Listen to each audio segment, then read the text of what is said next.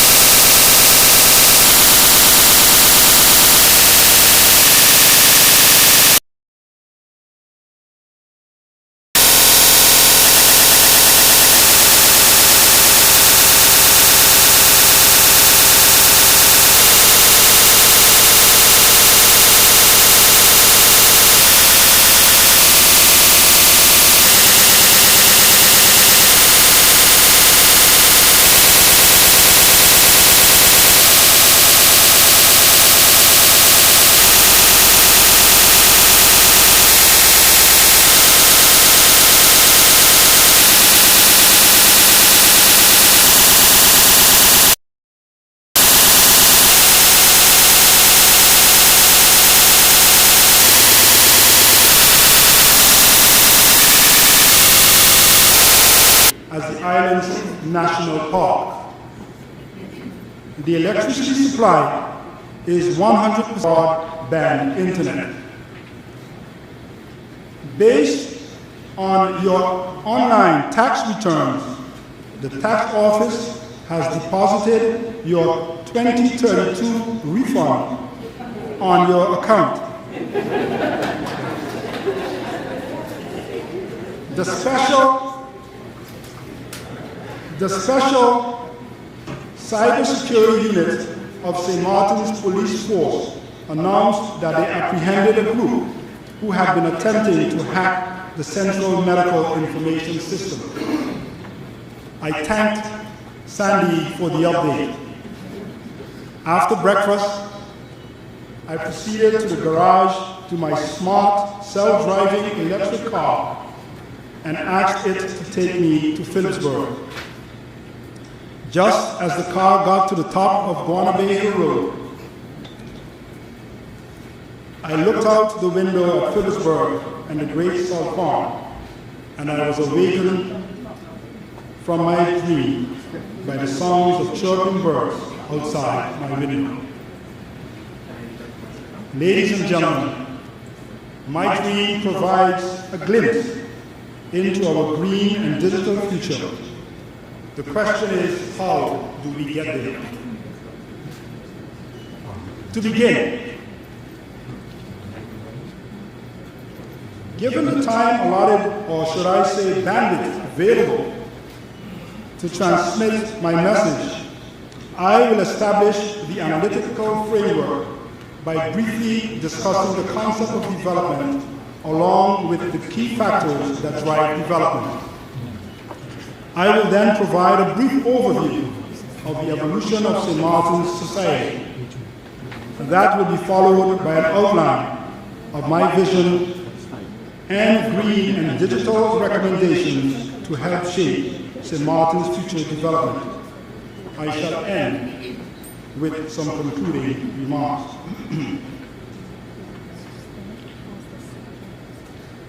A review of the literature shows that the concept of development includes many aspects and has changed over time. Development concept defines development as a multi-dimensional undertaking to achieve a higher quality of life for all people. The UN, in its global, these dimensions all hold within them vital quality of life indicators, and as such provides a solid framework for St. Maarten. It is influenced by many factors.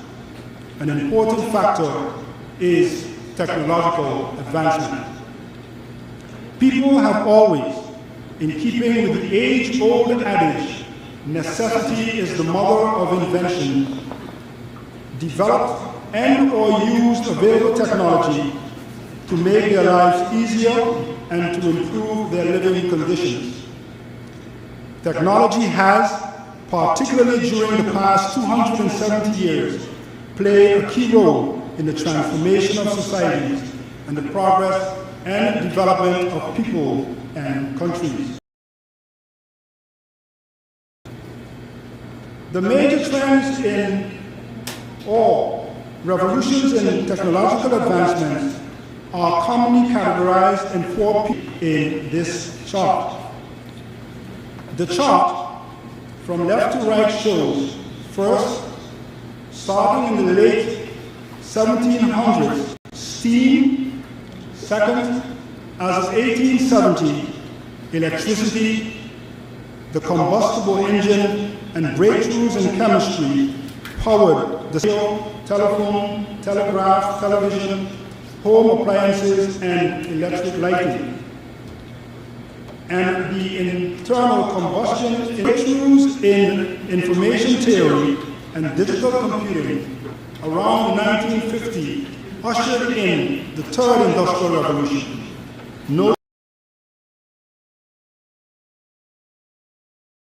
And robots, electronics, telecommunications, nuclear energy and space exploration. And fourth, cyber-physical systems 2000.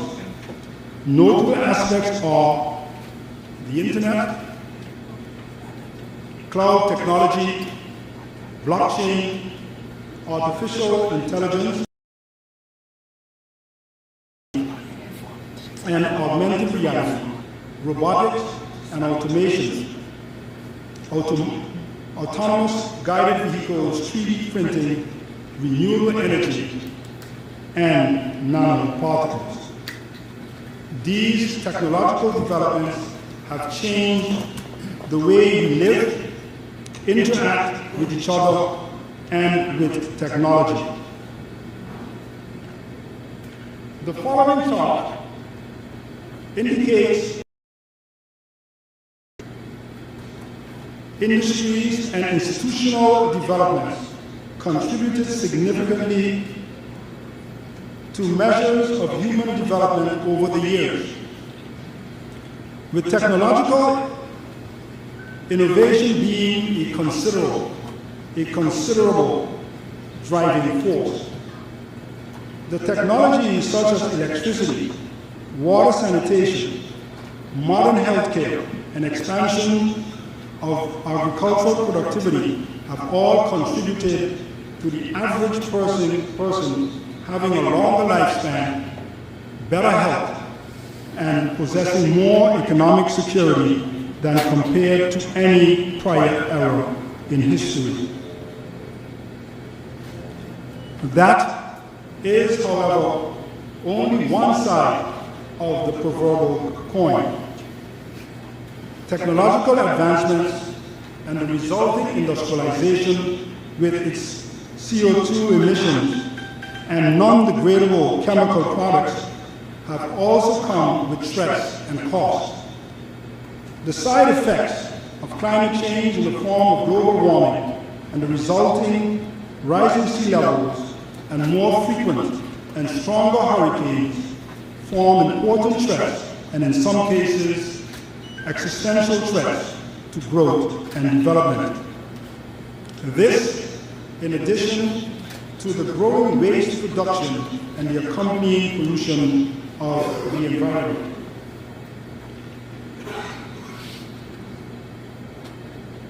These are separate from other disrupting factors such as cybercrime, organized crime, and repeated armed conflict that impact security and as a result trading and supply lines.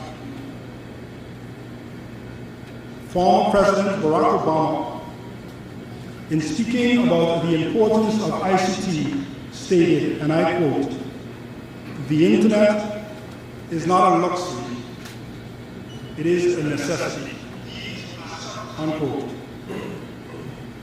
Today, we find ourselves amid the fourth industrial revolution with the internet, smart devices, and an ever-increasing digitalization of the world around us. Over a span of 35 years, and primarily during the last 20 years, information technology has in effect transformed and continues to transform our lives.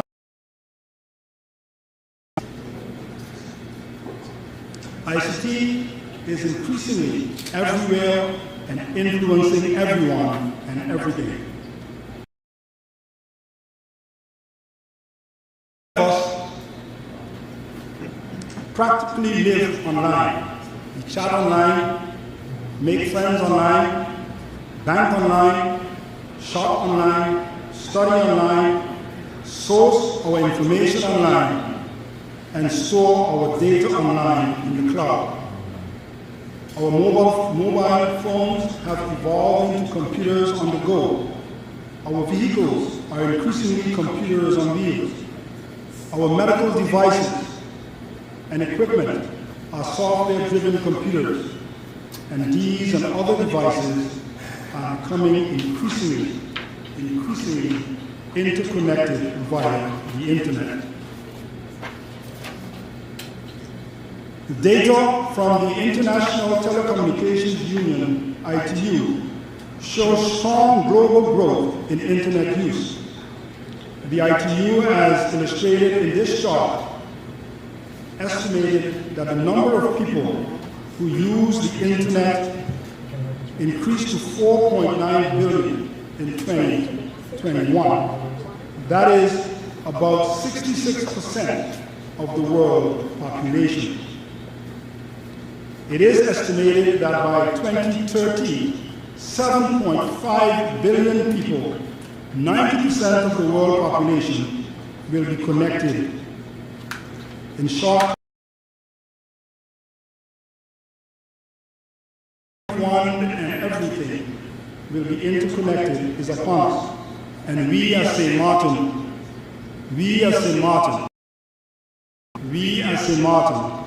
cannot afford to fall behind. In shaping St. Maarten's future development, and how can we continue to reap the benefits while mitigating the threats? Poet and author Angelo gave us the following words: "You can't really know where you're going until you know where you have been." Drawing from her words of wisdom, it is important to investigate, albeit briefly, economic and environmental development over time before addressing the further shaping of our national development. The St. Maarten we know today is the product of significant social, economic, and environmental transformation. Maarten society has evolved from a salt and agricultural economy pre-1950 to a services economy post-1950. No review of St. Maarten's socio-economic development would be complete without an evaluation of the salt industry. When speaking of the salt industry as the mainstay of St. Maarten's economy and society up to the 19th salt pans and salt pickers, placed in a broader historical and analytical process, we see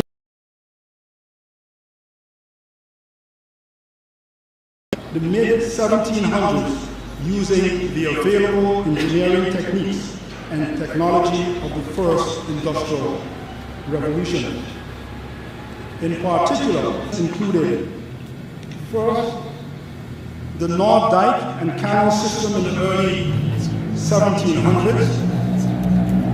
52 was part of that system, and we still benefit from the system today.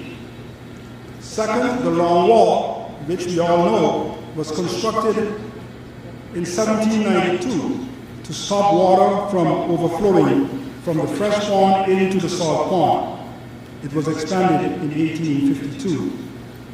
Third, the wind pump, as shown here, was used to regulate the water in the salt pans.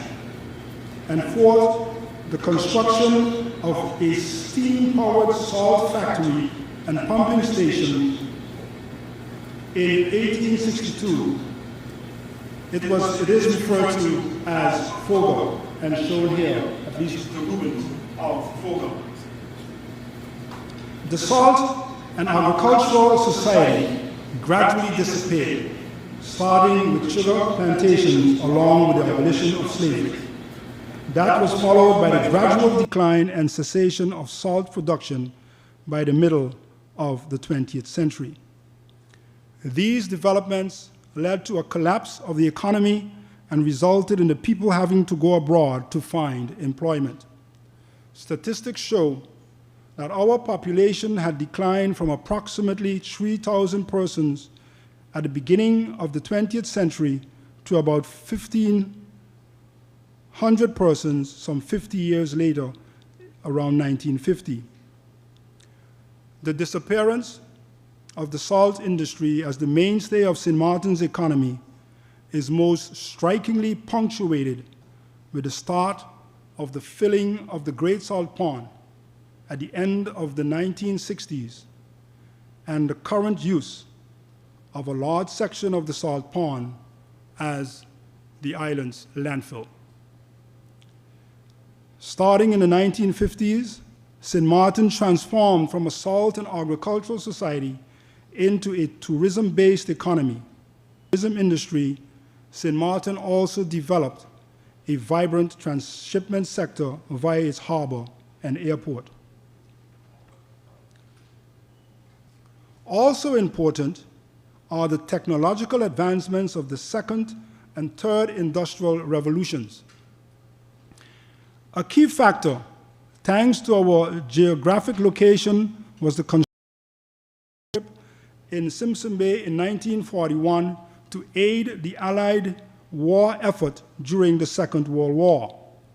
The airstrip formed the basis for the Princeton economy.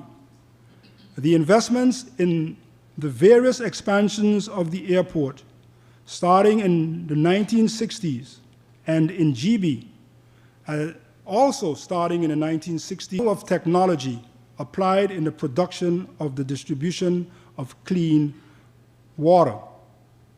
Also critical are the investments in our telecommunication and hotel sector in terms of their reservation and check-in systems.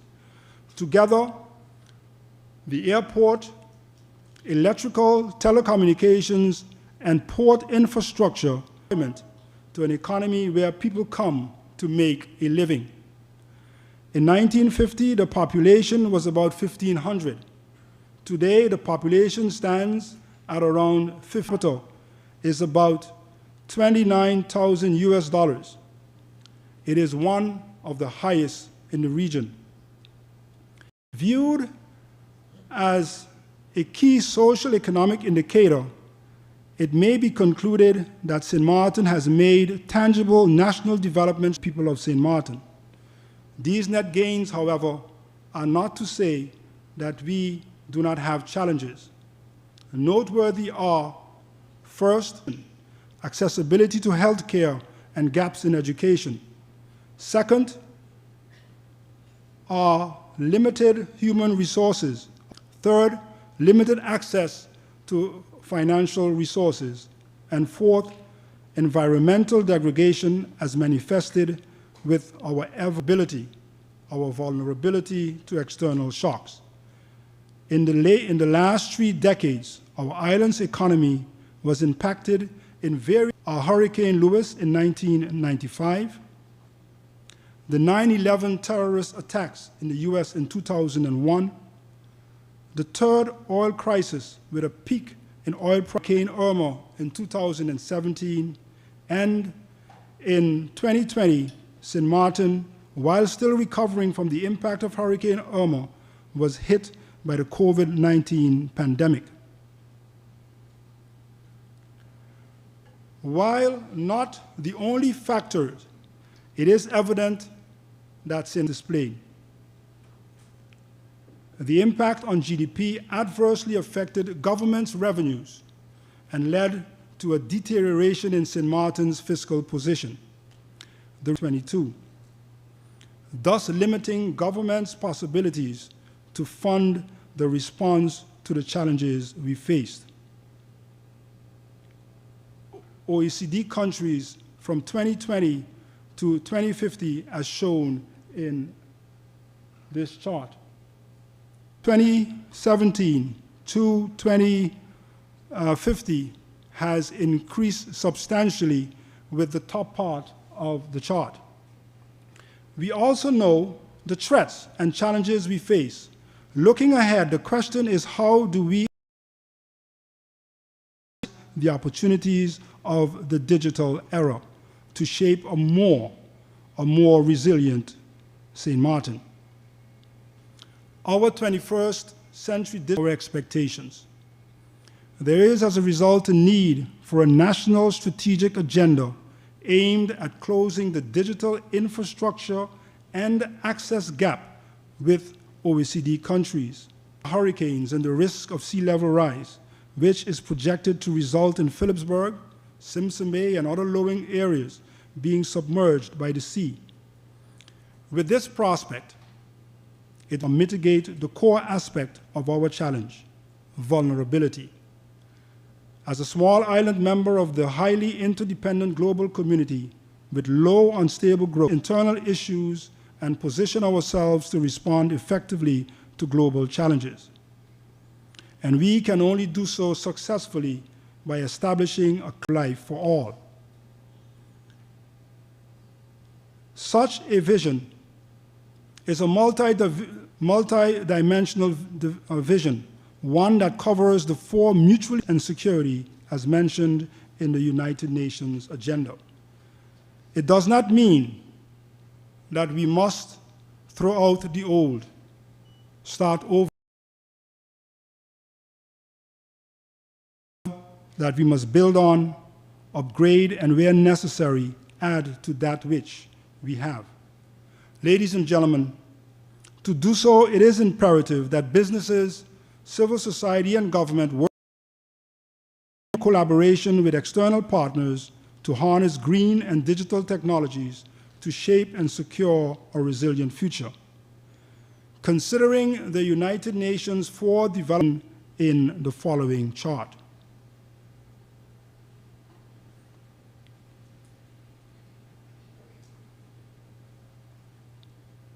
The agenda includes, first, to protect areas like Philipsburg, Simpson Bay, and other low-lying areas from flooding, collaborating white and green column.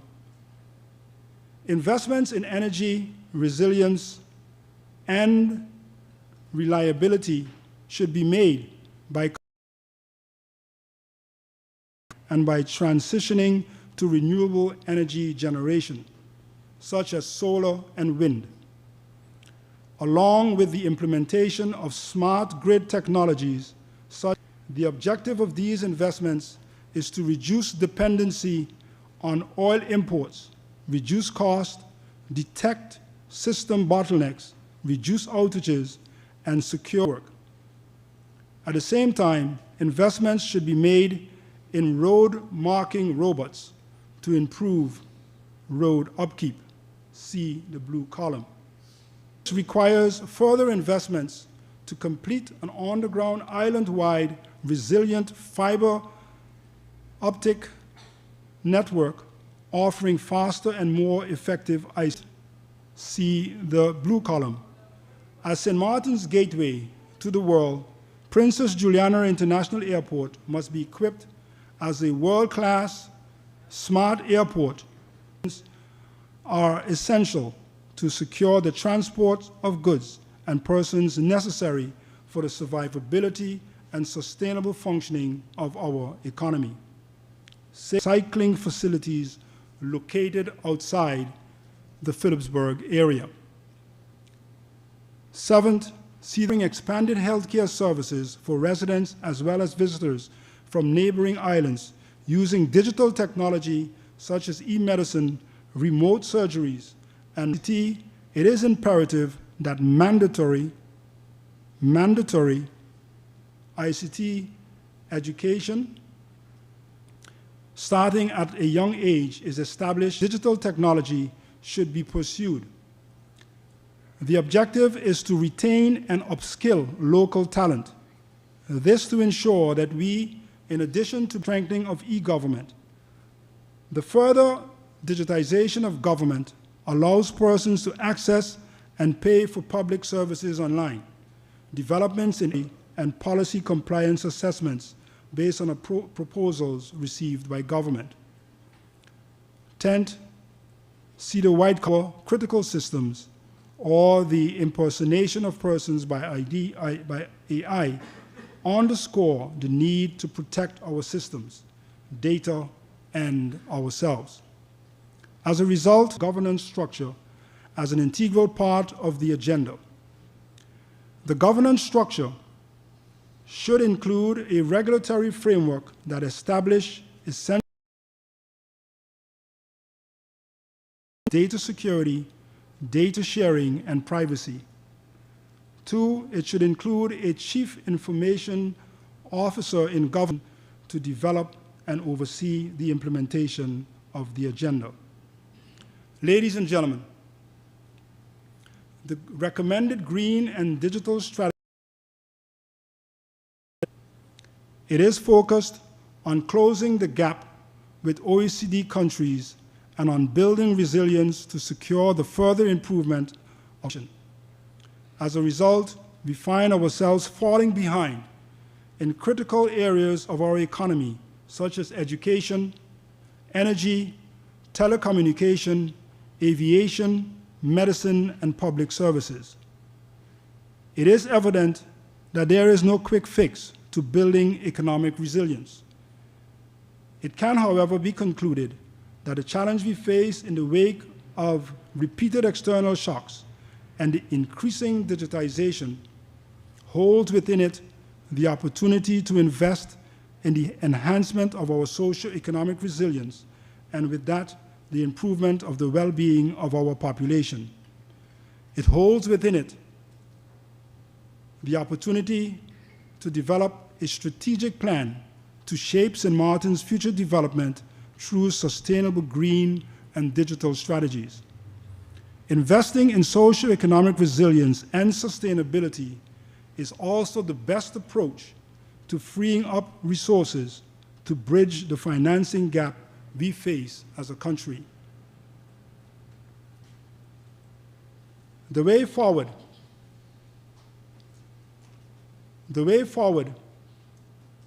will therefore require a fundamental shift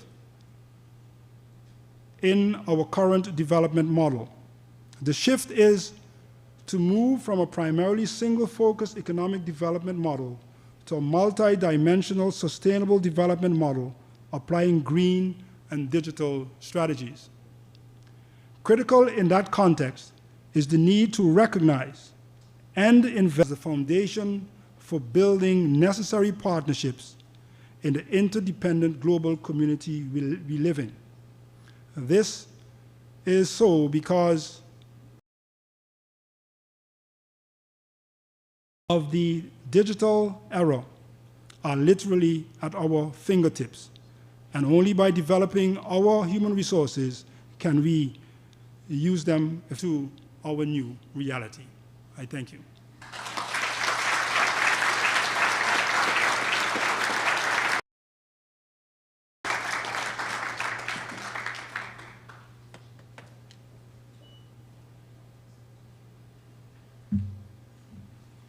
You go to. Additionally, the susceptibility to macroeconomic shocks. These are some of the underlining points that we'll be looking into in our first panel, economy. And our panelists are a few familiar faces that I would believe.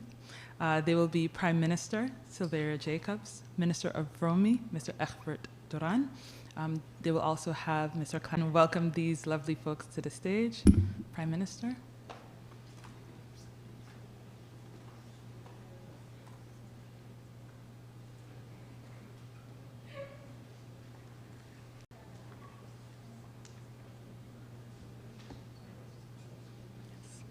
Please. Well.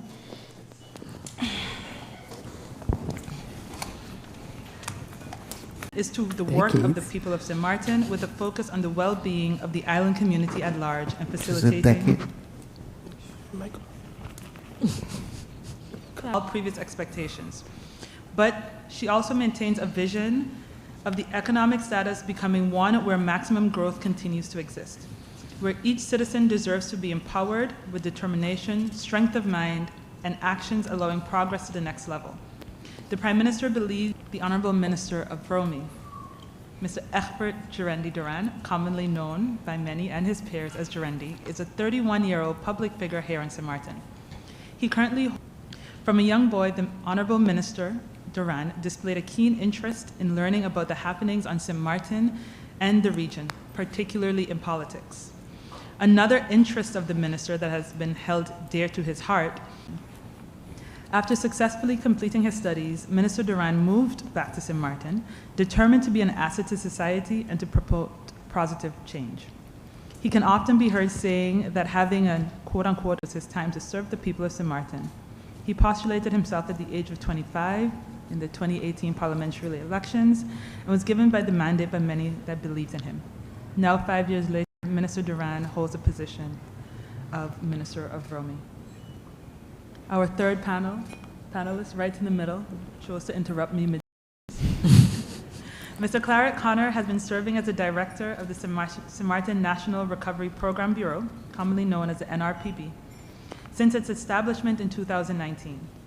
In this role, he collaborates closely with the government of Sint Maarten, non-governmental organizations, and in the private sector with stakeholders to lead the implementation of various recovery, reconstruction, and resilience building projects funded by the Sint Maarten Trust Fund.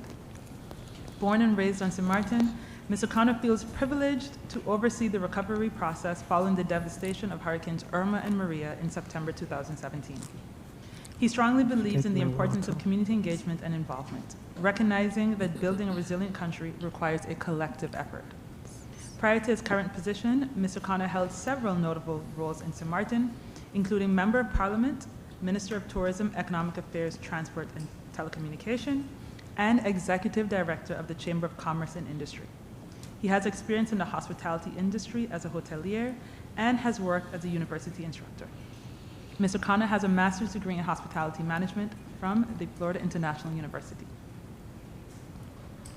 Ms. Raquel Lofo-Wang is the branch director of the Sint Maarten office of the Centrale Bank van Curaçao and Sint Maarten. Ms. Lofo-Wang enjoys over 20 years of valuable experience in the banking and insurance industry on Sint Maarten, Curaçao, Aruba, and in the Netherlands.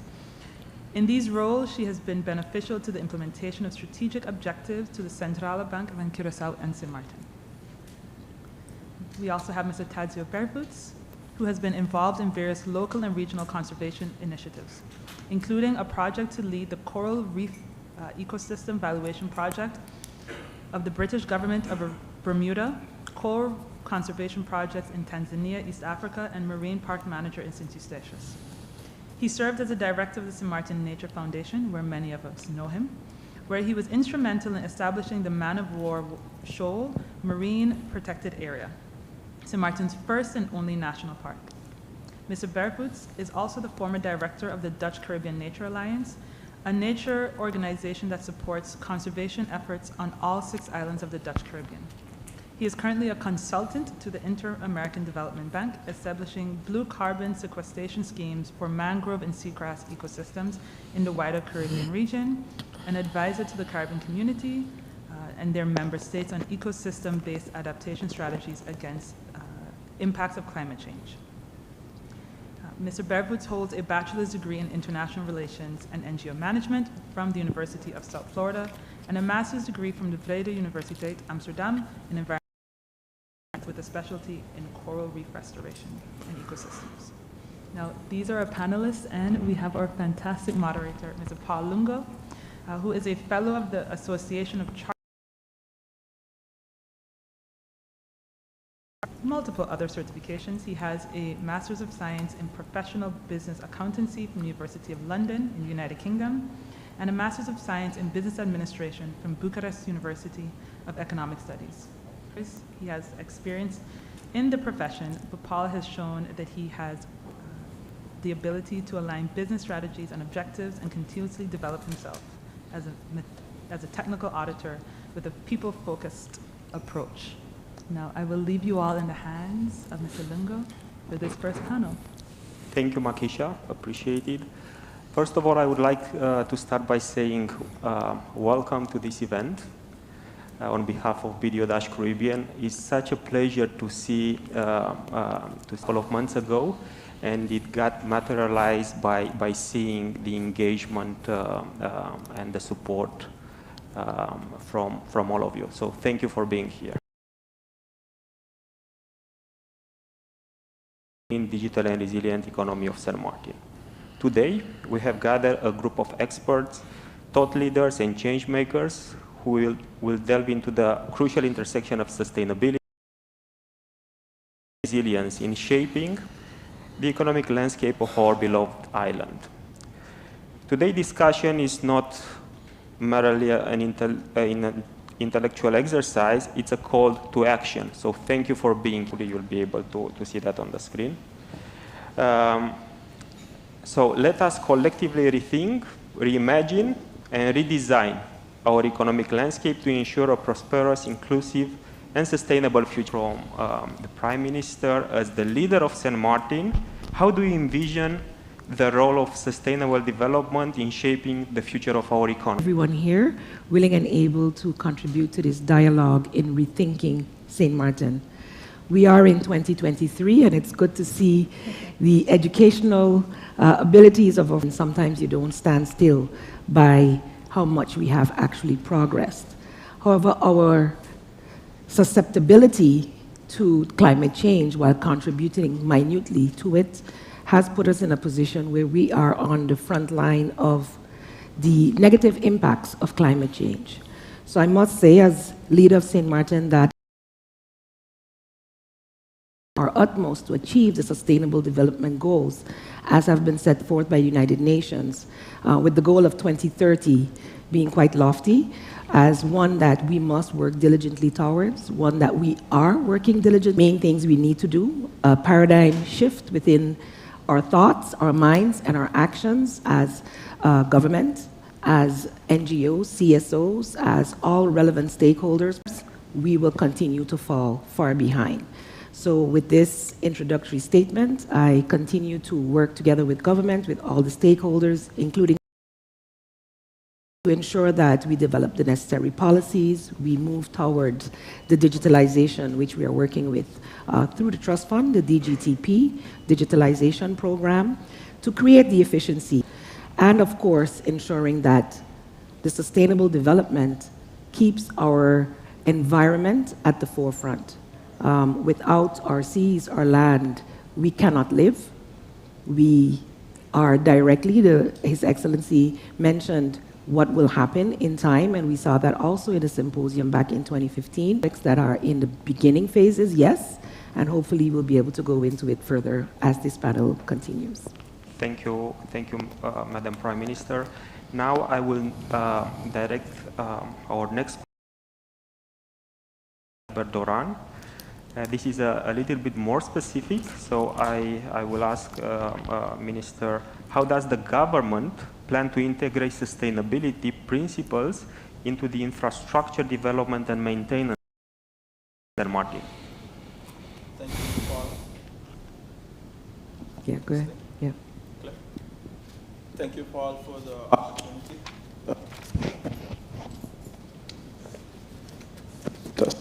Yeah. Thank you, Paul. No, I thought. Thank you for the opportunity. Island development state, we contribute very little to global warming. I'm sure we all can experience what is taking place right now over the last couple of days with the extreme weather and what is taking place not only here but around the world. We've been faced with some serious threats. As the presenter, Rethink, is that I've always been faced with that is how we do things, that is how we have always done things. But I strongly believe that in order for us to really enhance our product and enhance the UN Water Conference is the vulnerability that we have as a small island and how we can improve. We've been faced with flooding, we've been faced with different things, and in particular in my ministry as an infrastructure runoff, that is something that impacts us on a whole. And I believe that small steps like these can enhance our sustainability and help us move forward as an island. Disaster with the hurricane, we also were able to find opportunities. And one of the great opportunities, I must say, is the Trust Fund for economic activity as well. So one of the things that we are currently doing is with the different EDMP projects and the ERP projects, enhance and also gear towards a more long-term plan in terms of incineration and or waste to energy. Thank you, Minister. Now, speaking about the Trust Fund, I think now we have the right person to RPB, focusing on its key objectives, key initiatives, and actually impact on promoting green, digital, and resilient economy. Good afternoon to everyone. Good afternoon, Paul. Thanks for the question. The result of our doing. So I would also like to see us transform the salt pond back into a salt reservoir where we can, where the natural Maarten, for us to be able to restore, rebuild this beautiful destination that we call home. The concept that was presented in terms of the emotor than how it was. So that build back concept is to improve our building standards. It is also to improve in terms of developing skills that is required and necessary for us to be able to manage these improvements moving forward. Change. So in the projects that we are implementing, and also those that we are planning, that is on the focuses very heavily on, and again, basically we are looking at the development from implement projects that is heavily on procurement and fiduciary standards. So all in all, it also creates a proper base. The first question being, which aspect of green, digital, and resilient economy do you find most important for the future of our community? And you have a multiple answer question, so hopefully you'll be able to connect, and then we can mention that in the roles and responsibilities of the central bank, being the supervisor of the financial sector, and also ensuring that our currency remains stable. A green, resilient, and a digital economy is important because it contributes to a resilient Sint Maarten that will be able to, and the supervisory role that we have there. We realize, and in our financial stability reports and in our analysis that we do, we see that the financial sector is Sint Maarten. And the last point that I wanted to mention that I heard a lot, both from the Prime Minister, Minister Dran, and Mr. Connor, is the importance that there is on conversation from an environment perspective. So, Mr. Tatio, how do we strike a balance between economic development on one hand and environment conservation? The people of Sint Maarten will live a happy life here and will be still a top destination for a top touristic destination as well. Sure. Well, I will try and attempt to include that into my answers. So to answer your question specifically, I came up with about 9 points during my homework, which I'm for a balanced approach. And then secondly, green technologies and innovation, I think, will be critical. We need to emphasize the development and implementation of critical for moving the country forward into more, more green, blue, and digital and a resilient economy. Circular economy is also critical. I'm happy to see that there's movement in investing into a circular economy where resources are used efficiently and waste is minimized. So the 3 R's, so reuse, reduce, and recycle. Sustainable land management, that's a thorn in my side when it comes to sustainable land management. We have to have sustainable in the Dutch Kingdom, but in the region that does not have a terrestrially protected area. I'm very proud of the work that we were able to do in establishing the marine parks, so the marine protected area, but for an island the size of citizens, and then not towards businesses such as the gambling industry, in my opinion. And we also need to provide information on education and awareness, to raise awareness amongst the community, and then of course collaboration. And the answers are, in my view, quite mirroring Sint Maarten experience. So we had 3 option 1, and this is perhaps the experience of being placed within the hurricane belt as an island. Building resilience, really good, because then we'll build that resilience together. My next question, which is more precise, I would say, will be directed to the Prime Minister, and is the following. What are the government's key priorities and strategies for promoting green initiatives and fostering sustainable growth? So, government key priorities and strategies, practical. Yes, thank you. I did deviate a little bit from my notes just now, but I'm happy that most of it came back within the panel in terms of how I see it moving forward. Capable and motivated workforce, that leads to enhanced employment opportunities. So as I mentioned, we cannot progress without ensuring our people are part and parcel of that. With some of the challenges that we faced in the ERP1, that we are funding small businesses, giving them grants, that's giving them a great start to the Department of Labor. Through entrepreneurship, we can then continue to support the emerging industries. We mentioned, and this is talking about through these programs, we can do this. So we are, through this NDV, committed to promoting sustainable and resilient development. We'll ensure that entrepreneurs through the SMEs and promoting sustainable and resilient development. In pursuing these goals, we aim to create a prosperous future for St. Maarten, where our people and our opportunities you have observed for the past 3-4 years, 5 years maybe, in implementing sustainable development projects within St. Maarten, and more importantly, and how has the NRPB addressed this? So like Irma and Maria, the first and most important element was to restore safety and security to the public, and that was done in the very first project, as Prime Minister indicated, ERP, Emergency Recovery Project 1. That project set out to build back, whether it was roofs, areas of persons that were affected personally, their homes and roofs. Also, in that project, emergency vehicles were that we had in establishing the way forward, because obviously the trust fund is managed by the World Bank. We needed to understand that it's required to deal with an international organization like the World Bank took some time. But we were very strategic in the approach. One of the first actions that but also because the knowledge was already built in some of these young professionals that worked for government at the time.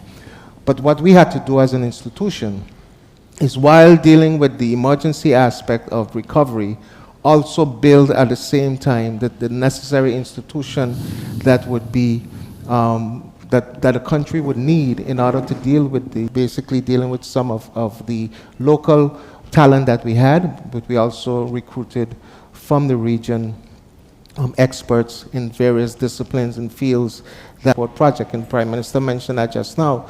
We also realized that if we're going to develop a country properly with an investment of the grant or loan, as it is a combination, to restore businesses or to establish businesses and small and medium enterprises, there was a need to also train individuals, and through the ESP project and in the collaboration with the Ministry of Finance, through institutions, we were able to create programs that would assist persons in that area. One of the other key projects that we were engaged with, the project R4CR, which is a small organization dealing with the grassroots organizations in different communities. We were able to support them not with loans but with grants. But in order for them to support programs while we implement the projects to assist with these individual and organizations, as small as they were or they are, to throw money at a problem. But with the money, we develop solutions and different systems that would maintain and sustain the development for a long term. Thank you, Mr. Connor. Also directed to the public, and we have spoken about affordability as a country. We have spoken about affordability at times for each and every organization on the island. Now the question is, you as an individual, would you be willing to pay a premium for products or services that are environmentally friendly and contribute to a sustainable development? Is the ministry undertaking to promote the adoption of renewable energy sources and reduce the dependency on fossil fuels? We are also receiving questions, anonymous questions from you. St. Maarten, in this case, of course, that side is very small and very overly populated. Now, overbuilt as hurricanes and different things, and how that would be cost efficient to be able to move these things in time to safeguard them. However, I always believe that we have to start somewhere, and given the fact that we are island, we have to really make use of the solar possibilities. Recently, the Prime Minister made a trip to Aruba with the climate conference, where there's a possibility to get funds in order to fund these initiatives. I believe discussion as well. So the appetite is there, and especially within the Kingdom of the Netherlands in particular, the Netherlands, they are very much pushing these initiatives. Whether we like it or not, times are changing, and we have to adapt to these times. Resembit currently is funding the CARIP project. The CARIP project is the Carolec Resilience Energy Efficiency initiatives as well in terms of green energy and renewables. And these are all things that we are busy with. And I hope that by 2033 to act, and we cannot just be advocates for change, but actually be agents, because we are now in the driver's seat to safeguard the future and the sustainability of Sint Maarten, and I think for our future. Thank you, Minister. Now I would like to return to the results of the poll. It looks like we have so many consultants in the room because we have given you the opportunity to choose range of our country.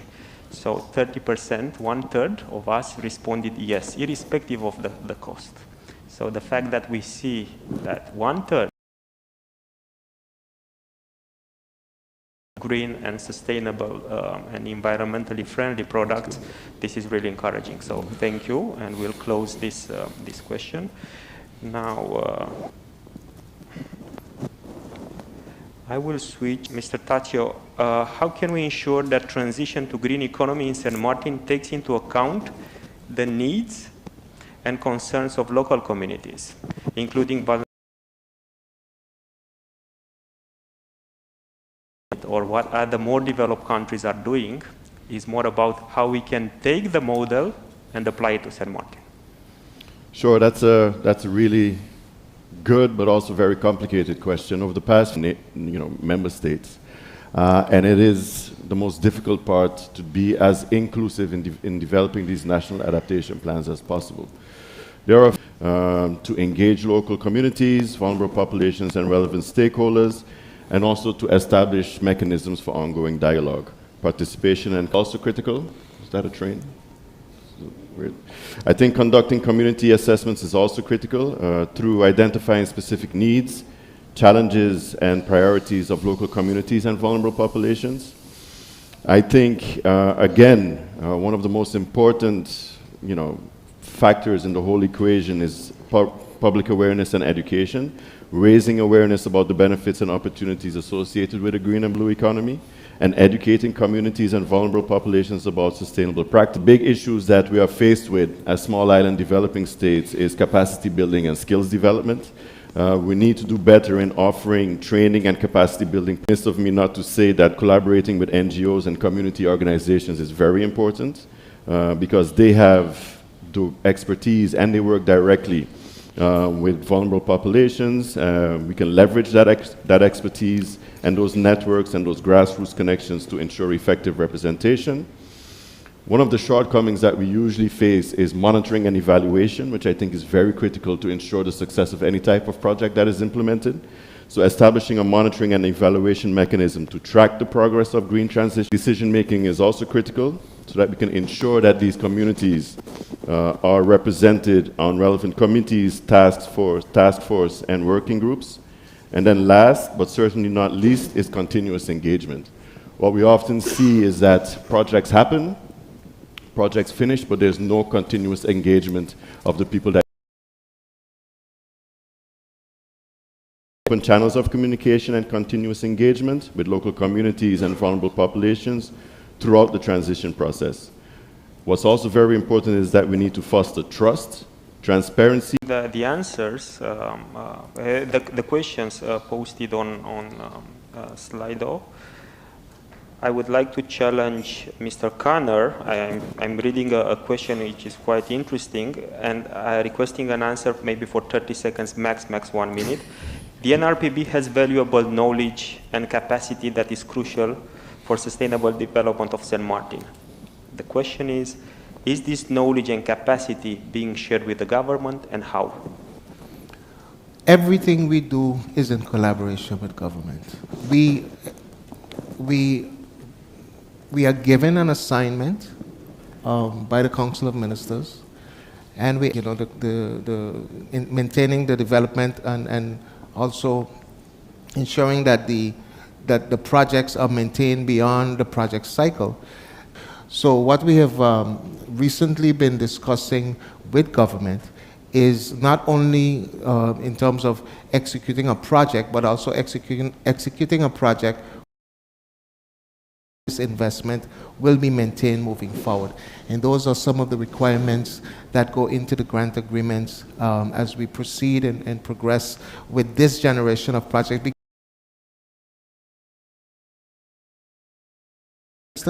But then we're dealing with development.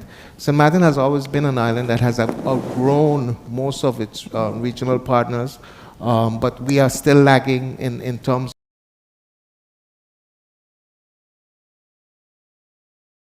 with the trust fund. Give us that opportunity to ensure that the development is embedded. Thank you, Mr. Connor. So happy to hear that there is a lot of capacity building with the NRPB adopted in your life. So practical to the daily, our daily habits. And now I will ask Ms. Lofa Wong, from a central bank perspective, what are the potential benefits and challenges of incorporating sustainable practices and technologies into the financial sector? So this is a broader question. It's not only central bank and St. Maarten economy. This is more directed toward the financial sector. Yes, thank you, Paul.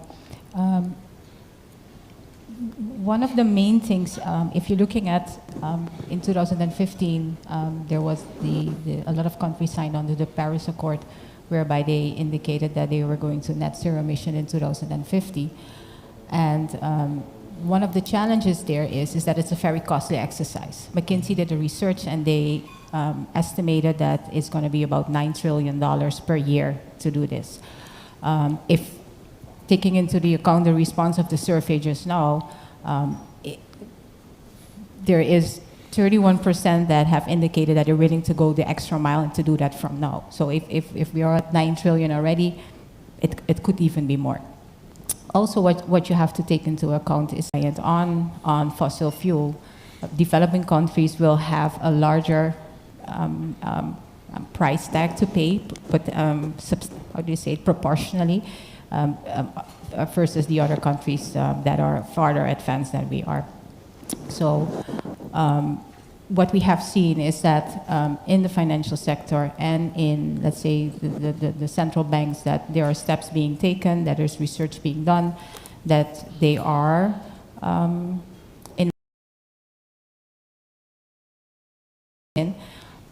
it's in a fairly new stage, and we're only now seeing what the recurring costs of these exercises will be. So challenges is that it's a costly exercise, will be in the long term, but on the other hand, as a benefit, you're looking at becoming more sustainable and more resilient in the long term. We'll be working with the sector, financial sector this year, to get an understanding specifically what that would mean for both Curaçao and Sint Maarten in becoming more resilient, and what the cost of that will be. Thank you, Raquel. Is to the Prime Minister, and how is the government collaborating with regional and international partners, including within the Kingdom of the Netherlands, but not only, to share best practices and lessons learned in achieving a sustainable economy? Thank you.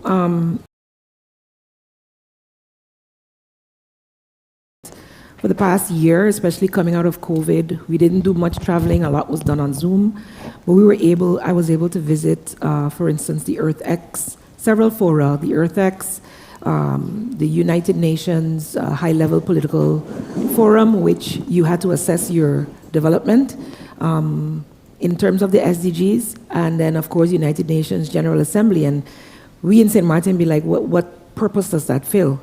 But one of the challenges we have as small island developing states is having access to concessionary finance, that there was funds galore. So those trips enabled the rest of the world, the international community, to see where our vulnerabilities lie, that we're just as vulnerable as the other countries, and that it not only affords technical assistance, but actual financing to get some of the investments moving. And as mentioned, the transition to renewable energy is one of that level. We're collaborating. We continue to collaborate, of course, with other EU entities. The Minister of TEAD has also recently signed a multilateral MOU for Dutch Caribbean. Food security is key for us as small island developing states. And Minister mentioned the CARILEC convention that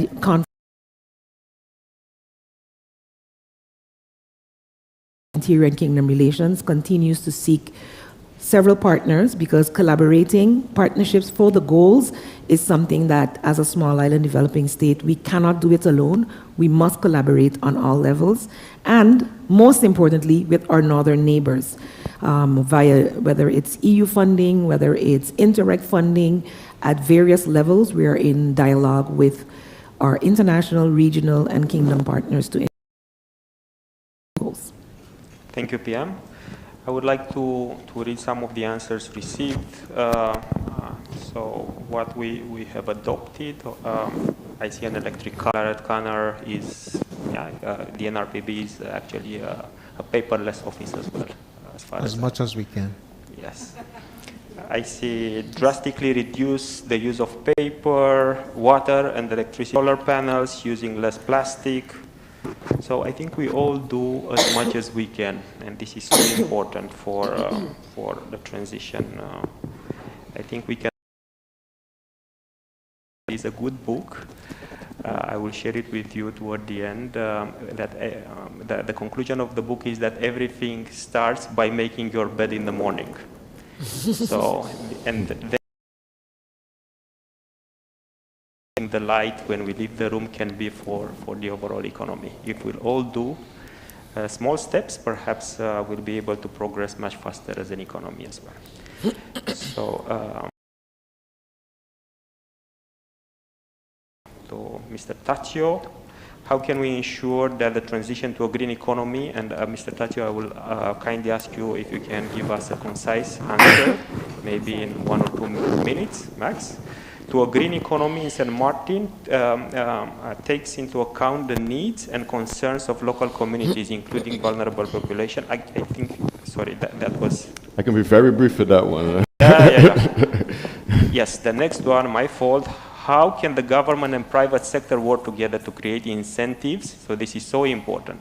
Government and private sector, how we can work together to create incentives and support mechanisms for businesses to adopt environmentally friendly practices and technologies. Sure. Well,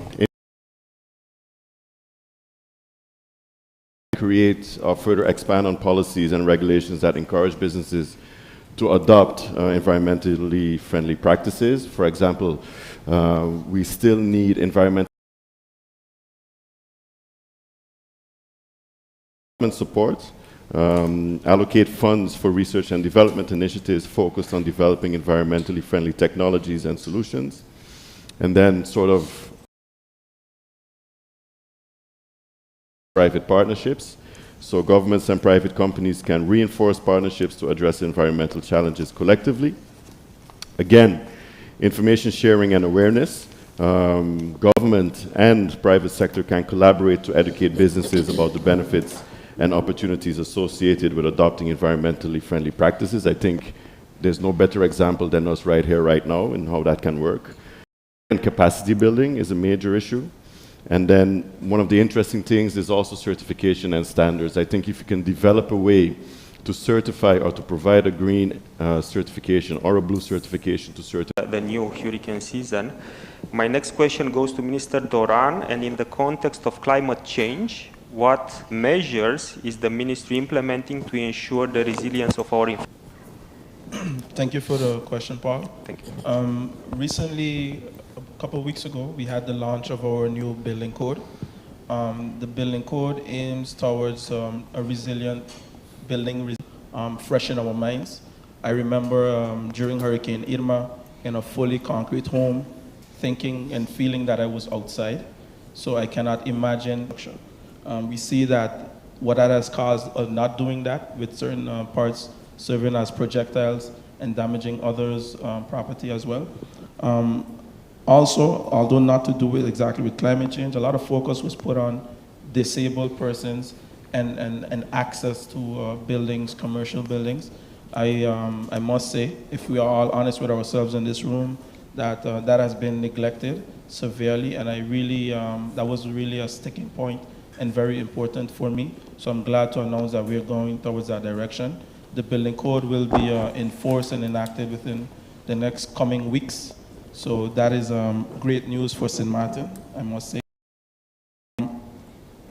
When I talk about, let's say, the UN Water Conference, we have already started making use of the platform by enlisting expert support to help climate resilient road networks,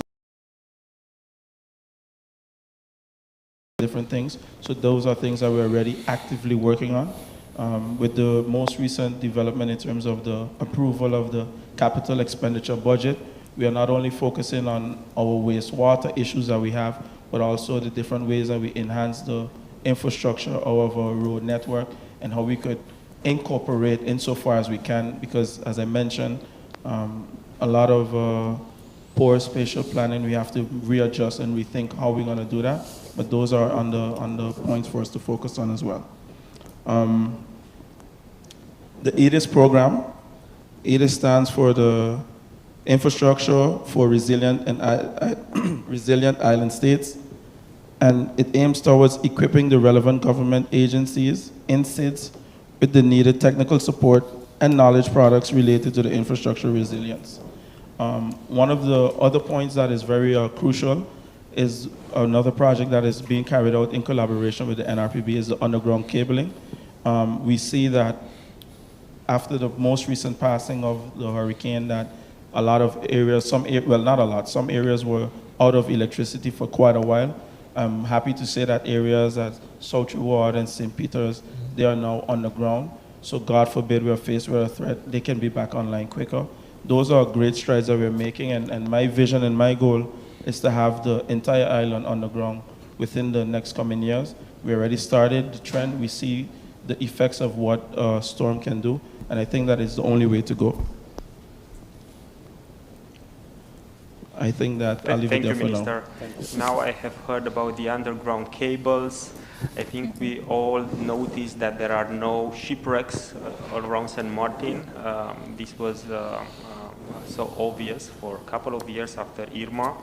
So my next question will be to Mr. Kanner, if we can hear about some examples of successful projects supported by the Trust Fund that have contributed to a green transition, digital innovation, and resilience building efforts in St. Martin. Were you around in 2019? 1 minute. Right after the hurricane. If we look back at the accomplishments that we were able to achieve with the Trust Fund and the support of the different ministries and departments within government, some of the obvious, and the minister just mentioned one of the projects with the underground cabling, but I think one of the other projects that was very much a high-profile project was the cleaning up of the Simpson Bay Lagoon. And I think we as NRPB are very proud of this project because it included not just, since Hurricane Louis, but we did it very strategically with the assistance of the Nature Foundation.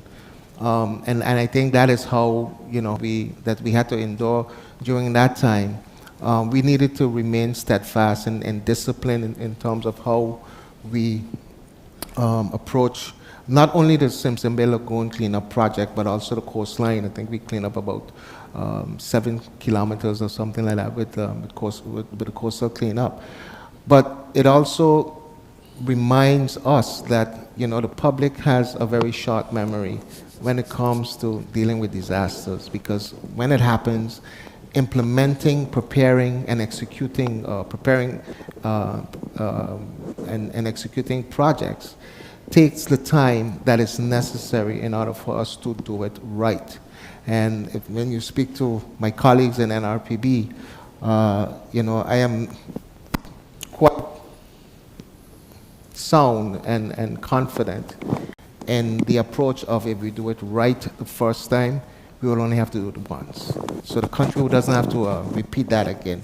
So I think just looking back at what we were able to accomplish and hearing the response from the public with regard to the projects that we were able to bring to a completion, it is quite a great example, in my opinion, that the projects now that we have under implementation reduce some of the effects of the coastal areas, are projects that are not only funded by the trust fund, but for structural projects with an environmentally friendly approach. Thank you, Mr. Connor. My next question goes to the central bank. So, and it's so interesting to hear from facilitate the digital transformation of the financial sector, and here is the question, ensuring secure and inclusive access to digital financial services for all citizens of St. Maarten. Sorry. One of the things that we think is imperative to having the digital financial access that we need is to have a bank account. Curacao and St. Maarten, where with minimal requirements, it would be easier to open an account within a certain parameter. So that is the first step that we've done. Another step that we've done as well is to look at our own infrastructure. Is our own infrastructure up to date? Is it secure? Are we providing the service to the community that is really needed? So we have upgraded our interbank system. We did that last year, whereby a transfer from one bank to another bank now is instantly, with an exception here and there. But that will also assist with us as the financial sector and as a country becoming more digitally advanced.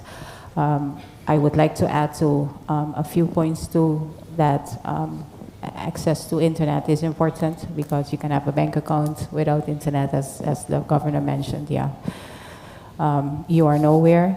But I also think that training is important, that financial education is important, that people do make the right choices once they have access to the bank account, once they have the internet, that they make the right choices. So there is financial education on making the right financial decisions. And we have a collaboration ongoing with the Minister of Finance, whereby we have pooled resources, because ultimately we have the same goal to educate the people of St. Maarten on making the right. For the public, which renewable energy sources do you believe holds the most potential for widespread adoption in St. Maarten? We are really looking forward for your answers. And current government. So there is still a lot of research that has been done, but we are really looking forward to get your feedback on this aspect. Now we also have some questions from the public, and again, these are your questions, and the agreement we have made with the panelists is that a question is a question, and an answer, it can be given or it can not be given. So I would like to ask only a couple of them. Is the government passing any legislation to encourage the green and digital development? So is any legislation being thought on green and digital? The green and digital development. So in general, green and digital development. If there is any legislation which you may be aware of, or proposals or discussions around the topic? Well, I must say there's no direct legislation exactly, but we did pass the nature policy a couple months ago, and I must say that is definitely a great step in the right direction, but no specific legislation to that point. If I may add, Minister Vromi mentioned that our 2014 energy policy exists, but it's been being worked on currently. to be upgraded for the now reality in collaboration with, as he mentioned, Ministry of TIAT, Ministry of General Affairs, Ministry of VROMI, as well as NVE, GEBE, to go to a more sustainable energy. So an updated energy policy is expected also by the end of the year. So done legislation that relates to waste management and the waste authority that will also impact that, and that is also expected at the end of the year. Part of what we had already prepared was, it might not be hard legislation. We did already approve legislation for a plastic-free. A project of the DGTP. So based on their webpage, we can go and see exactly what the plan is and how far we are with that. But with the existing legislation, awareness part, ensuring that we can enforce the legislation is what we're working on right now. And because of our capacity issues, we've outsourced that to the St. Maarten Development Fund, who's represented here. And we're in from you in terms of what can people do today. I think that is key in starting the awareness. I see the bottles. I always walk with my own. We can each do something to already start the process doing today, has impact on our environment today and future. So ensuring that you walk with the bag when you go to the beach, that you clean up your beach. We're having a coastal there. Thank you, PM. Thank you, Minister. My last question will go to Mr. Tazio. How can economic growth while preserving the environment? Thank you, Paul. My favorite question. So first, conservation and protection. We should prioritize the conservation and of protected areas, national parks, and expanding our marine reserve. This will help preserve the unique ecosystems and ensure the sustainability of the tourism industry in the long run. But that we also establish a terrestrially protected area as well. Sustainable tourism practices, the government and the tourism industry that minimize the negative impacts on the environment. This can include promoting eco-friendly accommodations, encouraging responsible waste management, and supporting activities at infrastructure, which Minister Durand mentioned.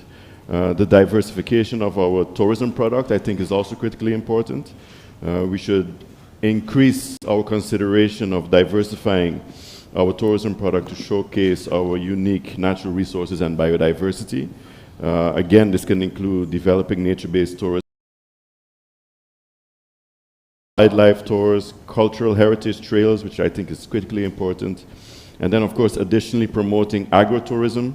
And I think what is very interesting is supporting local farmers to create opportunities for sustainable agriculture. It's culinary tourism. And then finally, research and monitoring, supporting the conducting of scientific research and monitoring programs carried out by environmental NGOs such as the Nature Foundation, ecosystems to monitor wildlife populations and to track the impact of tourism activities. I am a firm believer in the fact that data should drive our decisions. From the public, one is directed to central bank, and how can the central bank play a role in inviting into their decision-making process? And we all know there is a new framework which was implemented by all public interest entities, mostly new to this topic would be so interesting. Yes, so so the question is, how can the central bank play a role in inviting, ensuring and influencing financial institutions to consider sustainable financing into their decision-making process? one of the things that we are, and their loan portfolios are, how they're performing, they're being rated. So one of the things that we might look into is, depending on the type of financing that they give, whether it's green. Taking into account the land scarcity, what is a realistic solution for the landfill if government has thought of a solution?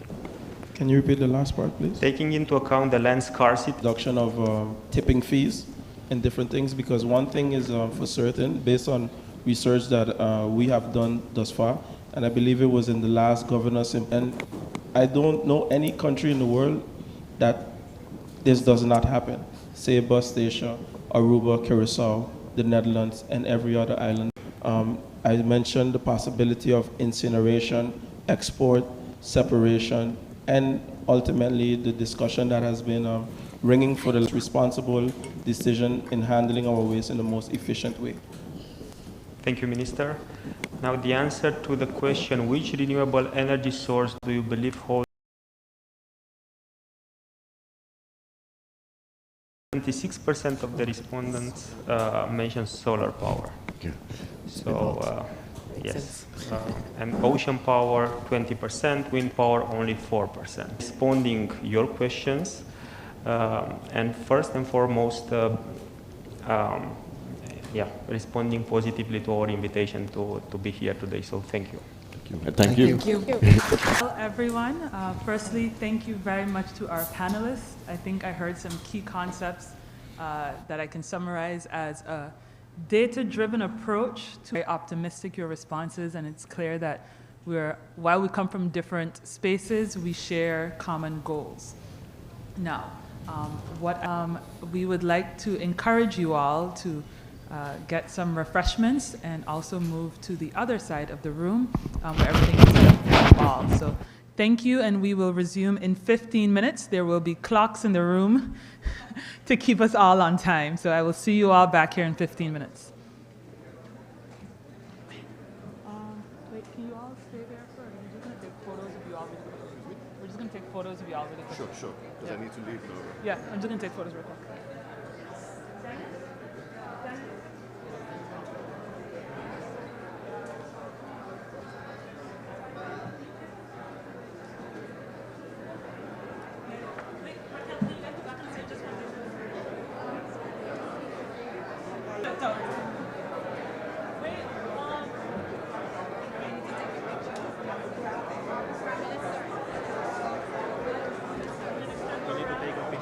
No, we have to take a picture.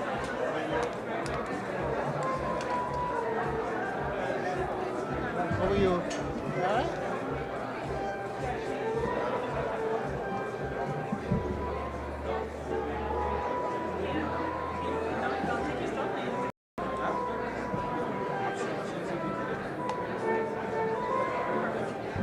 No, don't do that.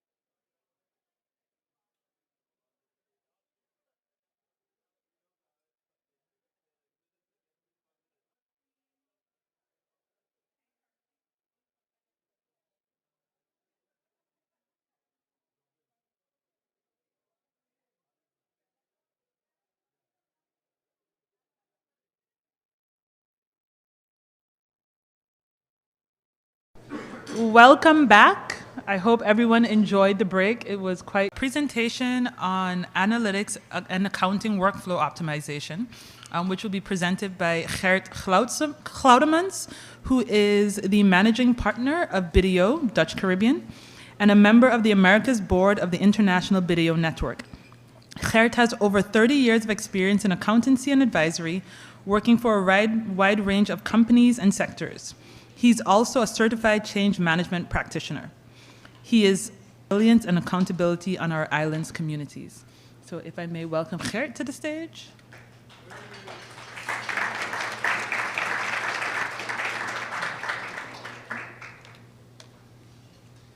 Thank you, Makisha. Yes, going back to the program after break, I'll keep it light so that you don't fall asleep. We still have a lot of entertaining subjects, so I'm going to keep to the time. There's a timer. Only because there's a complete blackout in Curacao, just that you know, in these warm days, but also because it's a wonderful island and it's a true paradise. And I think it is really something to preserve and make sure that we sustain what we have here. I also want to congratulate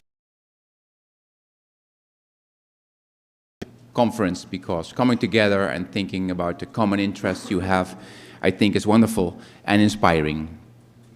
The presentation title, I have adjusted that a little bit. I must say there's now a guest user password on this laptop, which is not mine, so someone will help me soon. But I'm going to talk about what we can do right now.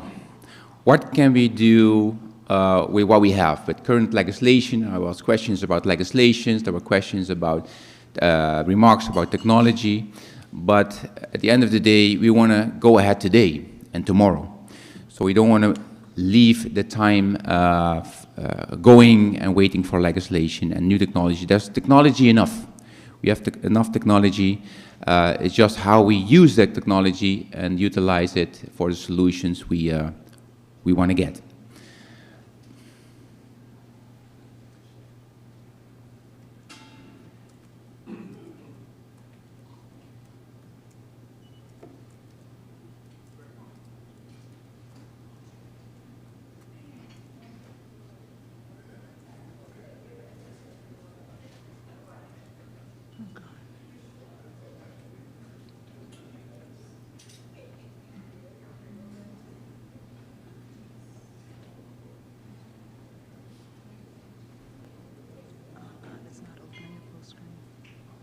Would you be able to present it like this? It's not opening a full screen. The slides, can we put on slideshow?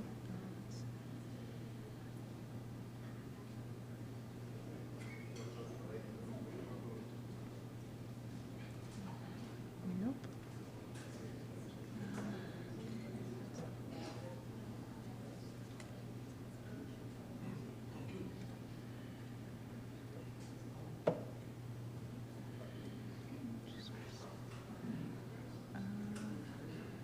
I will have to see what the tech team can do, because you have to do it manually like this. Manually? Okay, Yeah. good, no problem. So back on manual mode, which is good. Technology is good, but then being able to do it yourself is also very good. So I also share a dream. I share the dream of the former governor, you know, of what we can achieve as humanity. Sandy was not my dream, so it's a pity. We'll discuss that later. Let's go into the content that I prepared for you. So, just like in the panel, it was mentioned to look, you know, what's happening in our environment, in the world, and then I look at Gardner and McKinsey for the quotes that they have, and you can read with me. Digital, we know that from online customer service to remote working, supply chain reinvention, and use of AI, all targeted at improving operations. Also, the shift to digital business. Other sectors in the community, because we have these legacy kind of business models that will not stand for long, I would expect. So it's all about building capabilities, and we also heard that building that kind of platform targeted at efficiency, scalability, and resilience. And then another one is about automation and AI. They're poised to reshape the finance function, knowing what to automate and manage the disruption can lead to a new era of not afford to keep on working as we did. Costs are increasing, all pressure, especially in these legacy kind of business models. So we need solutions, and these solutions come often from technology, but technology in itself is not the solution, because it's people that need to work with those technologies, and these need to be integrated. So I heard a lot about technologies, and they're great, but there's much more technology that we can use in our lifetime. So we will probably not get so far, but we can use the technology that we have at this point in time. So I'm going to talk a little bit about business intelligence and data. I heard Taccio mentioning data should be the driver for decision making, and that's really what this is all about. So it's all about the vision, mission, strategy that the panel discussed, but it's also about execution, and it's also about measuring if we're going to achieve those goals that we have. And that means plans, but also measuring and making sure that we stay on course. So also for that part, we have a lot of technology available. What can it do? It can increase revenues, improve the efficiency, it can optimize marketing campaigns, respond more quickly to the market trends, competitive advantages, and so on. And this is important for continuity over time. If you're still puzzled, here's just a lot of examples of how we are now using business intel. So I'm not sure where your domain is, but whether it's commercial, HR, finance, there's a lot about finance, obviously, because that's what was also mentioned before. If the finance or the funding is not there, you can have a lot of plans, but you won't get anywhere. The numbers need to add up, and we need to make sure that these numbers are measured and against the right parameters. So here you see a BI, a maturity model. Why is that important? BI, as in business intel, is important where you stand as an organization. Get those data structured, but I mean the maturity of your BI is very important as an organization. And we can say we need the data, we have a lot of data, but then how do we use them? Is it all about silos? Then we don't get very far. So there's also an efficiency to getting the Power BI kind of tooling into working. So I have also some polls to keep it a little bit interactive. If you have the poll installed, this is about, I'm challenging you to score your own BI maturity on whether it is still very limited. You're using spreadsheets, for example, which is there's nothing wrong with using spreadsheets, but spreadsheets are obviously in terms of data security and data integrity are not the best, and it's not automated. Do you use queries, more analysis? Do you already use a KPI, critical performance indicator, a dashboard? Do you use data visualizations like a Power BI kind of tooling or any other tooling? Or are you already using data analytics and predictives? Do you predict the future to your business models? So you can score 1 to 5.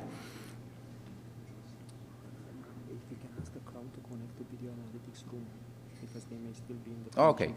Yes. Please also in the app go to the second part of the poll, which is about analytics and business intel. So if you have the phone with you. Well, we see honest answers. That's always good to be aware of where you're standing. So we see almost half of the respondents in the range of limited BI, and that's where many companies are, not only on the islands. In Curacao, I know this is quite the same, and this is quite the same also for larger organizations. So you're right now, if you want to go into the data analytical arena, it's important that you know you have to make steps in your data governance, in your data maturity, so to say, to make sure you make, you're able to make those steps and do it in an efficient way. Okay. I also looked at Gartner, and Gartner measures all kind of recent developments. This is a 23 model of emerging technologies. It's not about the names that you see, there's many names about blockchain and AI and all kind of products, which could be about privacy or smart world or smart cities, productivity. But the point is that there's basically so much that what we really need is integration between what's available.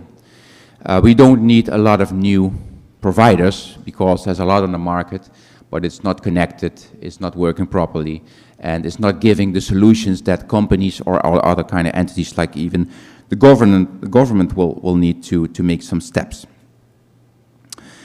Also looking at some market research from McKinsey, you could say open doors, but still I'm mentioning them: increasing speed, strengthening resilience. Here you see that half of the respondents in their survey are not prepared, they're unprepared in this area. So, I mean, it's never too late to make steps in this subject. Closing the capability chasm, yeah, building capabilities was mentioned several times, and I think that's a very important subject, because it's all about we already have processes, we already have people, but then we have technology. So how do we incorporate that? And we need to build the capabilities to do that. And then efficiency reloaded. Here you see that many respondents feel that efficiency is important because we need to save costs to make sure we mainly make costs for what our customers, whether it's the customer of a company or we as citizens, what we expect from government. At the end of the day, it needs to be efficient so that what we pay for is what we want. So that's why the efficiency part. There's more elements in this research, and I'm going to say, ask me later here. So then, yeah, because I have another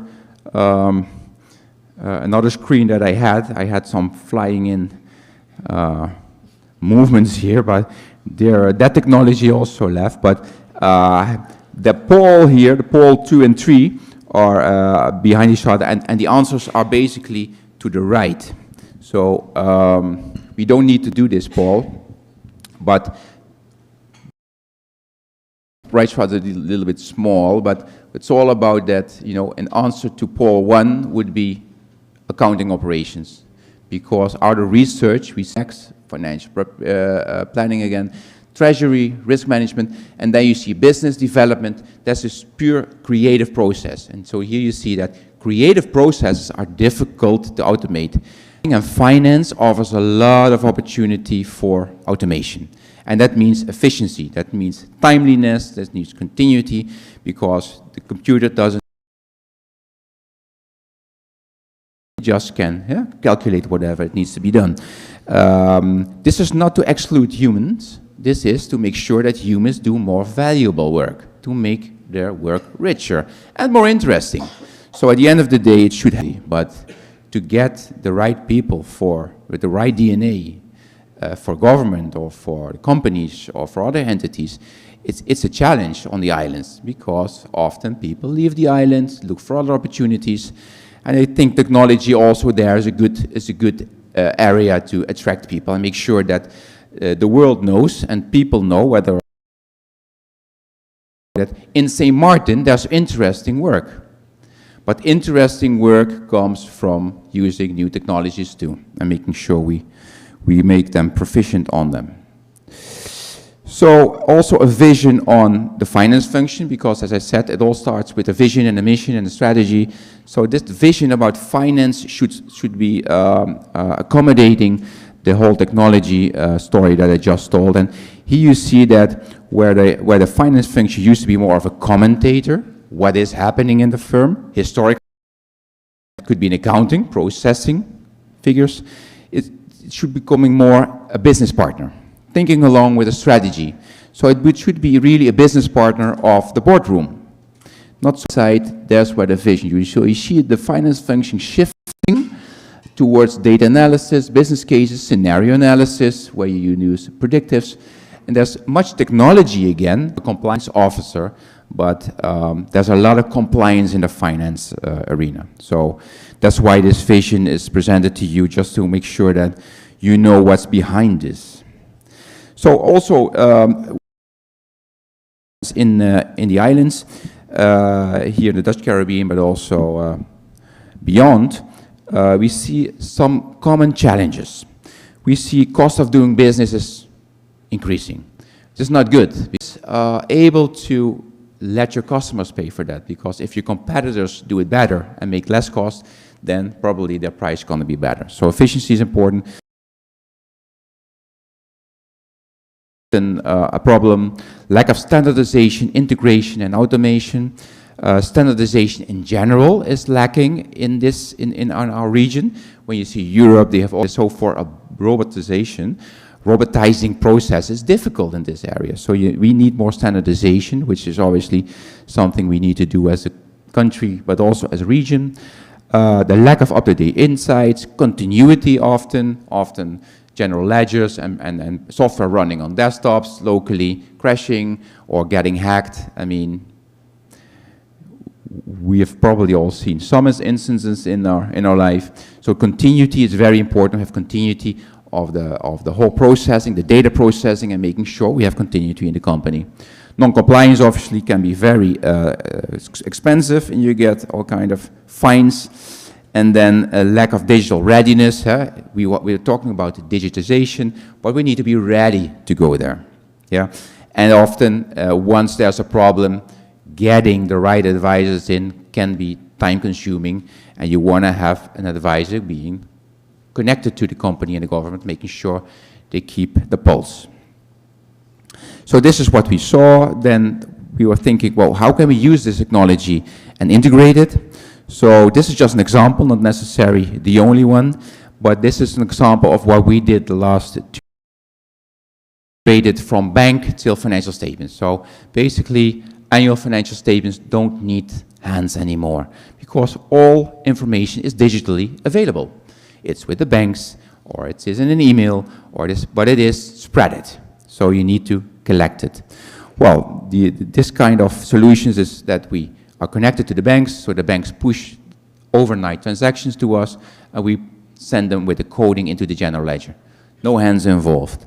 Scanning and recognition, you have a lunch, you make a picture, that document is booked in your food expenses, in your general ledger. No one involved.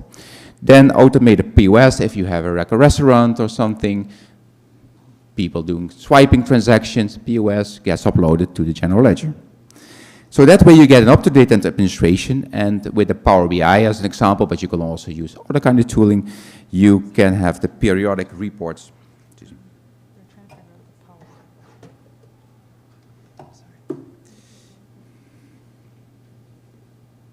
Not sure what's happening, but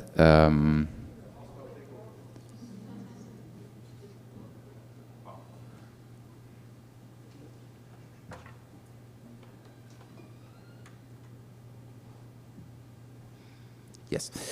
So periodic reports, we use Power BI. We connected that again to the general ledger, making sure that any of these general ledger entries and positions, streams, revenues, costs, get into a KPI dashboard compared to last year, compared to budget, compared to, well, if you have like a franchise formula, you can benchmark between offices, between outlets.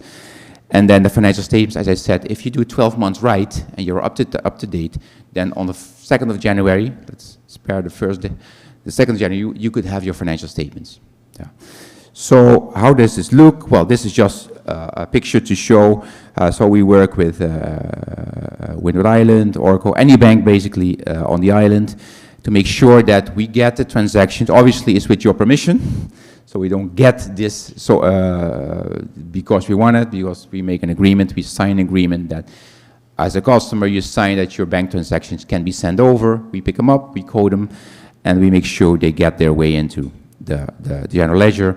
Then the 24/7 insights is based on Power BI, and then the end product can be financial statements, but also can be a tax filing. Well, this already mentioned how we work with local banks, how transactions are intelligently booked.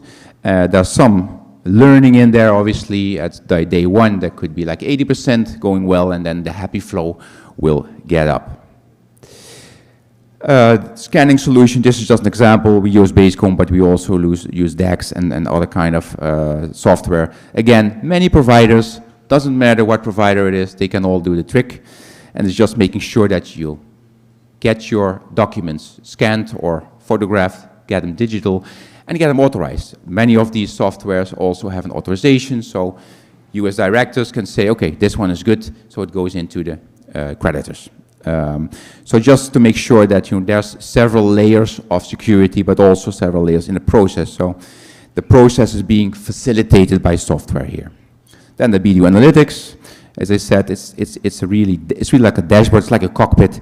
If you would compare it to flying around, real-time insights into your financial situation, cause and effect analysis, because the good thing is it's all integrated. So if you see at a very high level, you see something strange in your revenues or your cost, you drill down, you make sure you end up probably at travel costs, and you say, oh yeah, that's the ticket of already paid for. So the whole drilling down makes sure that you don't have to get any files from the hard copies, but make sure you actually make up for the time. And then it's available on all kind of devices, obviously. This is just an example of how it could look like in terms of diagrams, and this is not so relevant right now, but this is just to give you a look and feel of how things might work. And what I always say with automation, there should be a ROI. I mean, same with AI. Now we have these AI GPT. I mean, it's all nice, but at the end of the day, it should have an ROI. It should have a return on investment. And the return on investment should be big, I would say. If we build a robot, we have several robots running with Koiman, for example, and it's public because they reported this in the newspapers. I mean, this is 3 to 6 months, the investment they make, and then they have the money to save. And so in terms of the whole finance processes, cost savings can be direct because you don't spend it, because the people don't have to do it anymore and can do other more value-add work. But also in terms of audit, many companies here might all have an audit. I mean, if the data are well structured and you have well organized analysis, predictions, and you have good back testing that you see whatever you predict is more or less happening, and the data are very well accessible, that makes an audit pretty much easier, and so audit costs could go down probably by up to 50%, because you have this what we call continuous auditing perception. So this is also a vision in the audit areas, that you go into continuous auditing and not come once or twice a year.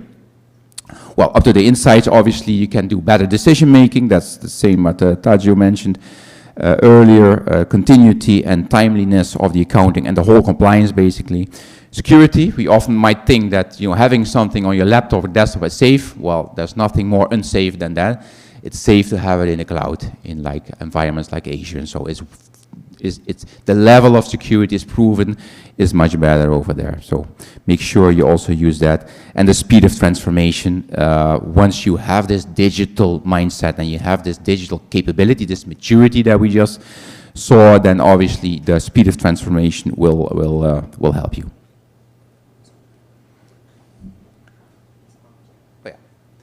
So I had also some 3 questions, and we still have some time. So I just want to, give it back to the audience and ask you, poll number 4, do you have and use a KPI dashboard in your organization?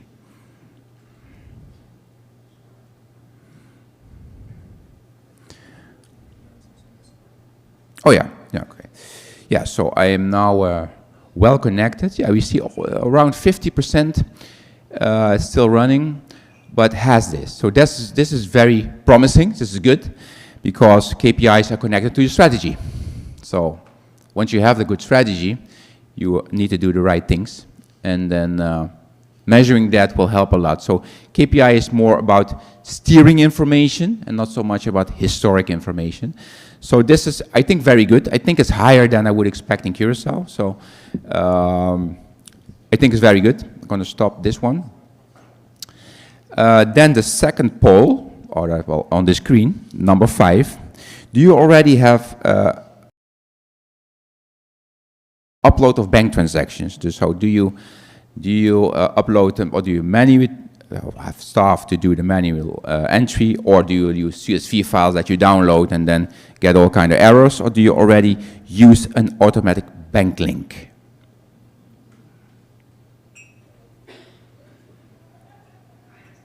Okay, so I mean, yeah, there's an opportunity here to use that kind of technology to make sure you don't let your people do stuff that a computer can do, and that person can do much better work, do value add, other work that is more value add to the company, and that is more directly related to what the client gets. And then the last one of this sheet and the last one of my presentation is, do you apply predictive analytics? Predictive analytics is about modeling your business and then predicting how the future will be. So you know what you did last month, but do you also predict what it will do next month, or let's say till the end of the year?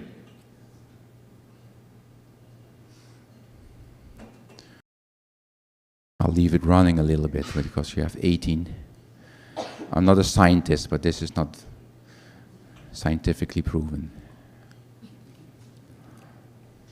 Companies started doing this because, well, COVID was new. We never expected that one around the corner. So it came, and people were really forced to interconnectivity between actions and results will help you a lot. So that is about the polls. I still have a little bit of time. As I said, building capability is about people. People, the people side of change.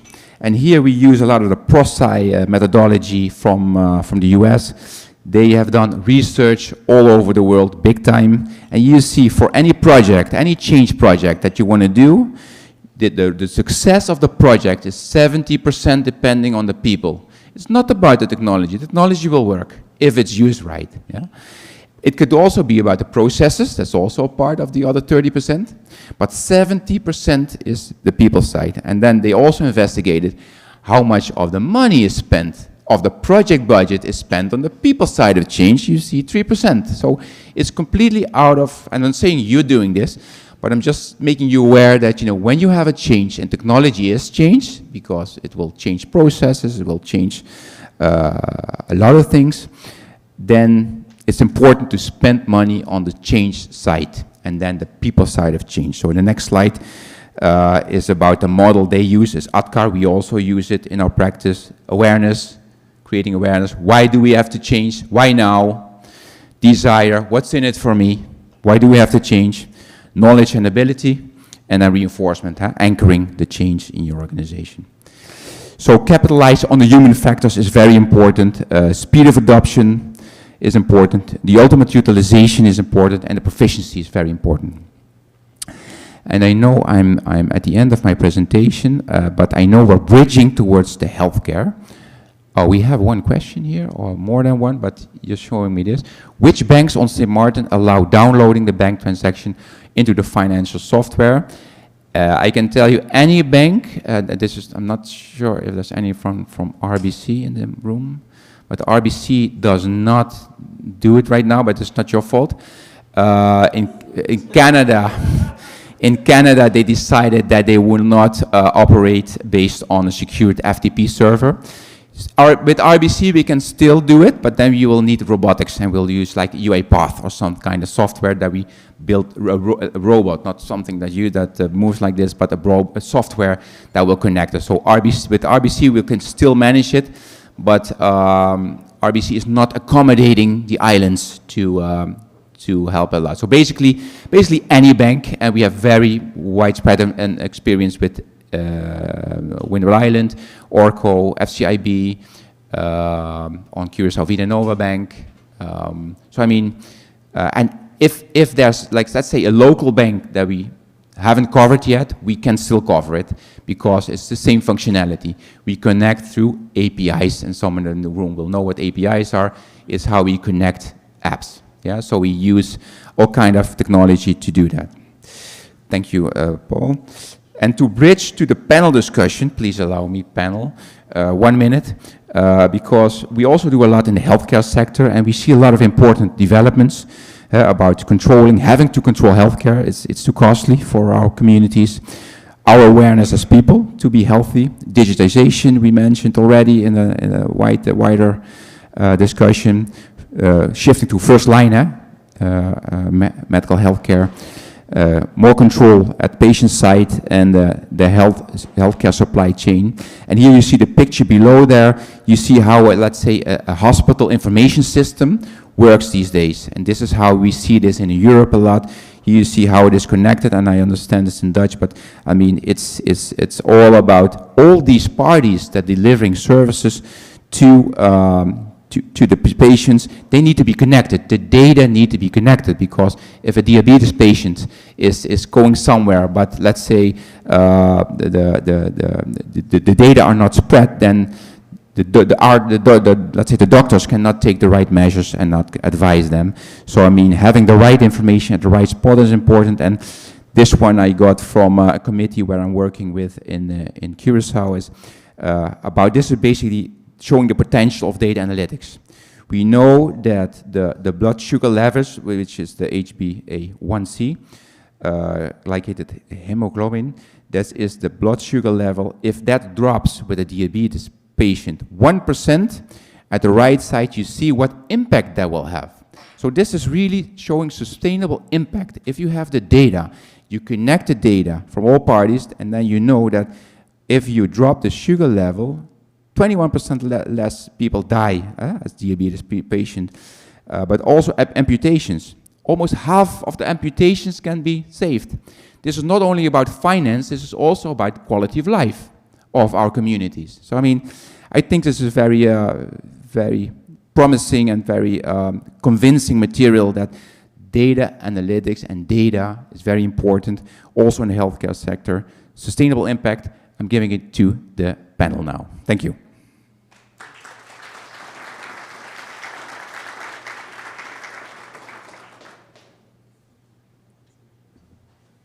Thank you very much, Gert. We will just take a moment to allow the Prime Minister as well as the Minister of Vromi to depart, as they had already made other commitments for the afternoon. But we do appreciate the time that you spent with us today. Now, Gert left off speaking about healthcare and data analytics in healthcare, which I think is a fantastic segue into our next panel. Yes. So our panel on healthcare reform will feature a number of professionals in the healthcare industry from different perspectives. If I may welcome Dr. Emiko Bird-Lake, Dr. Sherina Fleming, Mrs. Eva Lister de Weaver, Mr. Glenn Carty, and the moderator of this panel, Ms. Marcia Illich, to the stage.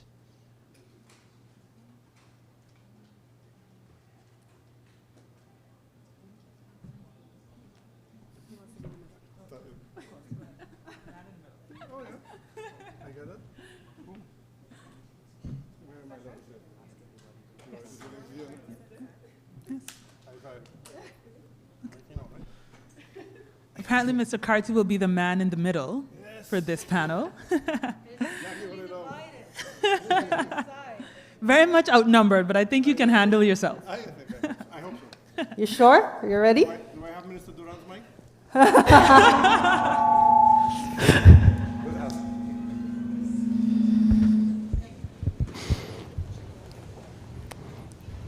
So I would like to also remind everyone in the room, as well as those following, that if you would like to engage in this panel discussion and pose a few questions, you can do so via the Slido platform, and you select the green, which is the theme for this section for rethinking the healthcare sector. Now, if I may introduce our panelists and their backgrounds and accomplishments, starting with Dr. Emiko Bird-Lake, who was born on St. Maarten and has a Bachelor's of Arts in Chemistry from the University of South Florida. Upon the completion of her bachelor's degree, she attended medical school at the Leiden University of Medical Center in the Netherlands, and she specialized in cardiology at the Vrije Universiteit Medical Center in Amsterdam. Her subspecialty is cardiac imaging, which includes echography and cardiac computerized tomography, or commonly known as cardiac CT. Dr. Birdlake worked in several hospitals in the Netherlands, including Maastad Hospital in Rotterdam, before joining SMMC in 2016 as the first permanent cardiologist on Sint Maarten. Today, she's the leading cardiologist at the SMMC's cardiology department and serves as the chair of SMMC's medical staff board. She also chairs the ethics committee, is a member of the CPR committee, a member of the Council of Health on Sint Maarten, a board member and medical advisor of the Sint Maarten Heart and Stroke Foundation, and she's also a certified advanced cardiovascular life support.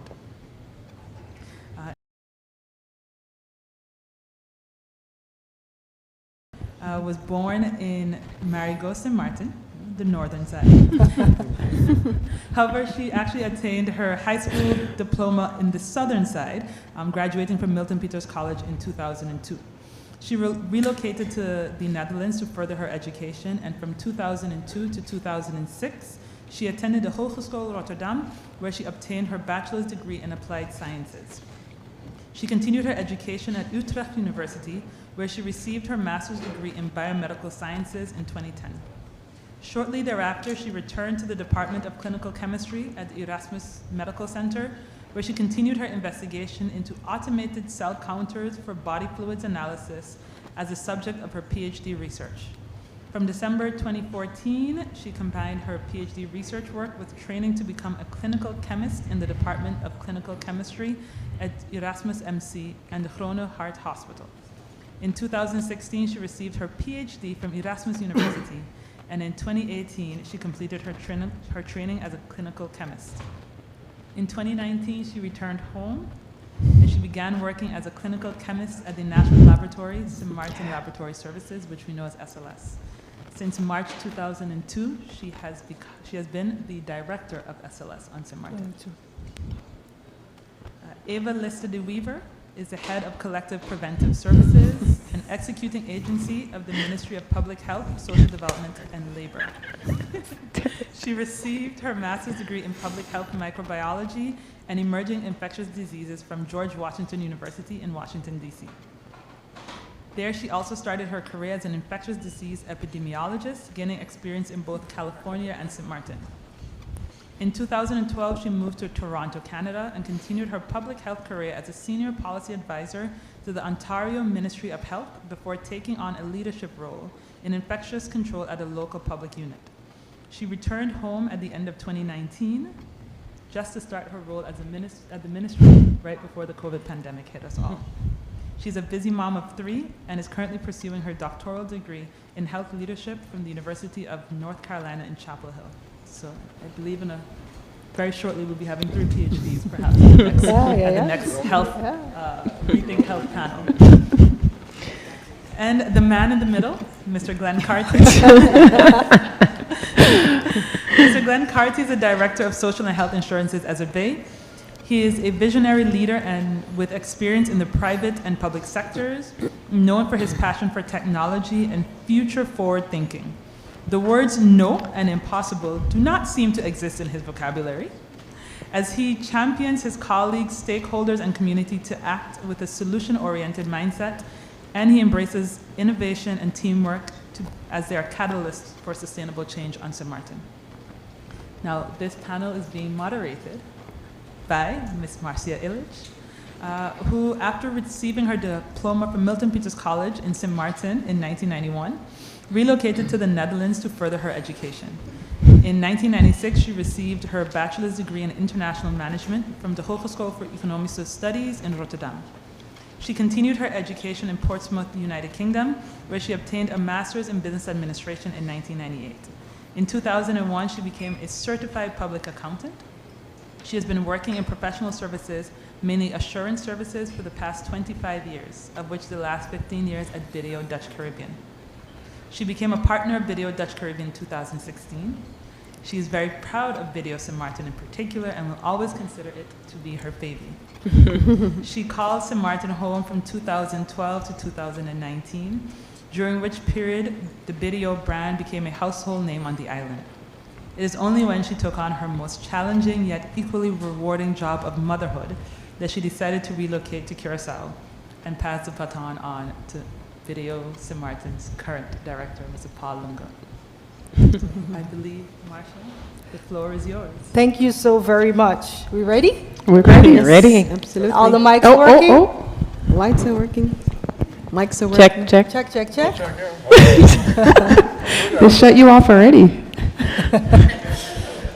Ladies and gentlemen, welcome. Welcome to the next I think she took it off. discussion, panel discussion. Mr. Carty, I think you do have Minister Duran's mic. But if not, he can use the manual, right? Or not? This one's working? No. This one's not working. Oh, It's working? You hear me? Hello. hello. Should we take this off? Oh, We're going to be talking about reshaping, reforming, redesigning healthcare. It's an absolute honor for me to be hosting this next hour. I'm a bit stricter than Paul, so there's a clock behind there, and it says 59 minutes. Okay. So if I cut you off, I think you're a wonderful human being, but it's in the interest of time. We've prepared a couple of questions. Some questions are for everyone. Some questions are specific to the organization that you represent. Why are we here today? Ladies and gentlemen, our healthcare system is in intensive care. We are facing deficits. We'll be talking about that in a couple of minutes. If we don't act now, did I say we need to act now?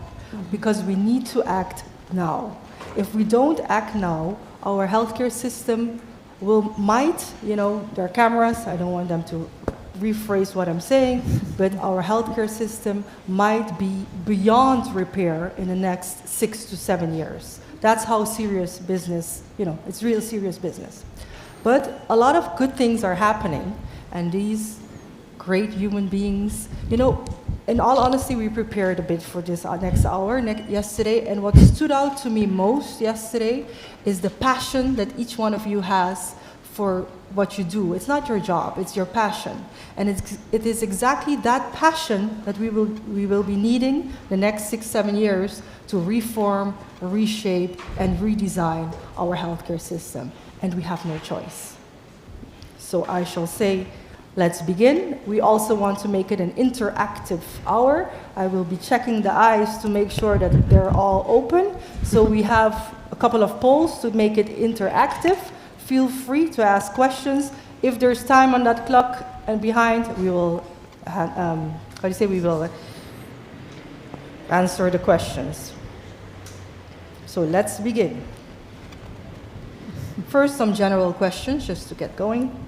From your organization's perspective, what does the future of healthcare look like on St. Maarten, and what role does your organization have in achieving this? Dr. Lee. Good afternoon, everyone, and I'm really honored to be here and to be part of this panel discussion. I'm here representing St. Maarten Medical Center, and as we all know, healthcare is an issue here, and as you just said, if we don't improve it and make sure that it's sustainable, that we will not have any healthcare system left.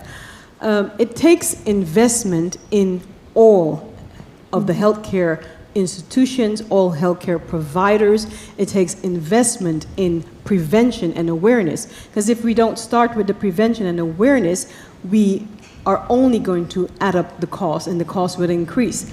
Now, St. Maarten Medical Center, their vision is to become the regional leader in providing high-quality hospital care that is accessible, that is affordable, that is benefiting the patient and is close to home.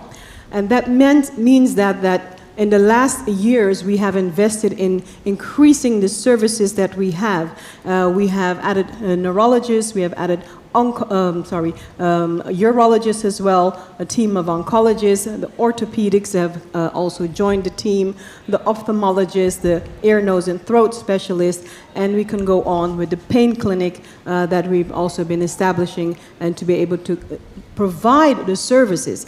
That means that there has been a reduction in the amount of patients that we have to refer abroad, and that we can do more services closer to home and a patient-centered approach. And now we're also investing in diagnostic tests, such as the MRI. We've invested in that as well. Before, we used to send our patients to the friend's side to do MRIs, and now the hospital is able to do their own MRIs. We're doing cardiac CTs. We're also investing in doing more, having more diagnostic tools for the neurologists to do the EEGs, the different things, and also for the patients with pulmonary problems, we're also looking into how to diagnose their pulmonary problem the best, and meaning investment in also more advanced diagnostic tools. Thank you. Dr. Fleming. Yes, thank you so much, BDO, for having me on this panel. The future of the lab.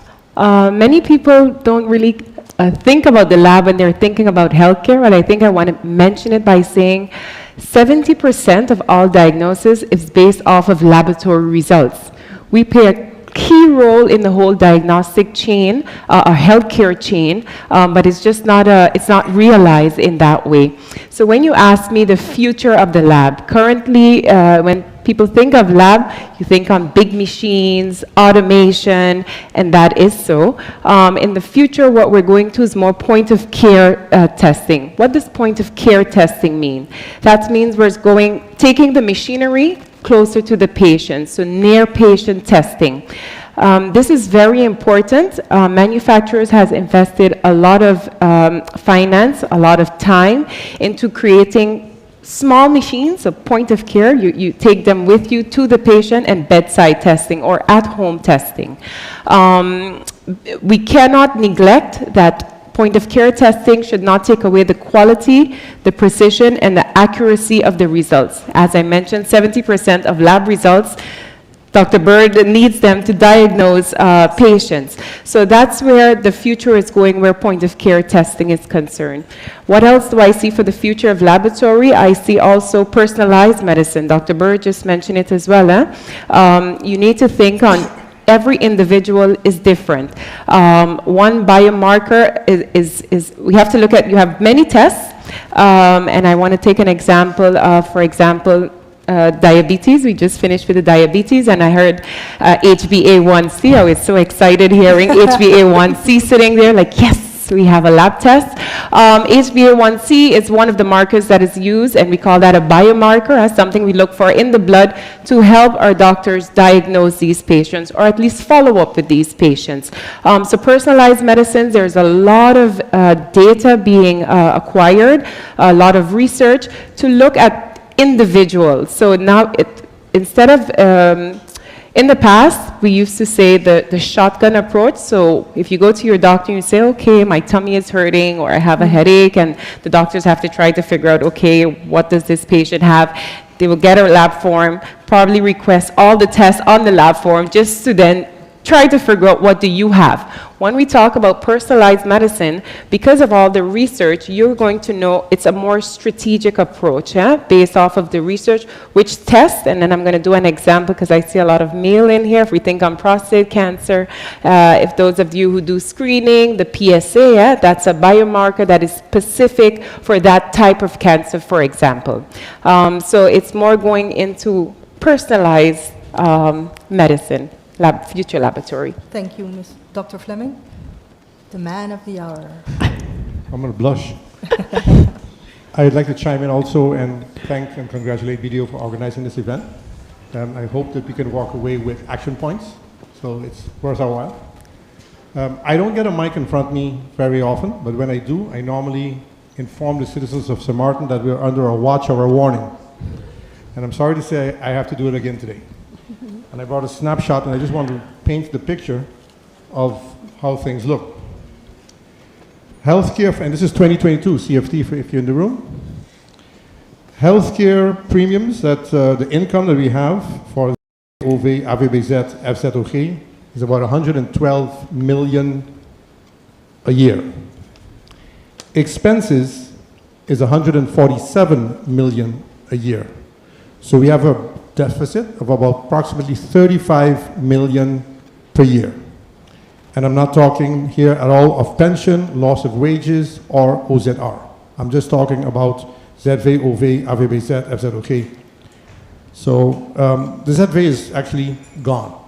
And I'll get back in a while. Maybe this is the bad news, but there is some good news.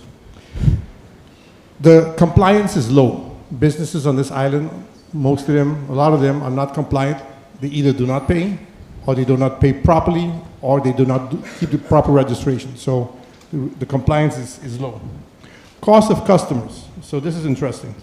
Over 60, it costs us approximately 4,400 guilders per person per year. Under 60, it's 1,200 guilders per person per year. In 2014, the average age of our patients was 38. The average age in 2022 is 45. So doc, you're doing a good job. We are getting older, we're aging.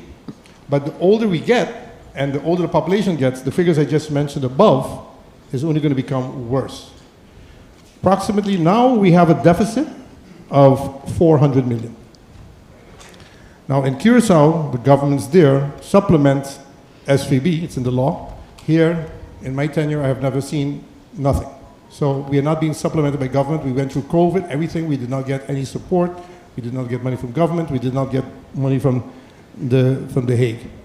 So indeed, if we continue this way, status quo, in 6 years, we cannot pay the bills. Can you share with us, Mr. Carty, what SZV is doing to counterattack this development? Several things. First of all, I think someone mentioned it before, we believe in a healthy St. Maarten. Before we're bailing the boat, we got to plug the hole.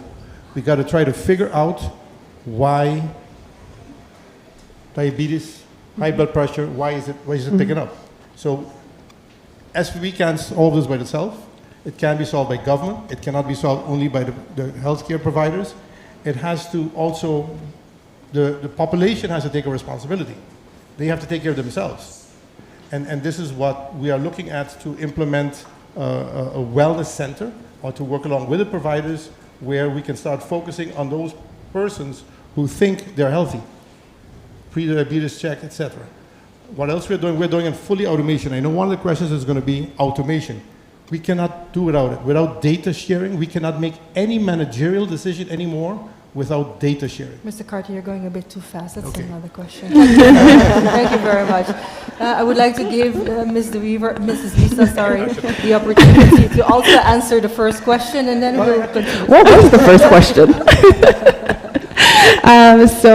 Thank you, BDO, for having me as well on the panel. I am among greats within the community, and I'm honored to be here.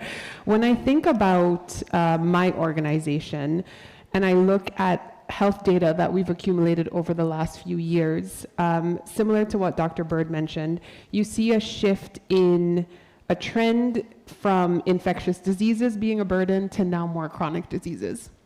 And so chronic diseases, you have your hypertension, obesity, diabetes, and how can I as a public health unit, or how can my department as a public health unit help St. Maarten get over that hurdle? And I think it all boils down to making sure that you have collaboration and stakeholder participation and educating the public. So I foresee my department, having the mandate of monitoring infectious diseases, providing health statistics, health promotion. I think that's going to bleed into now more chronic awareness, educating the public on chronic diseases and what that means, and working with healthcare partners and all sectors of the community to make sure that everyone really knows that this is a shift in trend, and it's not only happening on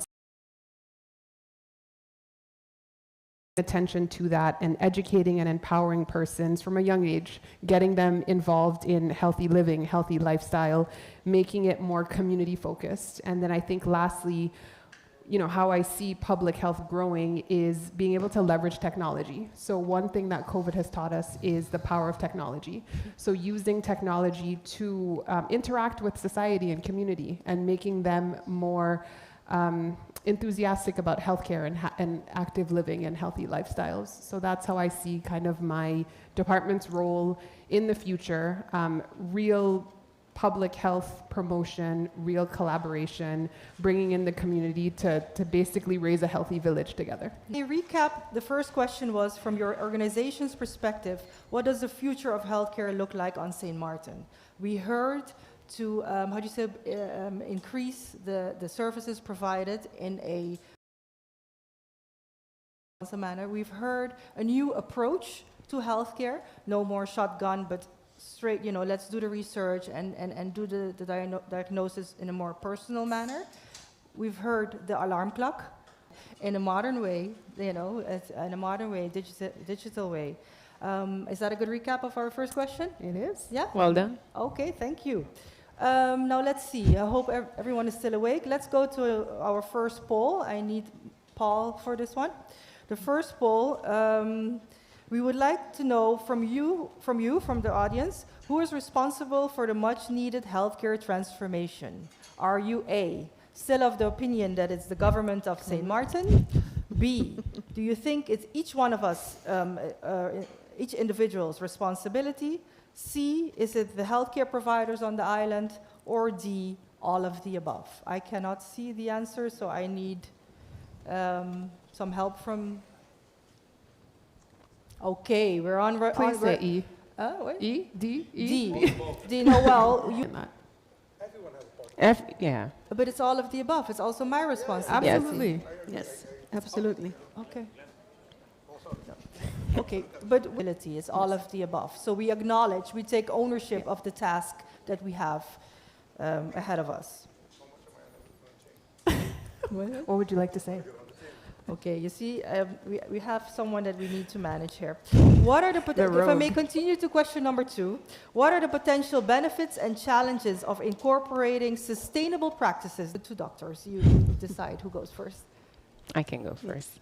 So as I just mentioned before about personalized medicine, how I see that as a future, and that's also going to align with what we're what Mr. Cardi just said with the finances. When you think about personalized medicine as well, you have to also think about the genetics. There's something called pharmacogenetics that has my attention, and I'm really excited for that for the future, that we can actually implement that in St. Martin. What is pharmacogenetics? It is the study of our genes to help guide treatment of patients. So when I say that, let me give an example. For example, there are patients who are on antidepressants, for example, but not each of us are the same, right? Dr. Bird she has a different genetic makeup than myself. Let me take a simple example. Dr. Bird probably has a headache and takes Advil, and she's perfectly fine. It helps. In 2 hours, she has no more headache. I take Advil and oof, I still have a headache after 2 hours, no effect of thinking on ibuprofen or some other kind of medication. The reason for that is because Dr. Bird has a different genetic makeup than myself. If we start to do things differently in the future, so for example, the personalized, so getting all that data, getting that information, we can actually go more towards a different approach. So in the example I wanted to say with the antidepressants, you can do screening on different enzymes in the body, and you pre-screen certain patients to see who will react, who will benefit from the medication. If you know that information, you will be treating patients differently. It would save a lot in our healthcare, the cost there, because then you wouldn't first try a thing. You give one medication, patient still has no effect, still showing antidepressant medication. And I have seen this working in my previous job in Erasmus. They're leading in pharmacogenetics, where I have had patients who were suffering from antidepressant, and we did the pharmacogenetics of these patients, and they would call and say, oh, thank you so much. They were actually happy to find out they had a abnormality, I would call it, a mutation in their gene, which caused them to not react to the medication. So they were actually having no reaction, and the doctors were actually thinking they were not taking their medication because, we were thinking these people are antidepressants, and, you have a different... so that will definitely benefit in the future and helping with the healthcare costs, because you will be more targeted of your treatment. You will know exactly the genetic profile of us as individuals, and that will assist. So it's not only for persons with mental issues, but you can also think on oncology, patients who have cancer. You can also use this technology to go more into a personalized treatment, where, because we know medication is quite expensive for oncology patients, and so if you go towards a more direct approach, it can save and contribute to saving in the future, the long term, on the finances of the healthcare system. Fleming? I'm first. Mr. Carty, Mrs. Lisa wanted to ask a question. Yes. So, sorry, this is not on script, so I'm so sorry, That's but okay. I will try to keep myself to the time. But realistically, how far away are we from that? We're not far away. Actually, we're far away on the island for implementing it, but at this moment, we can send away. Okay. So there is laboratories now. It's really on the upfront. A lot of laboratories are implementing this because they want to go more towards a personalized approach. So what they're doing is actually screening. So I know in the Netherlands, for example, as I mentioned, certain patients they do receive this pre-screening before treatment is started, and that would also help with it. And then you have to prescribe a different medication. That's another cost, versus if we just go more towards a direct approach. So doing our homework before and then going with save in the long run. That's fantastic. I would like to Repeat the question again for me. Yes. The question was, what are the potential benefits and challenges of incorporating sustainable practices and technologies into the healthcare sector of St. Maarten? Yes. So what we've noticed is that, of course, we have e-medicine and we have telemedicine. And right after COVID-19, we came into a predicament that the services that we also give to our surrounding Saba and Statia, the islands, we were not able to deliver that service any longer. So we embarked on telemedicine, and we did that for a very short time, and we know that that is also the future. What we also see that we need, of course, broader bandwidth, better internet. We need investment in technology in order to do so. The same thing goes for example, cardiac patients who have a cardiac device. We are able to do home monitoring, but that means that on the island, we need good internet service in order to be able to have and provide a service. Patient-centered approach is what we're looking at, making it easier for the patient, making it easier as well for the physicians to communicate on a daily basis or on a short basis if needed, or if we cannot reach them because they're abroad, we are able to use these technologies to communicate with the patients better. But it takes investment at a broader scale, not only from the medical institutions, but businesses. ICT, it's a broad spectrum. So if I may recap, Mr. Carty, you wanted to ask a subsequent question? I have a question for my panelists because it is... It's a conversation, so go ahead. I know, so that's why I have a question for them. Because as you just said, it's 5 to 12, it's 5 past 12. And I admire everything that we're talking about here, but I'd like to know, for instance, what they think about us with government, of course, they take the lead, of having a 5-year healthcare vision for St. Maarten. What do we need? Do we need a 5-year healthcare vision? Because we did have a challenge that governments were changing every 6 months, every 7 months, every 8 months, so there was never a vision. Thank you, Mr. Carty. Could I? Well, you just opened those can of worms. If we do have a vision, I mean, listen, for us to fix healthcare, we have to admit we have problems and tackle it. Yeah, and we cannot come and talk about it and not lead to what are we going to do. So I would like to know, we have some ministers in the room, whatever, can we organize a 5-year vision for healthcare? Let's come up with a plan for healthcare. Second of all, let's have some unpopular decisions. Do we have waste? When you go to a doctor, do you get a bag of medication and half of it is dumped after a couple of days. No, but that is, this, if I may interject, I'm sorry, but that is exactly what the two ladies were just talking about. Exactly. We have to, if I may conclude question number 2 then, we need to go to smarter healthcare. You jump into question 5. No, if we want to go to smarter healthcare, but we're not there yet. If I may conclude to what I just heard, there is smarter healthcare out there. It's out there, but in order for St. Maarten to implement this, there are some steps that need to be taken. Yes. And in the end, if we take those steps, it's gonna be more painful before we see the results because we have to invest. But once we make that investment, there will be benefits if we can follow the rest of the world, what is happening.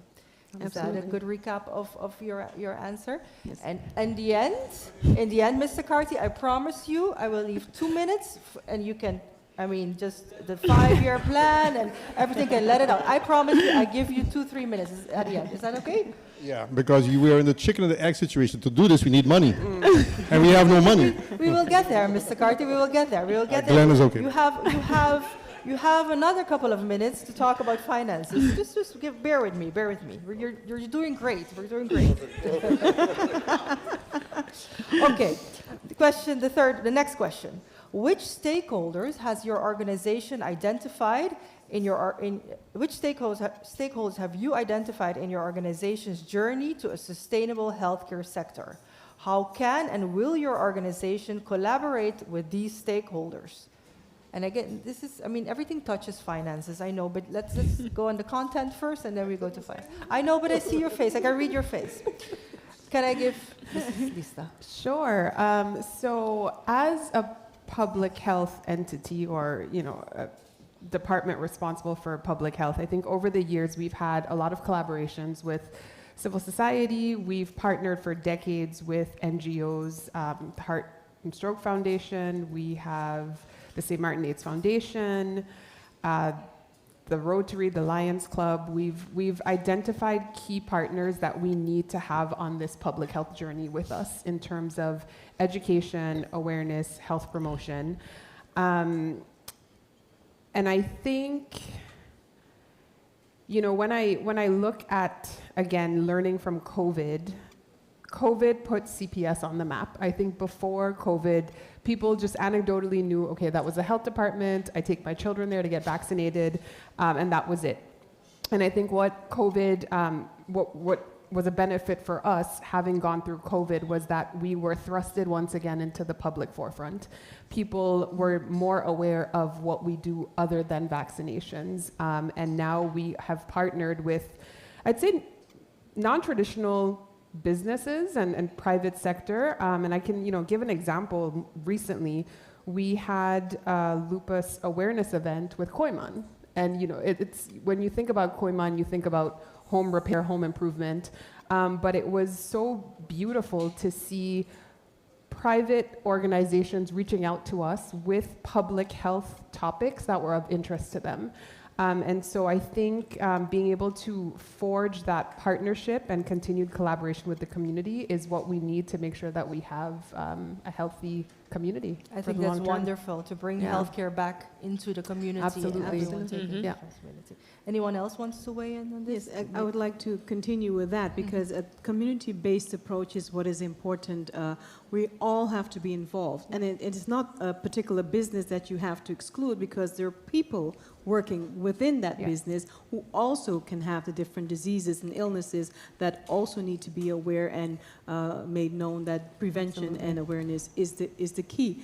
So we have also worked with different organizations, and the Positive Foundation, the Electrolyte Foundation, Heart and Stroke Foundation, and I am proud to say that in the last few years, I also participate with the work that they're doing, and the hospital is assisting with that, and not only the physicians, but the nursing staff, the administrative staff. So when they organize an event like that, so that people who are unable, who cannot afford it, or are not don't find the moment, or are too ashamed to go, that they take the opportunity to go and visit this day and have the examination done. For the men, for the prostate cancer awareness, that was an excellent collaboration as well.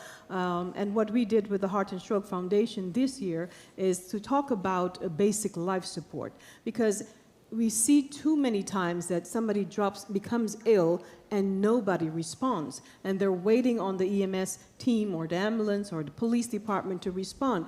But we have, as a part of this community, a responsibility to help with the health care, to help each other, to provide essential care to someone next to you, whether it's your coworker, whether it's your family member, whether it's a colleague, whether it's a strange person out there. We are able to educate ourselves, and with the help of these organizations and the community-based approach, we can do the job and improve our healthcare on St. Maarten, and not only rely on the professionals, but it takes a person, it takes a community to build St. Maarten and to keep the healthcare going. Thank you very much, Dr. Bird. So again, to conclude the third question, which stakeholders have you identified in your organization, and how are you collaborating? Basically, the conclusion is we're taking health back into the community. It's everyone working together, different NGOs, to make sure the health is okay, that we don't need we need less of health care. How is our audience doing? Are you still with us? They're still awake. I know. It's been a long afternoon. You're doing a great job. I'm proud of you. Can we do another poll to make sure that they're still really with us? We're going to change the topic now to digital transformation in healthcare. When people laugh, I always wonder if they laugh at me. They're probably laughing at us, but it's okay. Just checking. Okay. Is St. Maarten ready for digital transformation in healthcare? There's two options. One owns a smartphone and can manage. No, we are not ready. It will put additional pressure on caretakers. Interesting results, 60-40. Are we done? We only have 15, 16. Let's get the numbers up. 55, 45, 50, anyway, 60-40. The vast majority. What was the question again? Are we ready? If we're ready. Okay. We ask if we're ready. Are you ready for digital health transformation? It's a 50-50, guys. And I understand, but it's 50-50. It's 50-50. Okay, but let's... Mr. Carty, how important is it for the healthcare sector to emphasize on digital transformation? The floor is all yours. I would like to politely, humbly disagree with the audience that 50-50 is a no-go. Yeah. We need to prepare ourselves. Are we ready to handle it now? No, we're not. But we need to say we're going to do it. Because without data, we need to know, we have to make managerial decisions. And right now, everyone has their data. The ones who does have their data, we don't share with each other. And one thing we have to learn on this island is to work with each other. It looks like we're competitors of each other. Yeah. And that's what we're not doing. I had my 1 second. You get another minute. You get another minute. I give you another minute. We have to have these unpopular discussions. Yeah. And to have these discussions, we need data to have these discussions. We need to know in what areas do we have people with asthma. Do we have people in Madame Estate that have asthma because of the dump over all those years? Or these things, are we ready to talk about them? And what are we going to do? We have to come up with plans. And that's why I'm saying I would highly recommend to the government, and I've been talking to my boss, Minister Otley, and I think he's in favor with it, is to have a 5-year vision of what we're going to do and put it in stone. And everyone has to play their role. That's important. And to do that, we have to share information with each other and have, for instance, and I know, Doc, we had a discussion yesterday, SFV should not actually be here today. We're not a healthcare organization. We're an insurance company. We pay the bills. But if we get, for instance, from a diagnosis from a specialist in St. Maarten Medical Center that person has stage 4 cancer, and it's a difficult discussion. Do we send that patient to Colombia and spend $300,000 on a patient that only lives for another 3 months? Or do we say, I'm sorry, because then the St. Maarten Medical Center, and we had a discussion, Doc, so I know you're going to rebut on it, is because if it was my family, I know I would want him to go abroad also. But that decision we have to discuss, because at a certain moment, SFA will turn it down, and then they say, well, we try to send you away, but SFA doesn't want you to go. I think it boils back down, Glenn, to awareness. Correct. All right? If we are open and able to discuss these situations, because St. Maarten is still, it's a culture shock if you discuss do not resuscitate. If you discuss that you only have a term of 3 months, but who determines the worth and the quality of my life? who determines whether I can live 3 more months and have a qualified life, or who determines, but if indeed all of us want to reduce the cost, we need to start having these discussions in a public manner, and really for people to understand, what does it mean?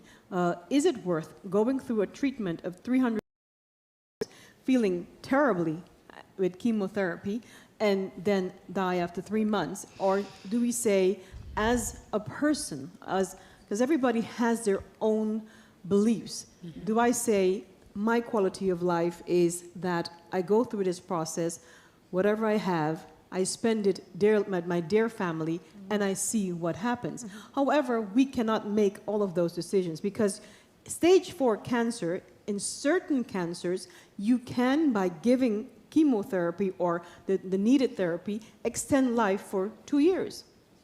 There's a difference between stage 4 cancer that only has no treatment, or palliative treatment, or whatever treatment we extend life for, maybe because it's always an approximation. We're not God. So we give an approximation of how much you can extend life. But there's a difference whether you give an expensive treatment to extend life for 3 months, or you give an expensive treatment at stage 4 cancer and give an extended life for 2 years. So those are discussions that we need to have. It's not black or white. And there's always a gray zone in there that can be discussed, but you have to be open with the patient, and again, shared decision making. Right. It's between the patient, it's between the caregivers, it's between the... Say, because I agree with you. Mr. Carty. Mr. Carty, the question was on digital transformation. We want to end up life care. I am very much okay to go off script, because the goal of today is part of awareness. So it's absolutely okay that, even though the question was how important is it for the healthcare sector to emphasize on digital transformation, so I'm really thankful. I want to thank you for this, information, for sharing your knowledge. But I would like to change the subject to healthcare. I just want to chime in. Yes. We're talking about the data information. Are we ready for the digital transformation? I think it's good to also let it be known that on St. Maarten, we don't have, as every unique patient, a unique ID number for your health. And when I say this, for example, those who live in Americans have a social security number, and that number, once you put that in, all your information comes out. Right now in St. Maarten, it is so difficult because people, when you're married, which name do you put in the system? So if you come to the lab, you're Miss Fleming, you go to the hospital, I dropped Fleming, I back to Bird, but it's the same. How do you integrate? So we first have to start at the beginning, start at the foundation, and at least as St. Maarten, the importance of having every St. Maartener, every person living in St. Maarten, the population of St. Maarten, to at least have a unique ID number. That's it. Right. But can I ask a question? Why not? Why? We have been talking about this for 10 years. And the decision makers have to decide we're going to do this. Maybe it's data and privacy legislation? Today they were reminded of the fact that we only have 6 years left before we have a serious, Houston, we really have a serious problem. So maybe after today, let's agree that the last 5 minutes we'll make our action plan for healthcare. Yes. Okay. Can we agree on that? Yeah. Okay. Phew. I can continue with my questions. Okay. So I would like to change the subject to healthcare, the workforce, because the subject, people talked about the workforce already. I mean, it's extremely difficult finding people. How is that? How are you experiencing that in the healthcare sector? Who would like to go first? I'll go first. Yeah. So it's very difficult, actually, finding professionals for laboratory medicine.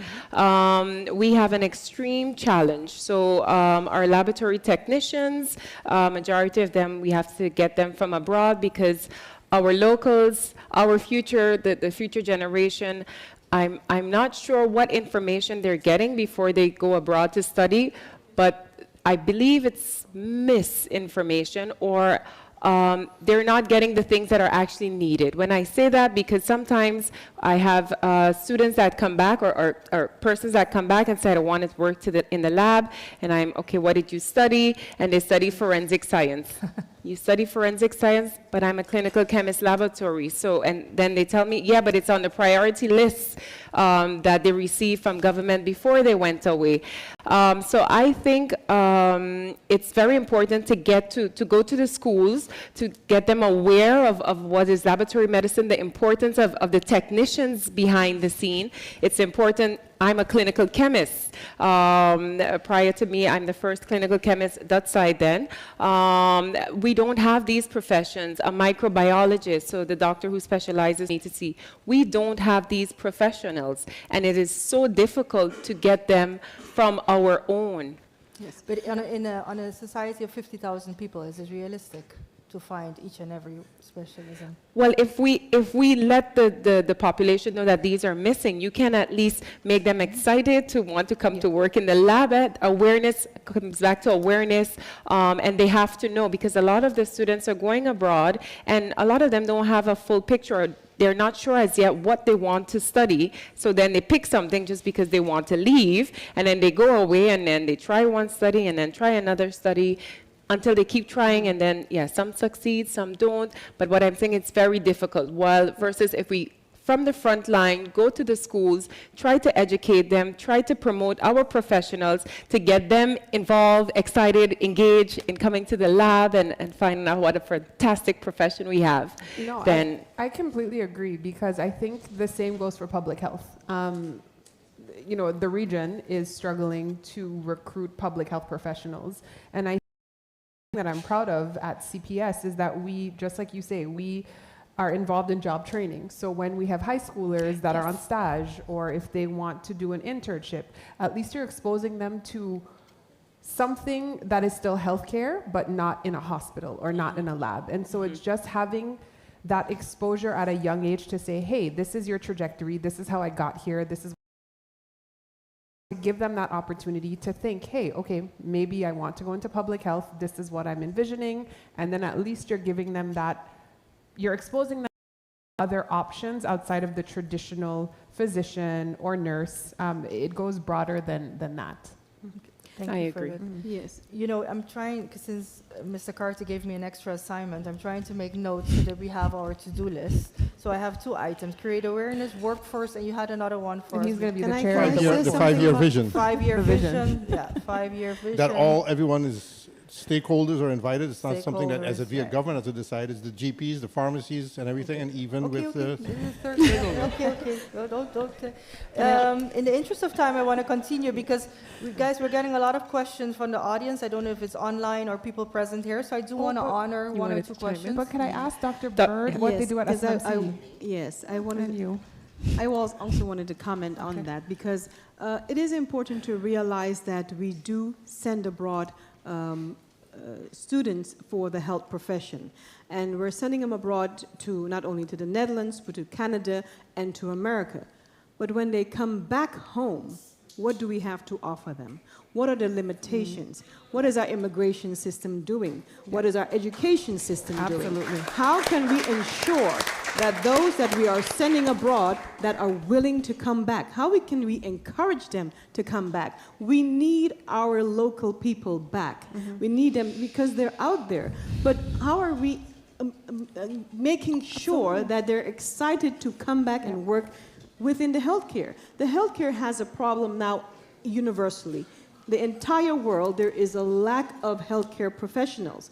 But we have to realize that it's not only just a nurse, but you can become a specialized nurse. You can become a specialized technician. There's so many things that you can do within the healthcare, and it's not only being a doctor or just being, in all respect for all nurses, you need basic care nurses, but you also have specialized nurses that you can interest our youth to become. We need specialized nurses. So let's say for the diabetic care, we have specialized diabetes nurses who can take care of some of the problem that the physicians don't have time to do. So you have heart failure nurses. Those are specialized nurses who take over the care of the patients that have been seen maybe three times a year by the specialist, but follow up much more closely by a specialized nurse. So, but we are lacking in encouragement for our youth. So we need to go out there by the students,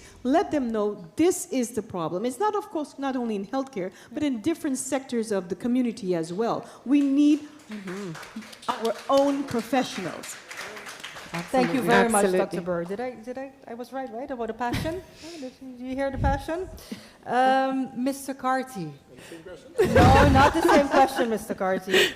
You know, it's nice to talk that we're talking about healthcare reform, but you know, in every question, every answer that we got thus far, you know, we talk about the dinero, the money, het kostenplaatje, as we say in Dutch.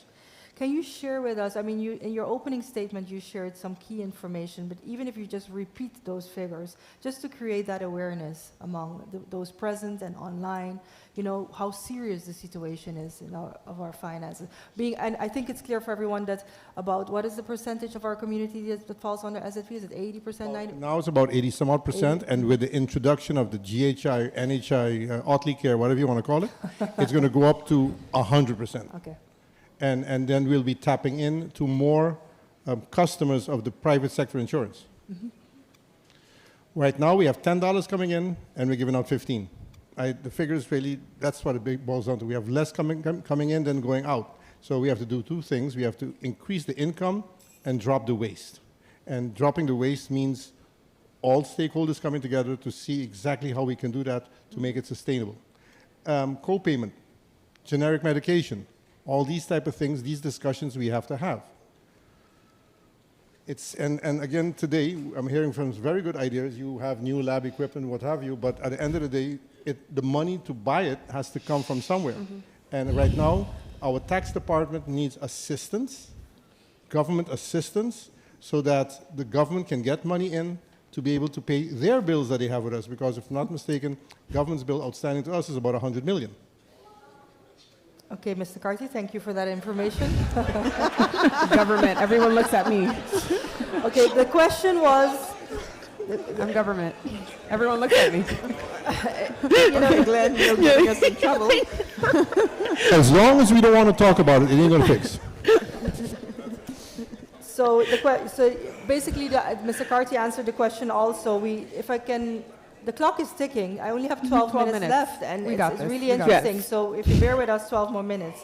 How can we manage and turn around these developments? It's about eliminating the waste. It's about improving the compliance. It's about getting the whole community, 100% of the community on board. Mm-hmm. It's about educating.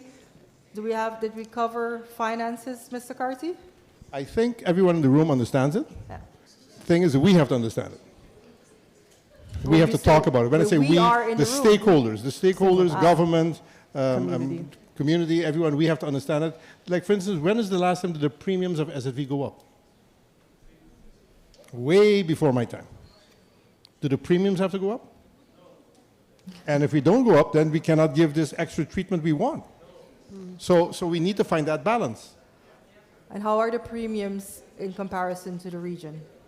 Lower than Curaçao's. Lower than Curacao, okay, we have more countries, Aruba. I can give you the statistics, but we're also, again, we're not being able to pay the bill. And again, then we have to make unpopular decisions and go over to generic medication. I'd like to look, is generic medication just as good as brand medication? We have a selection of generic medication. You're asking me. Again. Thank you very much for answering the financial question. Gone left. You know, I don't understand a lot in life, but I do understand numbers, and these numbers, ladies and gentlemen, are quite serious. So I cannot repeat it often enough. But there are things on the way. There is a tourist levy coming in. So the tourist levy, which will be charged for the tourists to cover certain debts. the JHI, NHI is coming in. So we do have things in the pipeline. So I said in the beginning, I do have some not popular information, but there's also some good information. But these are the things that, you know, but then again, you have then the private sector stating, hey, we don't want to have a tourist levy because we're going to outprice ourselves out of the market. But these are the discussions we cannot postpone. We need to have those discussions now. We had to have them last week. And that is what is my frustration, if you may say, which you have seen today, which I apologize for. No, but I don't want to leave here and then we don't have an action point that something is going to start next week. I make it my personal business that this is all being filmed and the action points will be put on paper. I give you my word. I would like to change, some of it has been covered already, and I would really like to leave some minutes for the questions from the audience. You promised, Glenn, 2 minutes, 3 minutes at the end? 5 minutes? Oh, well, that gives me 6 left for the other questions. So, okay, let's go. Globally, service line and care models are being redefined. Example given, remote care monitoring and hospital at-home solutions are expanded, optimizing patient access and service. Patients skip the doctor's office entirely or prepare for their doctor visits by facilitating access to their medical information online. This is a global development. Are we ready for that in St. Maarten? Can this be achieved in St. Maarten? In my former life with bandwidth, we are now, for instance, working remotely. It is a challenge. But there's one thing that they have, same problem that we have. When I say they able to afford healthcare, should we think maybe of a kingdom SVB? Well, you know, okay, then we're going to shift to questions from the audience, because the first question, which is really, really a good question, does reshaping the healthcare sector include more collaboration and sharing of resources within the Dutch kingdom? So that hits the... Right now, there's a meeting happening in Curaçao with Vier Landen Overleg, Minister Otley is there, and decisions are being made with the hospitals, and decisions are being made with the SVBs around the Dutch Caribbean. But let's just look at it logically.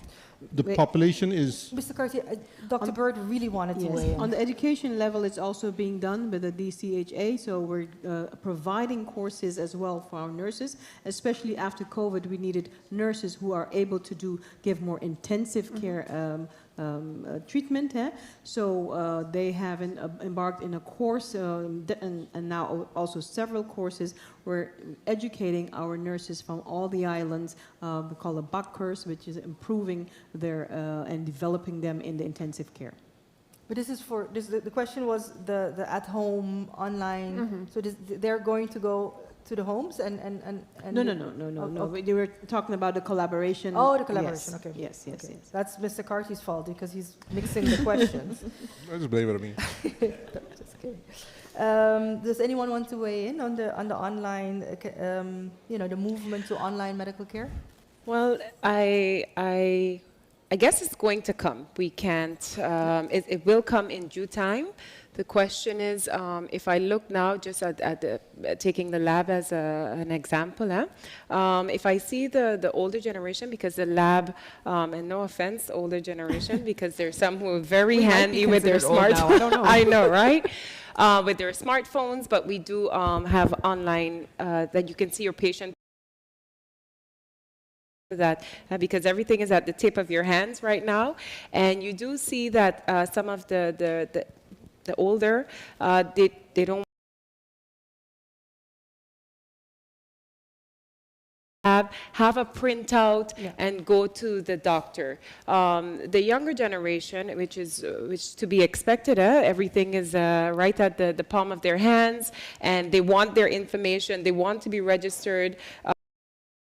That can keep them closer to the phone and not coming to physical buildings, the better for them. So it's going to come. It's just a matter of time of, again, educating, helping them to understand. That's going to also take some help from the caregivers, those who are coming with them, whether it's to the lab or to the hospital, to help them in the movement of, the concern, or my one concern, I guess, is, you know, making sure that the most vulnerable people also have that access and what that means and what that looks like. Because it's great that everyone has technologies, but there are vulnerable community as well. Again, the awareness and the education. Absolutely. And I think, just sorry to chime in with Eva, also we have to think on the different languages, because we have, we live in a multi-culti, challenge as well. So sometimes, the language barrier, it's difficult. So it's, you have to also make it available for all the different language, the inclusiveness of everyone and their languages. It boils back down to investment Yep. into the community, back investment to by what the different money- stakeholders. Goes back to money. Everything goes back to money. I do want to touch a subject briefly. I know we talked about it, so I know it's touchy, but I'm not mentioning it, and you've mentioned it already briefly, but I'm getting a lot of questions on the general health insurance that's on the table. It's a touchy subject. I know we agreed it's completely in draft, it's still being looked at, but is there anything we can say about it? Because I'm seeing a lot of questions. Can it provide the redesign that we were talking about? Can it contribute to the redesign? There's another question, how will it? So without going into details, because that would be not the right thing to do, is there anything we can share with the public? Or just in general? No, I'm not looking at anyone specific, because obviously these are healthcare professionals that, but just from a generic perspective. It's in process. It's going through all the different councils for advice.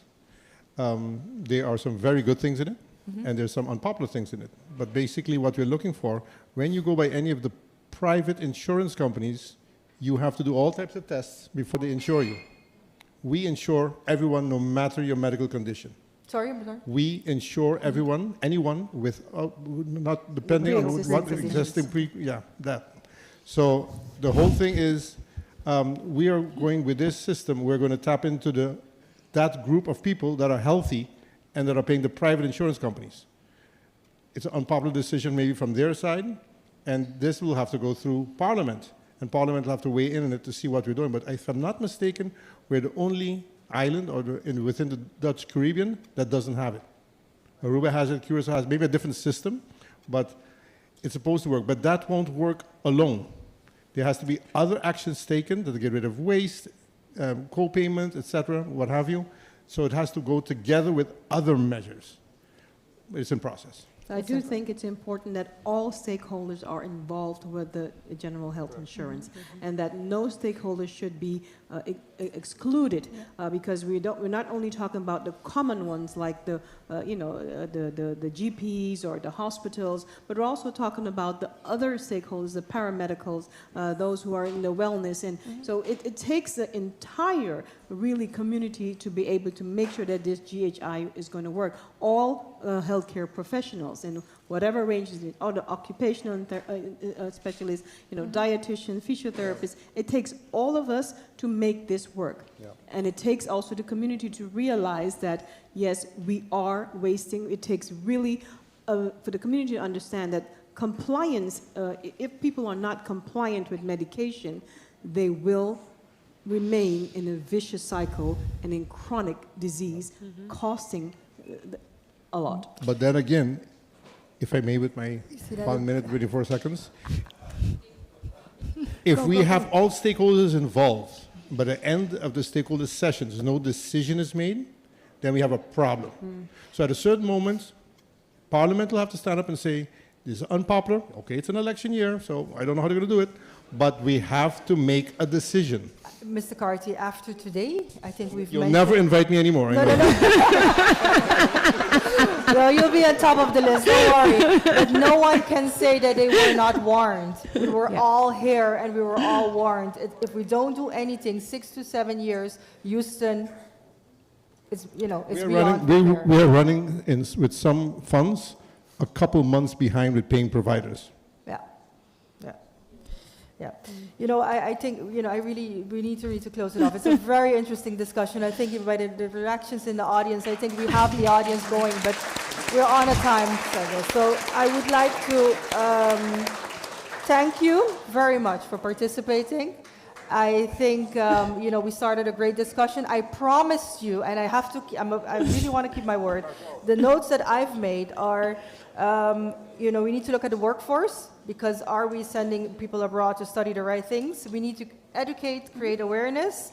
We need a 5-year vision and all stakeholders need to be invited to get a seat at the table.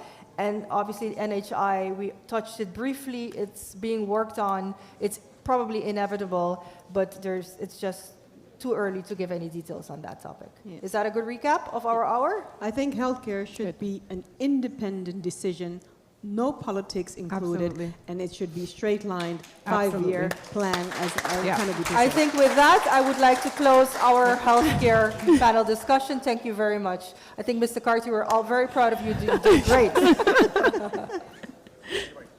Thank you. Thank you. You should drop it. I don't know how it. Yeah. How it is. You turned it off, right? Yeah. I want to thank our panelists. I will also give everyone exactly 3 minutes to move about while the photographer takes a few photos of the panelists, and then we will resume with our next presentation about cybersecurity. So you have 3 minutes to quickly. I'm being efficient about that. 3 minutes now. Can I take this jump? Which one is his? So I can put the stuff on. This one.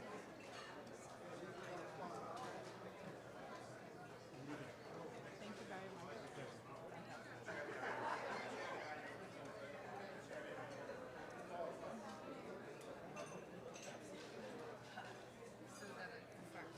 Yeah. Yes, I'm letting y'all because I'm a nice human being. I'm a nice speaker. Xander, are you ready? Oh, yes. Okay. And I pronounce your name Xander Lahey. Lei. Lei? Thank you for that. They changed the laptop, right? No. Oh, actually, let me see. It's a Libra. Where's Esther? They were supposed to change it. I don't have an alternative just yet.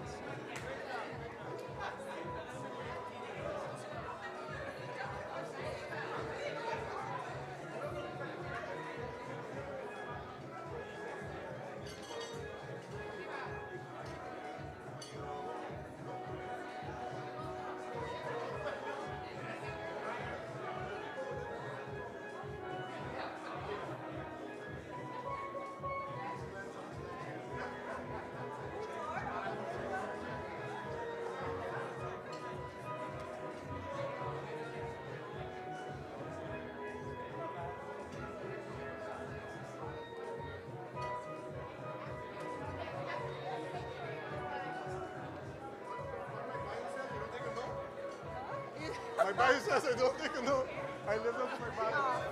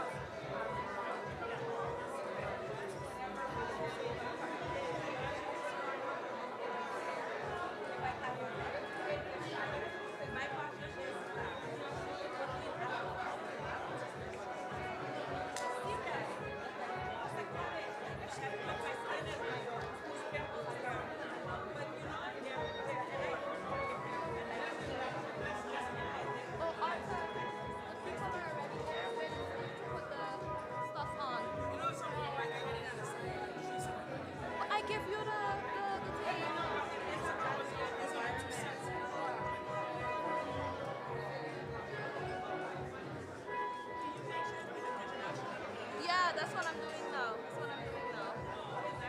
This is laptop and the internet.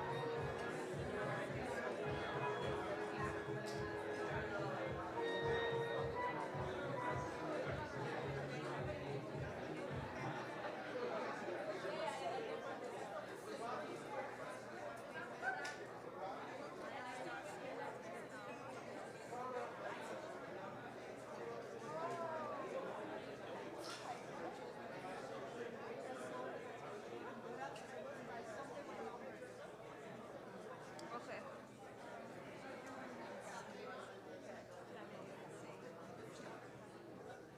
Some old thing. Yeah. Okay. Yeah. Oh no. What just happened?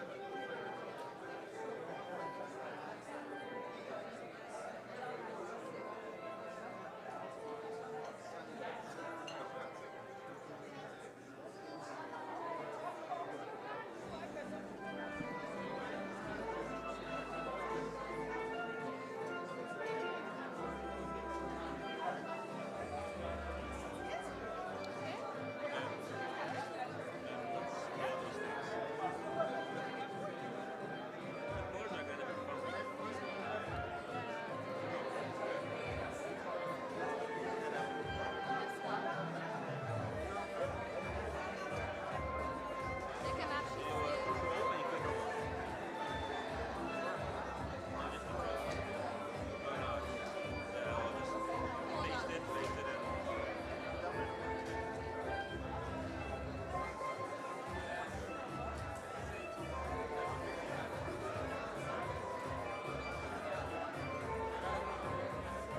Oh gosh, why is this taking so long? Just hold on here.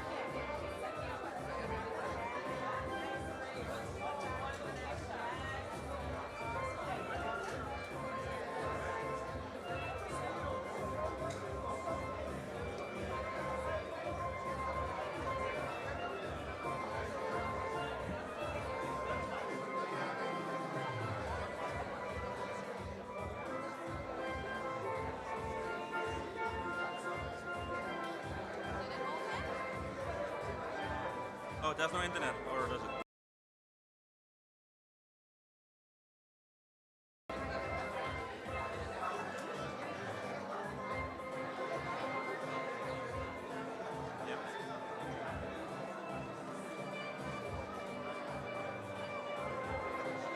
No, it's to be Royal Resort, right? Royal Resort.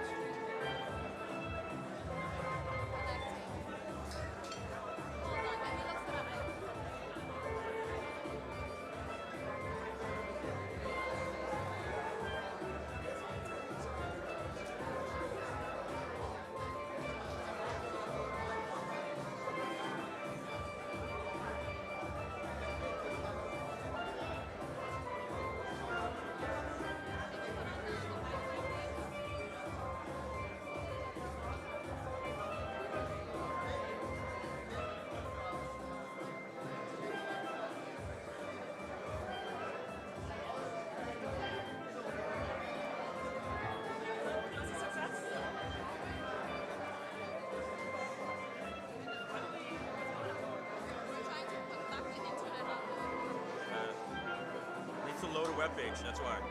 It's going to be used in the presentation.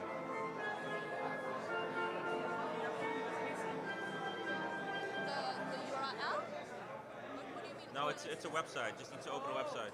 Okay.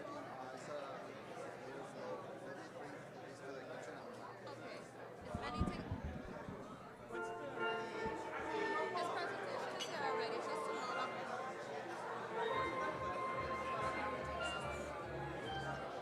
Yeah, open that one.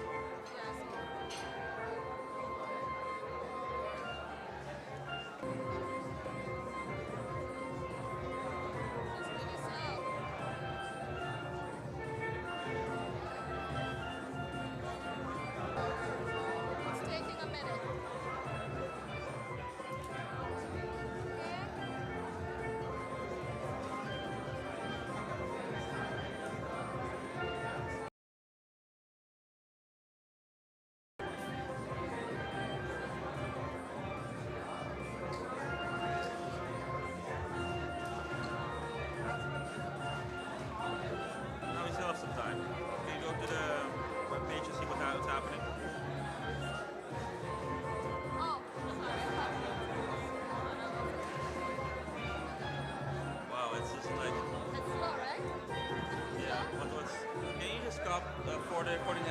copy this and put it on Chrome.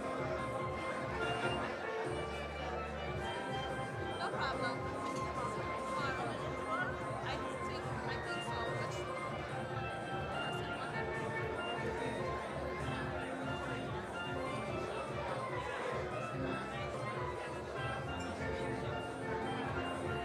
I'm gonna bring my computer. Yeah, just in case.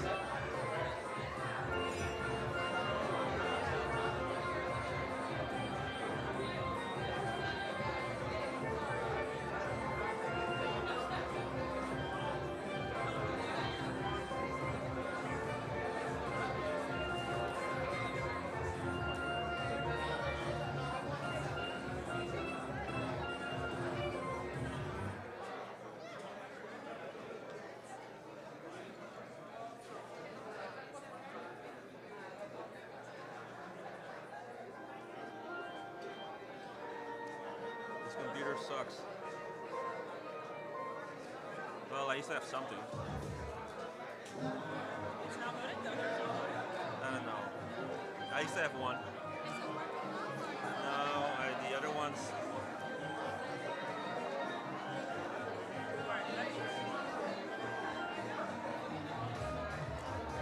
I think it's the internet. It's just slow. It's very slow.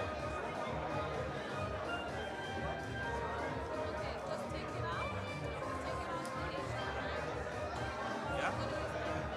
Check it out. Let's check it out. Yeah, but you switch it over quickly, else it goes crazy.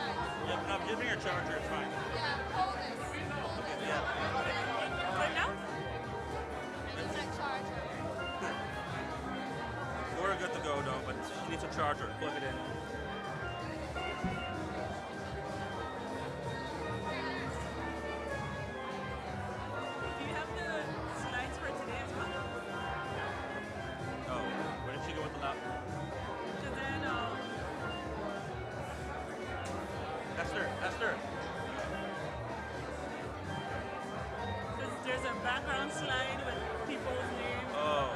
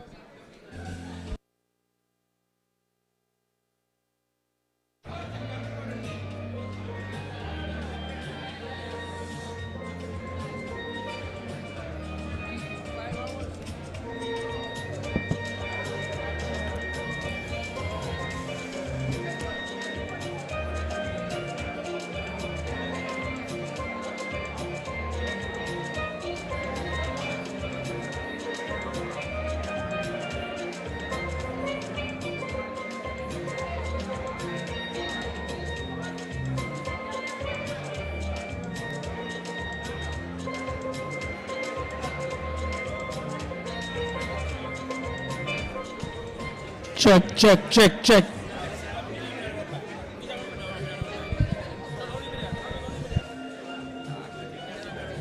Yeah, but I gotta read. Oh, read now. Yeah, that's what I'm saying, so I could take it out.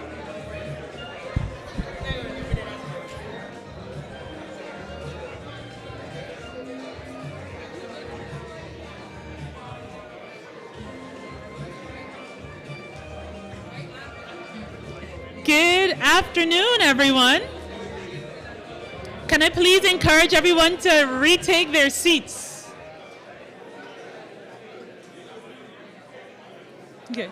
You get your final cup of coffee, you get your final photographs from Cameron and Dennis, and then you retake your seats.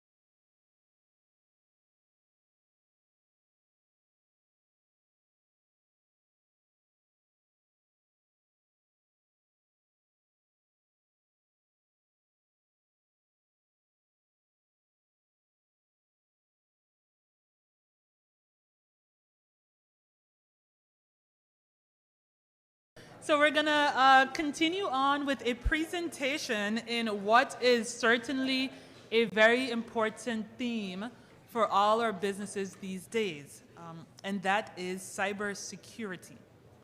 Now, before I move into this panel, or rather this presentation, I would like to remind you all that you can pose your questions on Slido. If you just select the theme for cybersecurity, you will be able to pose your questions there, or also see the polls that are live. Now, this presentation on cybersecurity will be made by Zander Lai. Zander leads BDO Dutch Caribbean's advisory practice and is a seasoned expert in risk management, specializing in IT and cyber risk management. With a career spanning over 12 years, he has amassed extensive experience in this field.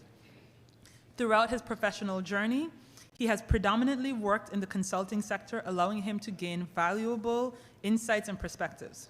Hailing from the island of Curaçao, he has expanded his horizons by living and working in Europe and Canada, thus acquiring international experience in different areas, including cybersecurity, IT audit, risk management, and IT governance, among privacy, which was something that was mentioned in the previous health panel. I think talking about cybersecurity is very, very, very important in this time. So if I'd like to welcome Zander to this.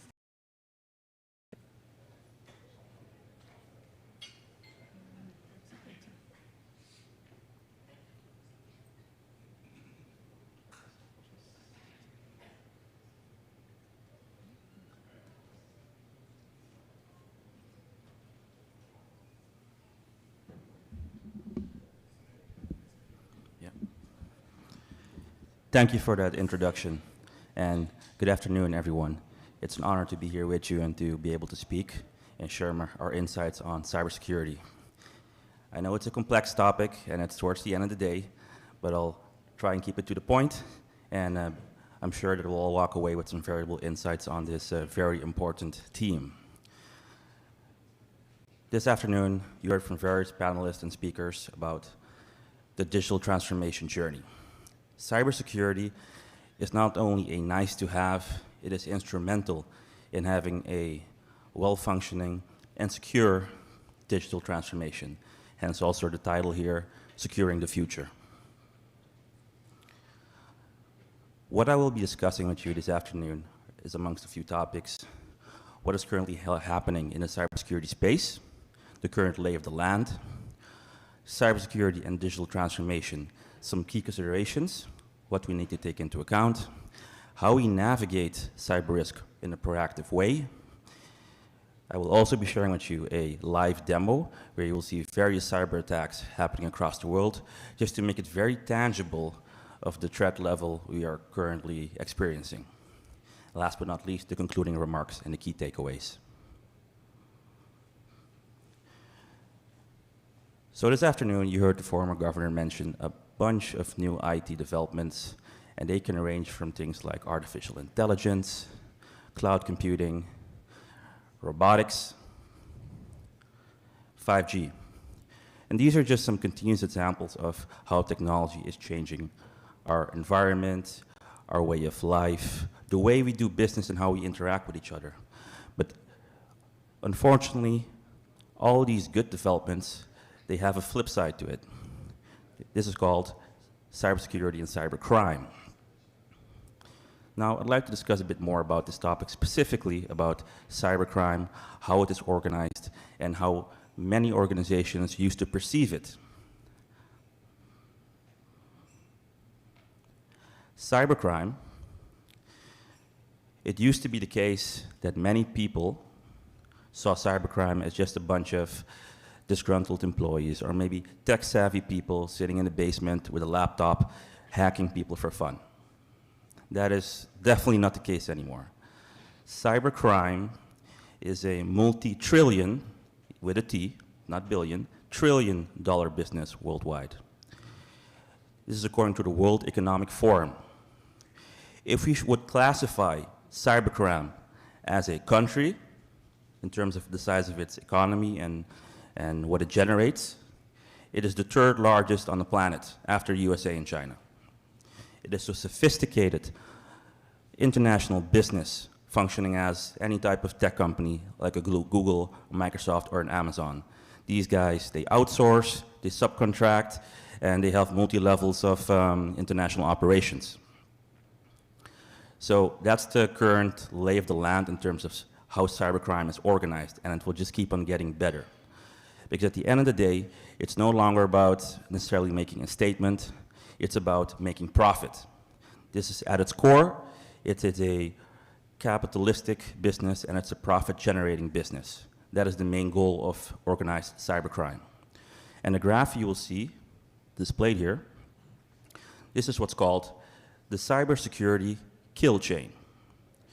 This is what demonstrates how a hacker would be able to exploit certain types of attacks on organizations and how this typically occurs. It has been created like a few decades ago, but essentially, if you look at the yellow circle, starting all the way to the left, the normal modus operandi of any hacker would always be to do a recon. Whether it's an individual or it's a very large business, they will look at, okay, well, how does the business operate? What are the entry points? What vulnerabilities can I see? How can I exploit this? And then they gradually moved along the chain and they can get access to various exploits, whether it's phishing or vulnerabilities they have exploited, they will be able to get into your organization.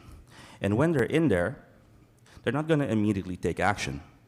Their main function there and their main desire is to get as much inside information as possible to do the most damage and to gain profit. This is not only to create damage or things like that, it's to, at the end of the day, it needs to be profitable for them because they are investing, just as anyone else, time and resources in order to get what they want. So they could stay in an organization's network inside looking for stuff. They will target your crown jewels. If this is a hospital, they would look at patient information. They could hack medical equipment. If it's a bank, it's financial information, credit card information, account information, anything that they could are able to resell on the international black market. And when they've put in enough time, let's say 6 months to a year, they know exactly how they need to pick apart your organization.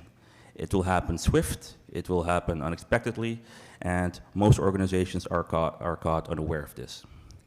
They will lock your system, export your data, sell it, or hold it hostage. Sometimes they will even show you a screenshot of your own data being held hostage, and they will send you a link to pay up. Of course, if this happens, an organization won't be able to function for a certain period of time if they have not put in place robust cybersecurity measures and continuity measures. So, for St. Maarten, it is a bit difficult considering that our island is a bit, let's say, is a Caribbean island. It's a bit smaller to find data on St. Maarten when compared to the USA, Canada, or Europe, for example. But this isn't just for illustration purposes. It is an example of a graph showing several vulnerabilities, not to be confused with attacks, because attacks could be way higher, but these are scanned vulnerabilities. So computers, laptops, machines, anything interconnected that has a vulnerability and could potentially be exploited, specific to the territory of St. Maarten. You can see that they started getting the data in 2020, and this goes up to 2023. You see it goes into the hundreds. The actual level of vulnerabilities and attempted attacks is way higher. Moral of the story is we are constantly under threat, and appropriate action needs to be taken and needs to be taken proactively to stay ahead of the curve. So, some considerations. Ransomware is not going anywhere. It has attacked many organizations in the Dutch Caribbean, several very prominent ones, which you might be aware of if you read the newspapers. And another consideration is that attackers, so hackers, are continuously impacting or trying to collude with employees. So they will aim to collude with employees in organizations to be able to eventually exploit the company and share profits due to malicious activity. What you will also see is because we are moving to a more digital way of doing business, the economy is becoming more digital. You see things like breaching the cloud as being a focal point of activity for hackers. Even Microsoft, Amazon, and Google are not immune to getting their services hacked. It happens in the US, it happens in Europe. Sir Maarten is, of course, also not immune to this. And last but not least, one of the most important items is the Internet of Things. Later on, I will explain a bit more about this, but the Internet of Things is essentially all the devices we have that are connected to the Internet. And I'm talking excluding computers and things like that, but more like an example was given this afternoon, self-driving cars, smart homes where you can automate your lighting, set the temperature, even maybe control your fridge. But in a more drastic way, the Internet of Things also is involved in how we generate our power, electricity, our lights, how we have our telecommunications network set up, also how we provide healthcare to our citizens. Because even in hospitals, devices are they're internet facing, they are connected, and should they be exploited, they can put people in potential danger.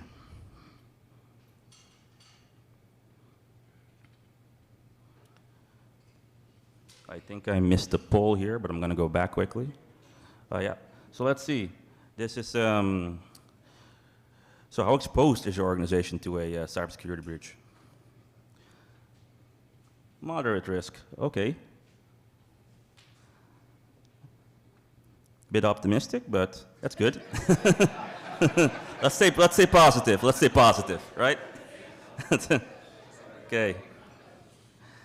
The second one is, okay, if you get hit with ransomware, right? What is the first thing you as an individual or organization should do? So let's say someone installs something on your computer, locks it, and tries to basically hold your device and your data hostage. What is the first thing you would do? What I also have here is a depiction of how ransomware would, for example, how it operated in the past, and how it now operates in the current state of affairs. It used to be that you would just get a link with malicious code in it. You would either click it, and then you'd be exposed. Nowadays, hackers are more creative. What they do is they proactively try to find vulnerabilities. It's either through VPN, to remote work solutions, to however you have your business exposed, to be able to directly get access and install the malicious software on your machines. That is the way it currently operates, and that's what we've also seen in various, let's say, events that are happening in our region. Let's see if we have the results for this poll.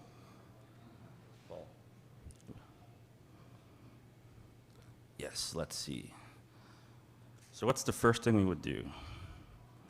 Okay, that's a good one. Most of us, like 93%, have number C. So they would, and that's the proper response, what we usually recommend. You first try to isolate the event, and then you take appropriate measures to protect yourself. In this case, it would be disconnect from the internet and isolate. Yes. Okay, this is just for illustration purposes, but ultimately all the data that hackers get from your systems doesn't, by the way, it doesn't have to be a business. It could also be a person, so also an individual. This is direct data from the dark web. So here, the dark web is a place where, let's say, all the not so nice people, they exchange information and they sell stuff. They sell stolen information.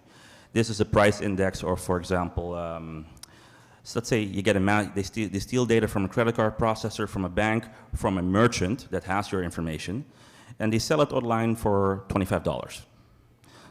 If you have a Amex, it's $35, because Amex is more valued than anything else. It doesn't necessarily have to be credit card data. It could also be a social media account, so your Facebook, your Instagram, depending on the person, depending on the country, the price will change.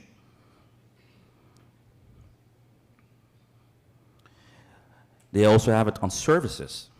So I know we don't use Zipcar here, but that's a car sharing platform. But let's say something more tangible like Netflix. So if someone gets the data from your Netflix account, they will sell it online, and some other people will use it, and they need to buy it.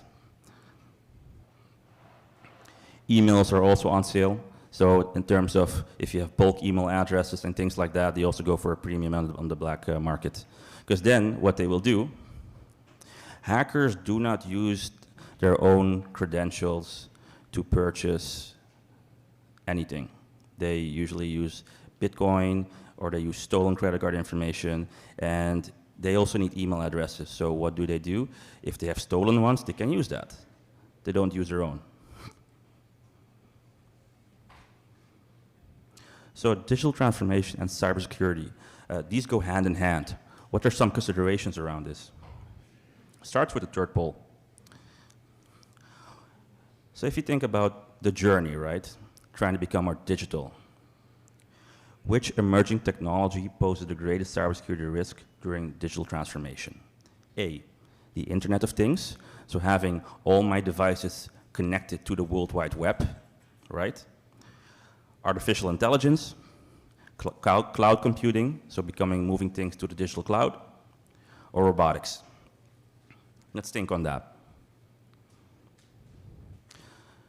Some other considerations that we're seeing with the digital journey is that it is important to note becoming digital or transforming is not necessarily about the transformation itself, but it's about creating and generating business value. It's not about us purchasing devices or optimizing certain or digitalizing certain manual procedures. It's about measuring the tangible outcome of creating more value for our economy, for business processes, and for the island. What we've also seen with the pandemic, moving towards a digital platform, working from home solutions, e-government, the pandemic has just accelerated all these things. Now, one important one, and that we see a lot of organizations in St. Maarten sometimes struggle with, is the decision whether to move towards the cloud. Some people say, oh, no, I'm afraid of the cloud because I don't know where my data is, I don't know what regulations I need to deal with, I don't know how that third party is handling my data. But if done right and with proper measures in place, cloud computing could provide you with substantial competitive advantage. It could be an extension of your organization. It allows you to deal with certain scalability issues, considering that the size of St. Maarten, and eventually it will allow you to prosper if done right. So what do we have on the poll? Let's see. Yeah, it's showing the wrong one on the screen, but I have the results for this one. So number 3. Okay, so we have kind of a divide here, but most people chose the Internet of Things and artificial intelligence. So I can tell you now, based on interactions with the experts, the Internet of Things basically is one of the biggest technology threats. That's having more devices, like non-traditional devices, connected to the internet, not having these secured. That just opens up your entire service, your exposure to cybercrime and cybersecurity management issues.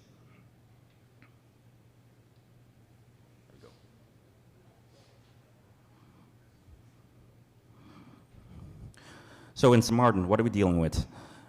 4 things mainly impacting how we want to digitally transform, what we need to consider along the way.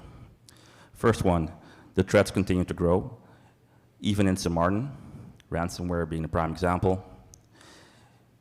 While growing, they also evolve. They become more sophisticated.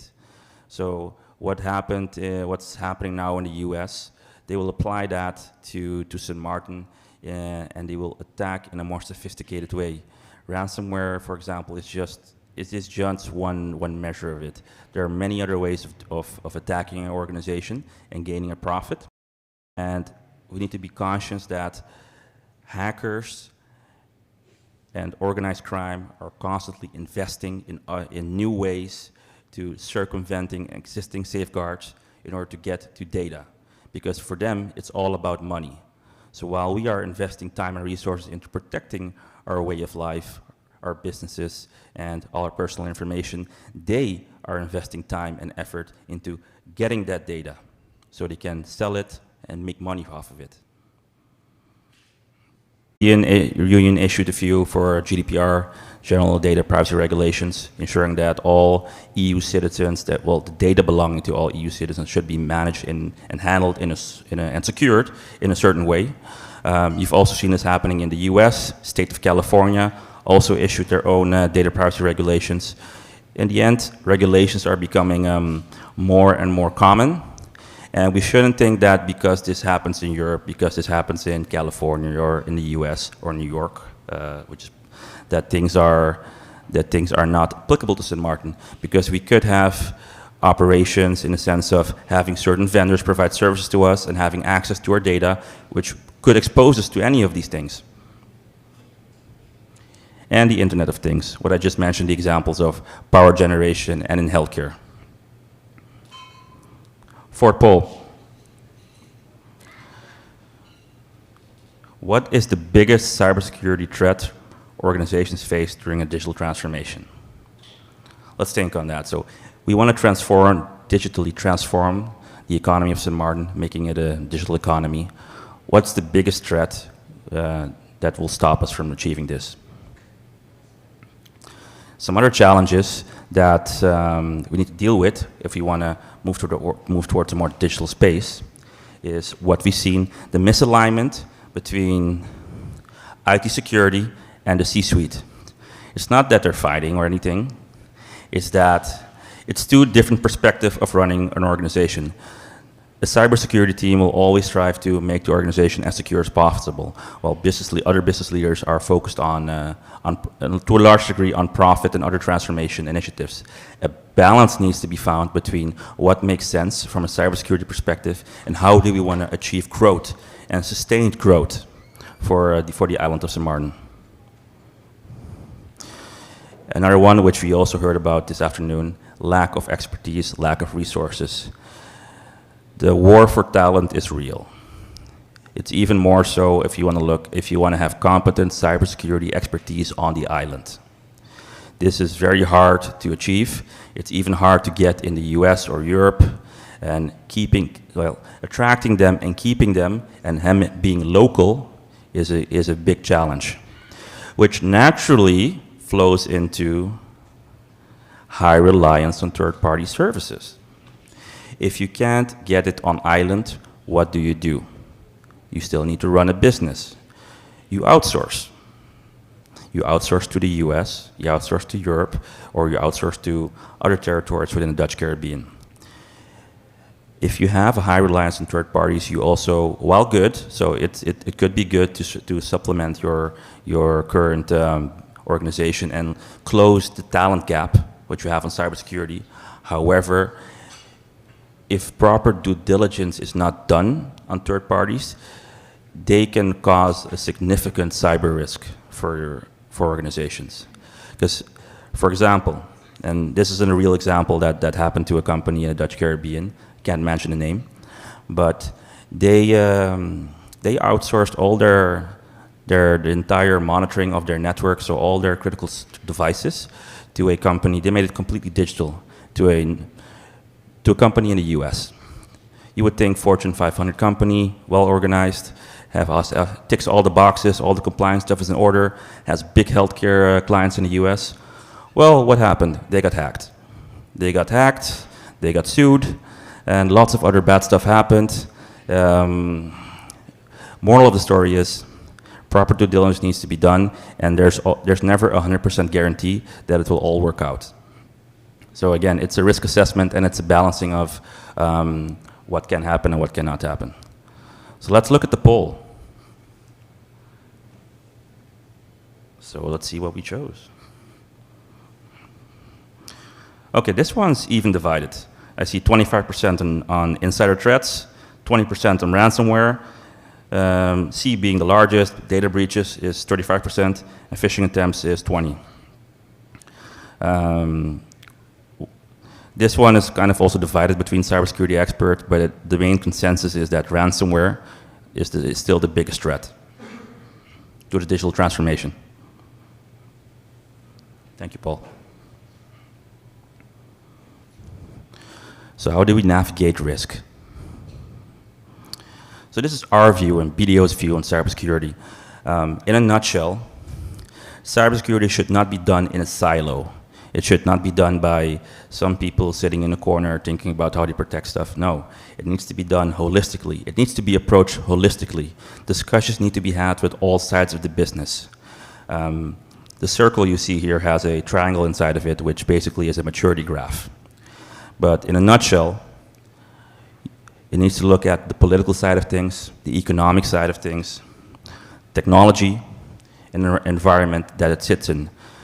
With environment, we mean the business domains. So it needs to be aligned with what you're currently doing as an organization. It needs to be aligned with where you are located and how you are functioning as an organization, and even to, for example, how you interact with your employees. What is your current culture? What is your cybersecurity culture? What is this like?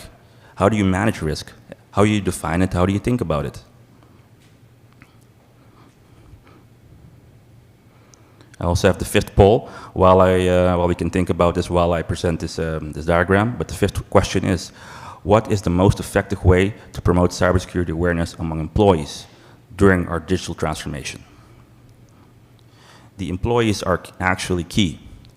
Lots of cyber threats originate from a lack of understanding, a lack of awareness of how we function and what the cyber risk really is.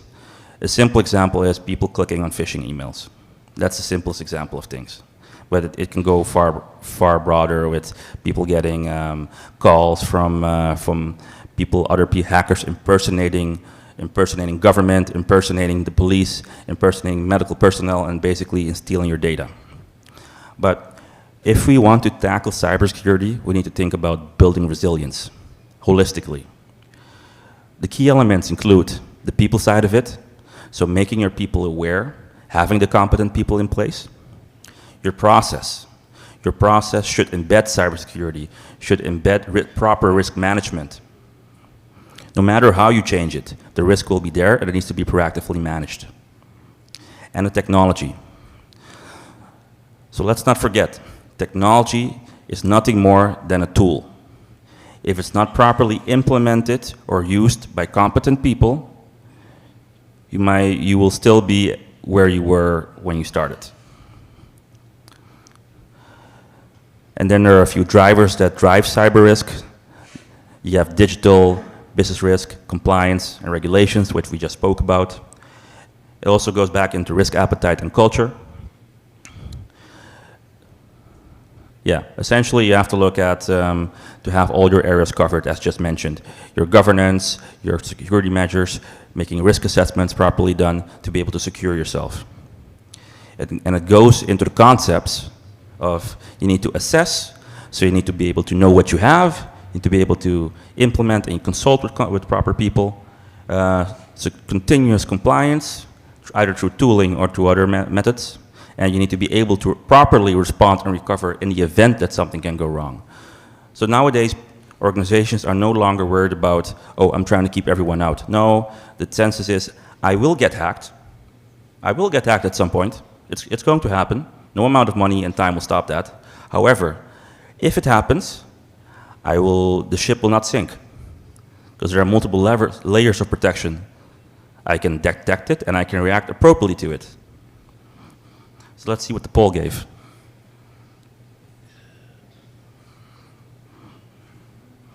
Yes, so most people chose number one, so regular training sessions, which is the best way of making people aware instead of all the other ways. Yeah, just a short roadmap. So at the end of the day, you want to like, this is the 4-point roadmap. It's the basic risk management practices. But if you want to go the extra mile, you're going to be in a phase where you want to continuously think about security. If you want to take it a step further, you have security already embedded in your organization, so you can think about potential penetration tests, things like that.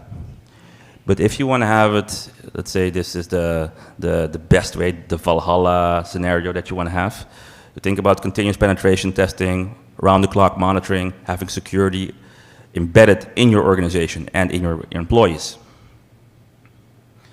Okay.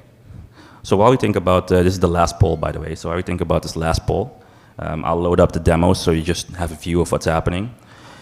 The question is, which factor is crucial for successful cybersecurity integration in digital transformation process?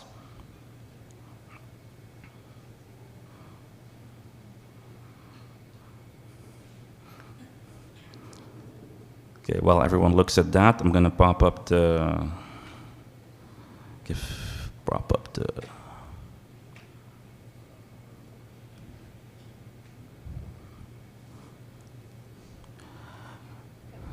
So, different cybersecurity companies have developed and provided worldwide threat maps. What you're currently seeing happening, oh, this doesn't, let me switch.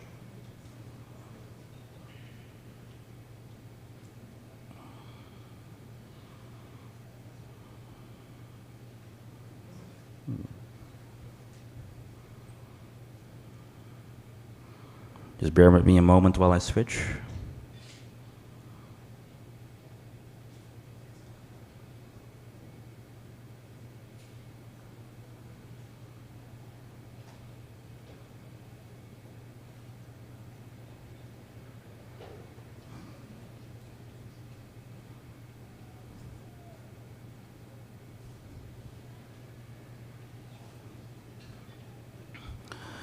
Yes, so as I was saying, various organizations have compiled different threat maps.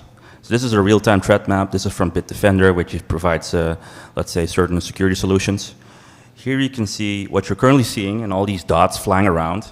Don't have to go into all the technical details, but these are the current cyber attacks and exploits happening worldwide in real time, getting monitored by devices from Bitdefender. That's one. We also have Kaspersky. So Kaspersky also has a similar model, and you see all the types of attacks which are happening. You see the world is basically looks like a Christmas light. Of course, the bigger countries are always the nice targets. You see the USA is, everything from the East Coast to the West Coast is very busy. And Europe. Yeah, Sint Maarten is also in here, although Sint Maarten is a bit, let's see, Sint. Here you have, per country, by the way. Sint Maarten, let's go down here.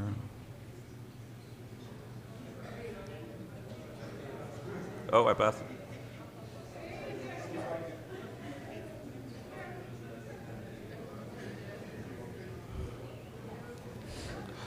Yeah, internet is a bit slow, but this thing changes from time to time.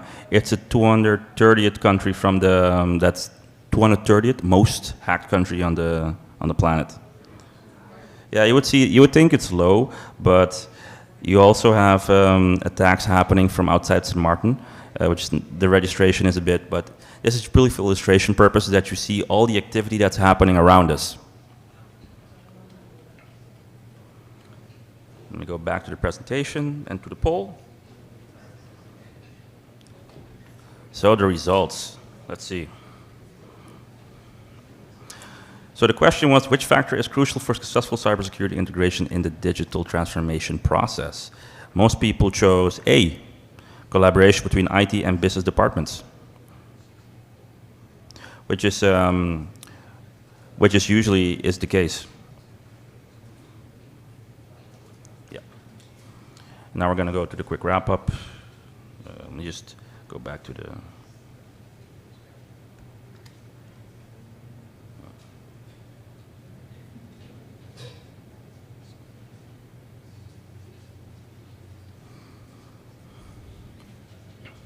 So key takeaways.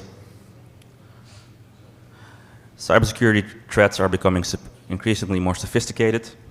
We need to embrace cybersecurity in the digital transformation process, and cybersecurity can actually become a competitive advantage when done right in the digital transformation process. And last but not least, we need to make sure that risk assessments are being done on the cybersecurity side. We need to manage cyber risk proactively in our businesses and in our society, and we need to properly train our employees. And that concludes the presentation. I'd like to thank you for your time.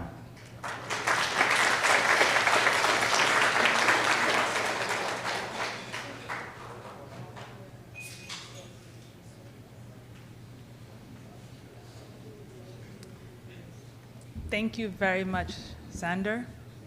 I want to believe that many of us have reconsidered our risk exposure.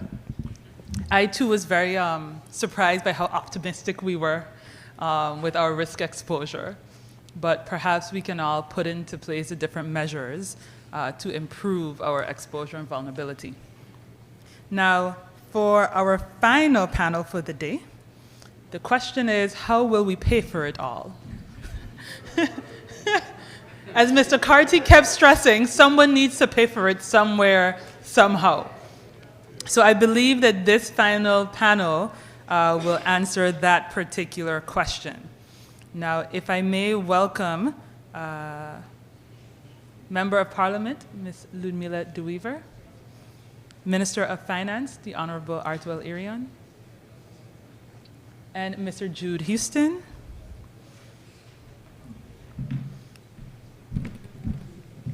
and the moderator for this particular panel, Ms. Christina Talabi.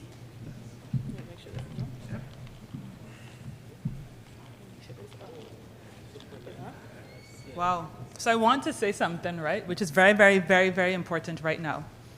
Now, if you look at this slide, you will see that in the middle photo, so everyone seems to be sitting under their photo except for the Minister of Finance. I think there's a resemblance, but perhaps not all the way. So, we invited the Minister of Finance, and he said that due to travel commitments that had been made way in advance, he would be unable to participate in today's panel. But I, similar to Mr. Carty, do not take no for an answer. So therefore, I leaned in, and the Minister of Finance arrived back on the island this morning. This afternoon. This afternoon. And I allowed him a very short reprieve to go from the airport, get ready, and come here. He didn't even have lunch. I did not even allow him to eat. That's important for me. Our panelists for this panel, which is Rethink Our Tax System, if I may start with Ms. MP Ludmila de Wever. MP de Wever has been a Member of Parliament since August 2021. From March 2020 to August 2021, she served as the Minister of Tourism, Economic Affairs, Transportation, and Telecommunication. Prior to entering the political sphere, MP de Wever worked in asset-based lending and securitization in London before coming back to St. Maarten, where she has worked in assurance for PricewaterhouseCoopers and as a business analyst advisor at NVGEBE before taking up her first post in public office. MP de Wever has academic backgrounds in economics and international relations, which she has been able to use in her roles in Parliament. The Minister of Finance, the Honorable Artwell Irion, has a background in business and finance and a passion for innovation and technology, as well as a strong commitment to the betterment of St. Maarten and its people. Minister Irion possesses a diverse and unique set of skills that has proven to be a great asset in his current role as Minister of Finance. The Minister firmly believes that the people are the lifeblood of any organization, and he prioritizes their personal development and well-being. His conviction that education and knowledge create true possibilities for growth and independence drove him to initiate the Learn Smart program, where the general public of St. Maarten can take advantage of free courses on the learning platform Coursera, which is managed by the St. Maarten Development Fund. Shameless plug. Minister Irion welcomes innovation and strongly believes in a technology-driven society. During his term, he has successfully introduced fresh and innovative ideas within the government, pushing for technological advancements not only within the Ministry of Finance, but throughout the entire government apparatus. Minister Artwell Irion's diverse skill set, passion in innovation and technology, and commitment to education have positioned him as a catalyst for positive change in his role as Minister of Finance. Our third panelist, Mr. Jude Houston, is the Executive Director of the St. Maarten Chamber of Commerce and Industry. He is a trained macroeconomist specialized in economic policy analysis, macroeconomic models, quantitative analysis, and project management. Mr. Houston previously worked at the government of Sint Maarten over a 9-year period as a senior economic policy advisor within the Ministry of Tourism, Economy, Transportation, and Telecommunication. He was the lead economist for the SMART model, the macro model for Sint Maarten. During that same time period, Mr. Houston held a position as a country's Systemic Innovation Director under the 10th European Development Fund project that focused primarily on business sector of the overseas countries and territories. Mr. Houston also worked with various governments in Grenada and St. Vincent and the Grenadines, assisting them with his expertise in private sector expansion. The panel's moderator, Christina de Freitas Plas. Christina has an overall tax specialist and has developed her extensive experience by working in taxation in many sectors, including manufacturing, construction, utilities, banking, nonprofits, and professional areas. Christina Halaby has more than 20 years' experience in Dutch Caribbean tax matters.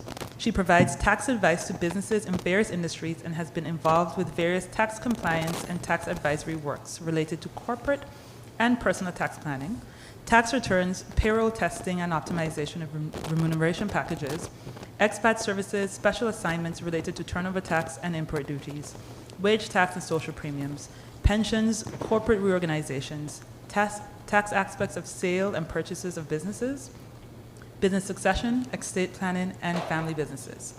She holds bachelor's and master's degrees in Dutch tax law. She's a fiscale jurist. And using her expertise, she has been able to serve as the director, the tax director responsible for tax practice in BDO Dutch Caribbean, chairman of the Curaçao International Financial Association, member of the Association of Curaçao Tax Advisors. She's a former board member of the Association of Curaçao Tax Advisors. She's a lecturer and teacher of tax workshops. I can attest to that. As well as a former advisor to the government of Curaçao for specific projects related to blacklisting. And with that, I pass the floor over to our moderator. Wow. Thank you. Good night, everybody. Are you ready for our Rethink tax session? Yes? Okay, so let's start. Welcome to you all and to our esteemed panelists. Let's check the mics. Mic check. Check. Good evening. Yes. Testing. Perfect. So let's start. Well, as a leader in this industry, we found it very important to lead this discussion, and we wanted to emphasize that we are at a crossroad, that we have the opportunity to rethink our tax system. And it's important to not only look at the economic impact, but thinking also about other factors, for example, the environmental and also the social impact of taxation on our economy. So that is one thing very important to consider today as well. Well, it all starts with tax. But why taxes? Because if I do a poll now and I ask you, what about let's eliminate all taxation? I think Zero. There will be like no one objecting to it. I'm not doing a poll on that, don't worry about that. We'll come back to a poll. Taxes, well, it's a practical. Unless somebody comes with another, more brilliant idea, there are no other ways to raise funding for government to be able to, raise funds for all the projects that the government is involved with. So it's very crucial to have taxation in place just to make sure that, the money's in there to make the payments that are needed. So that's very important. One thing very essential about a good tax system is that it raises enough money. But of course, it also takes into account the economic impact and growth of the economy. So that is also very important. And if we look at rethink taxation, etc., we take a look at the other islands in the Dutch Caribbean, for example, and we see that all these islands and all these jurisdictions started with almost the same system. And through the years, they all evolved into something else. So they are all different in various ways. The most radical example is, for example, the BES Islands, for example, Bonaire. They took the old system, they reshuffled it, they took the profit tax out, and they introduced, for example, a yield tax on distributions. So that was a very radical thing to do. Our other islands cannot do that. because we all know whatever comes into the basket, it needs to get into the basket. We need to fund our coffer to be able, to finance our expenditures. So we know that Bonaire is in a position that whatever falls short, that the Netherlands will assist. So it's not a good example to take the tax system of Bonaire into consideration when rethinking our tax system. Of course, we've reached a crossroad, and it's very important that because we are rethinking tax at this moment, we can also consider things that have not been considered in various tax systems in the past. Digitalization, or the environment, and also the social and governmental impact of taxation. So that is also something that we want to take a look at tonight. What do we see, for example, in global trends? And that's very nice to consider, because we are at a crossroad and we know that the government is planning on changing and improving the current tax system. But what are the global trends? What are we seeing globally? What is happening?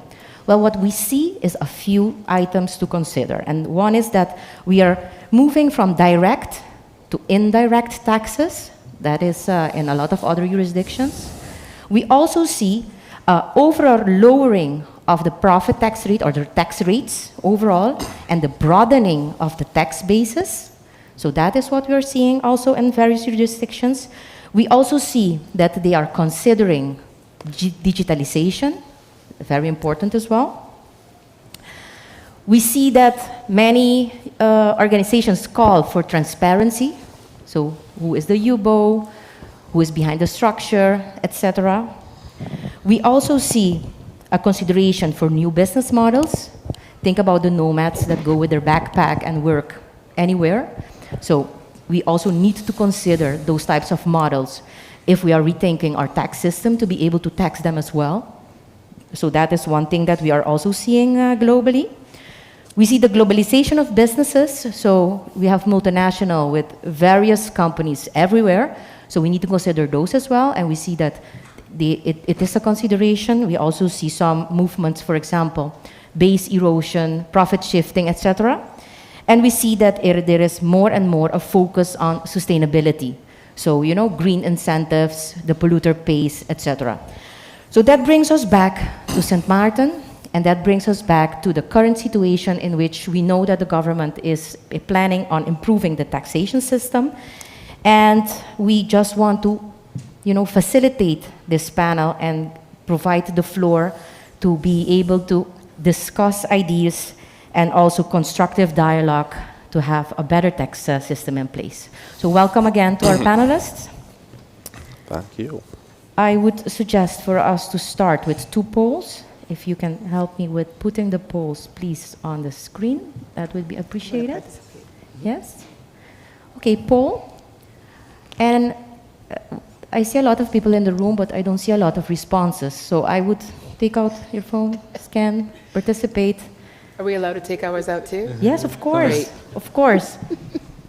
You are in the position to, and think about choosing as well the Rethink tax session. Rethink, okay. So Rethink tax session, and then we will go for the first poll. If you would choose, what do you think will benefit our economy more? You have the poll up? Adjustment of the current system, make it simple, and adjusting the current legislation. B, introduction of a complete new tax system. C, leave the tax system as is. Or D, I do not have an opinion on this. What are you choosing?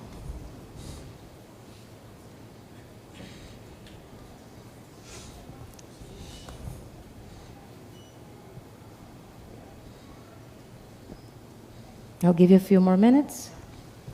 Thank you, Paul. Appreciate it. So adjusting the current system, making it simple, and adjusting the current legislation is at 72%. We have introduction of a complete new tax system, 18%. Leave the tax system as is. It's not apparently an option, it's at 0%. And I do not have an opinion on this is 10%. So thank you for participating. Adjustment is 7. Yeah. Adjustment 72%.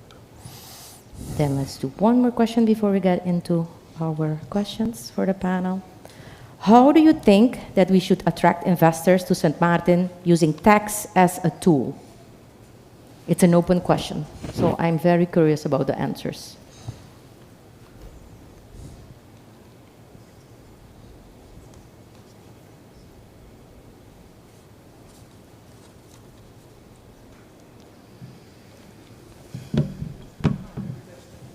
Tax holidays, I see.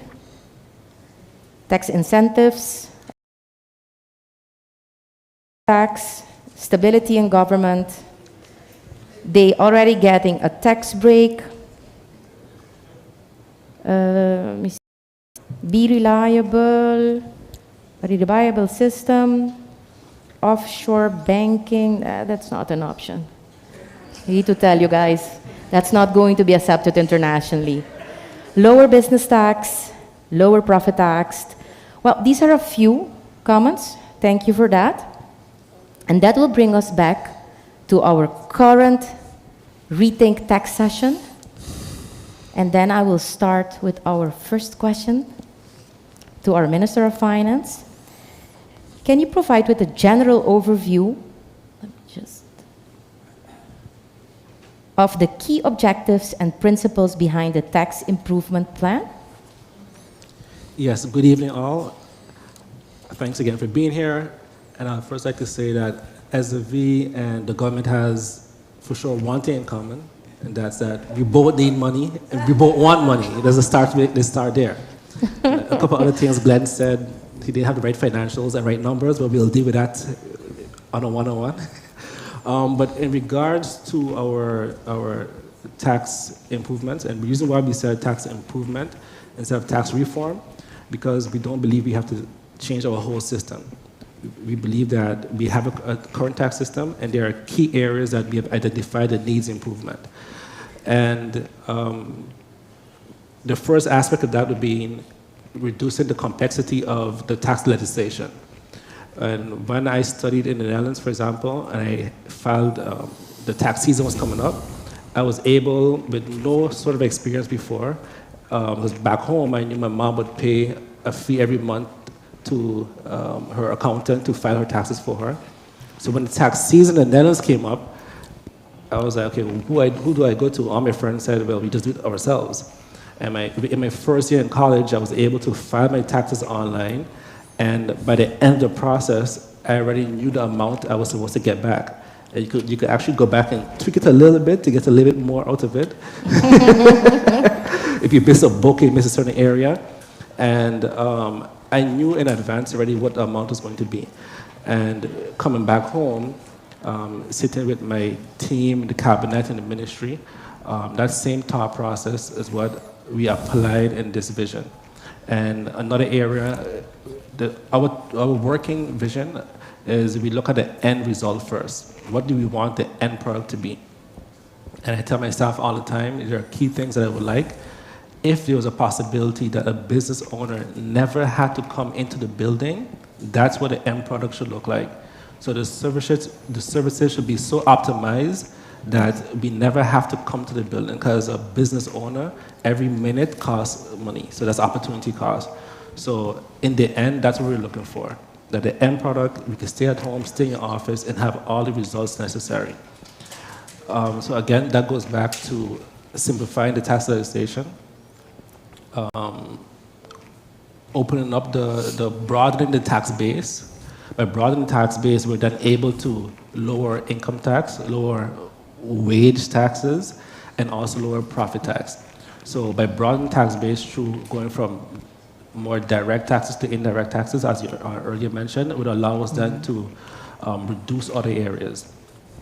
And another important area that we are looking at is obviously, and I think that will be also the common denominator throughout most of the last few panels that I heard, because I was flying obviously, was technology.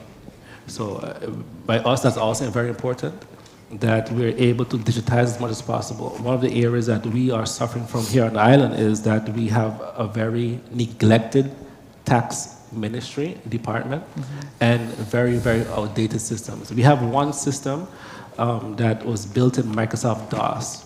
Microsoft DOS is a system from 1980, and the last update was in 2000. Wow. The last update for Microsoft DOS was 2000. So our staff also suffer by using these outdated systems that cannot produce on the level that we have to. So that's one area that we are focusing on heavy, is updating the systems. And then another key area from the partner from BDO that he mentioned also was investing in your people. And obviously we have a tender out now for the new tax system. And by coming with new software comes also new challenges. So, and in his poll, he mentioned the importance of people was 97%, and 3% actually did it. So we actually did it. We're using the BDO change management. So we have our top management and section heads also going through the change management course certification to be able to prepare the staff for the future software that we're using. And as he mentioned, it isn't cheap. So that's part of our process also in terms of, yes, we have the software for tax, we have the software coming for financial administration, but also are our people prepared to use the software? And how do we train them to be able to deal with the employees and be able to adapt to this change? So those are the steps we're currently taking. Nice. Thank you for that. So you are considering digitalization. That's very crucial for a tax system. Yes. Nice. And what's specific, because you went into the general measures, but before we rethink a system, we already know that there are plans in place, but what specific measures are you planning to introduce with the improved tax plan? In terms of legislation? Or Sorry? In terms of legislation? In terms of investment, profit taxation, so it's general. Yes, so in terms of legislation, the process, we look at, for example, the vehicle tax. We look at tax, our current system, and what isn't working. We look at vehicle tax, for example, and you mentioned earlier, what is the world doing? Around the world, we see vehicle tax is by weight, right? So not our current system. And that's one area that we are going to. So the weight of vehicle, if you have a heavier vehicle, you pay more.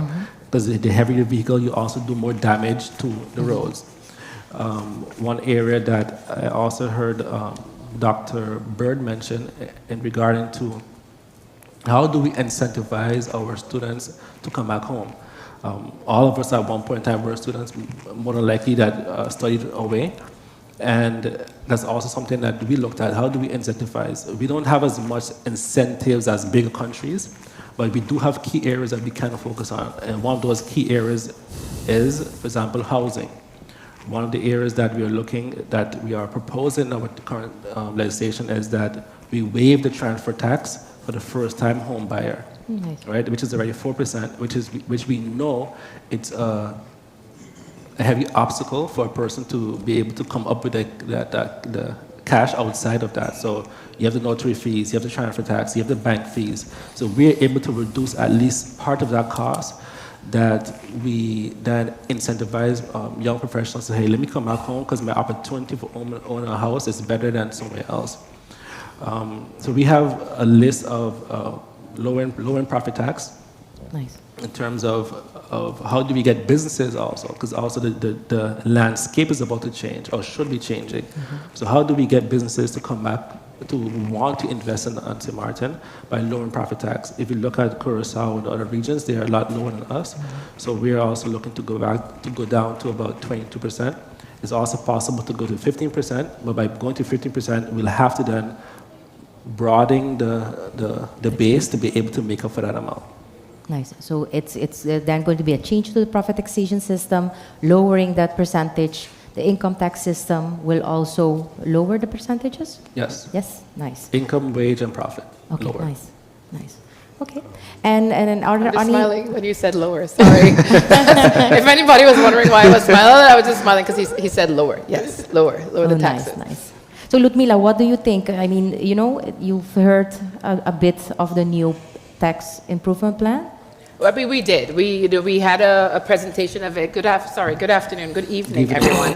Thank you for being here. I know it's been a long day, but the topics have been really, really interesting, despite the fact that it's been a long day. But going to the minister's presentation, as well as what I think, we have had presentations in Parliament of what is coming out of the tax improvement plan.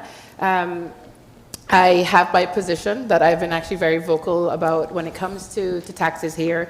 And if I want to give my position on it first. And I've often said every time the conversation of tax comes up that the quote, that taxes are the price we pay for a civilized society.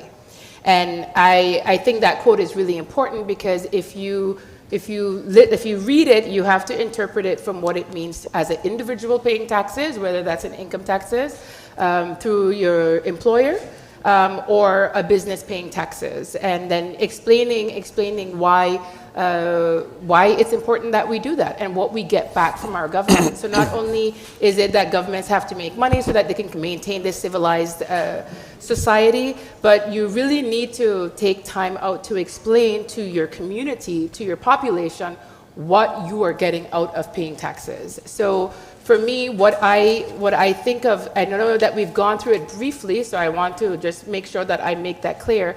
What I have always seen as the challenge in Sint Maarten is that what exists today is not allowing businesses to thrive. What exists today is not allowing individuals to thrive.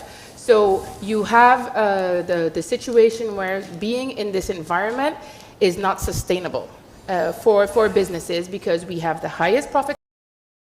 I would have loved to be like Bonaire and eliminate tax entirely, but I understand that the developments that are happening globally does not allow that. But what's happened, we had a reaction, we were laughing from it, but it's important for people to understand what they are getting from everything that is being deducted from their salaries, from their businesses. So you have contributions. Here, you also have businesses having to pay profit tax. So I've often said, whenever I brought up that quote, that taxes are the price you pay for civilization, really survive. And the reason I say that is when it comes to the end of the year, when it comes to them paying taxes, they're not or by the advisors. I'm really not trying to upset anyone, but this is the reality of the information and the data that I have gathered. They're being advised to minimize their results, minimize their profits. So increase their expenses so that what they're making out of a business is as low as possible, so that their contribution to government or to taxes is as low as possible. That's absurd, because when we think about why do we go into business, we go into business to make money. We go into business to basically have more income. And if you are in this system that is forcing you, because of how high it is, for you to reduce your results, then that's why I call it absurd. And then the thing is that, when I was preparing for this, speaking to my friends about it, when I said exactly that example, they said, yeah, it's a poverty mindset. So trying to make a successful business, but you're forced to have a poverty mindset. You're forced to basically make nothing, so you pay nothing. And then that's the business example of it. So if business, what do I want to see out of the tax improvement? I want to have less taxes, because right now the current system is not working for businesses. You have a lot of closures. People see is they said, you know what? Having a business is too complicated for me. I have to pay income tax, I have to pay my social security taxes, I have to pay profit tax, and I can't survive anymore, so I'm just going to go and simple. They're looking for a simple way of existing as a business or as an individual moving in to work for someone else, because it's too complicated. Now, if you're looking at it from an individual side, and I hope I have your attention, because this is where I really think that a lot of education in the public needs to come in. And earlier on the panel, Tatsio Bervoet said, when it comes to environmental protection, that it's awareness and education that's missing. It's awareness and education that's missing across the board with the public perception. And I will take into what Mr. Geert said earlier on, where he said that 70% of the is 70. So the success of something is based on 70% of persons. It's based on 70. So 70% of anything being done is based on people understanding why they're doing something and people being actively involved in doing it. From a personal level, when it comes to, I know I'm over my 3 minutes, but the timer isn't on, so I'm taking advantage. Yes, we started by indicating that we have approximately 3 minutes I know, I'm per gonna panel. hurry up because then I can get it out now, right? So on an individual level, right? As a self-employed person, and this is my example, and I like to keep things with an example so that it's something easy for anyone listening in to understand. I'm an individual, I'm self-employed, I have to disclose how much money I make on a monthly basis, right? So I'm disclosing my earnings, and this is me. This is not having someone in the company doing it. It's for me, just me doing it, maybe with the assistance of an accountant, if that's affordable, if that's possible. And I'm self-employed, so the urge would be to minimize what I am disclosing and what I'm reporting, because then I have minimal taxes to pay. Now, when you don't educate your community, when you don't educate your citizens, when you don't educate your population of why it's important for you to actually contribute to the system, to a civilized society, is because when that person is disclosing the minimal amount of earnings, they are not getting in their head that I'm paying taxes today to take care of me in the future. I'm paying taxes today so that I have a pension in the future. And the situation that we live in today now is that because you have a society, you also have a society that's underprepared for when pension time comes around. Because the pension that we have today, in addition to not having enough money for Social Security, which is part of your deduction. So if you don't understand what it's going to, then you're not going to be compliant. You're not going to take care and contribute to this tax system. So I'm done with the spiel now. I'm going to get back to how I feel about it, and I go back to the poll that we answered. Sure, I don't want an absolutely new tax system, but the tax system we have today needs to really just accept the facts that your business, what's happening now, it doesn't work. It's not working. The same people pay taxes. We have to have a relook or rethink of who we offer tax incentives to. I will agree with the minister in the sense of broader base, which is why people always talk about moving to indirect taxes. But you also have to, in addition to the education, explain that. Make it fairer, let people have trust. I think the former governor was talking about building trust in the system. I believe it was him that said it. And you have to basically tell people, hey, I'm giving you something in return.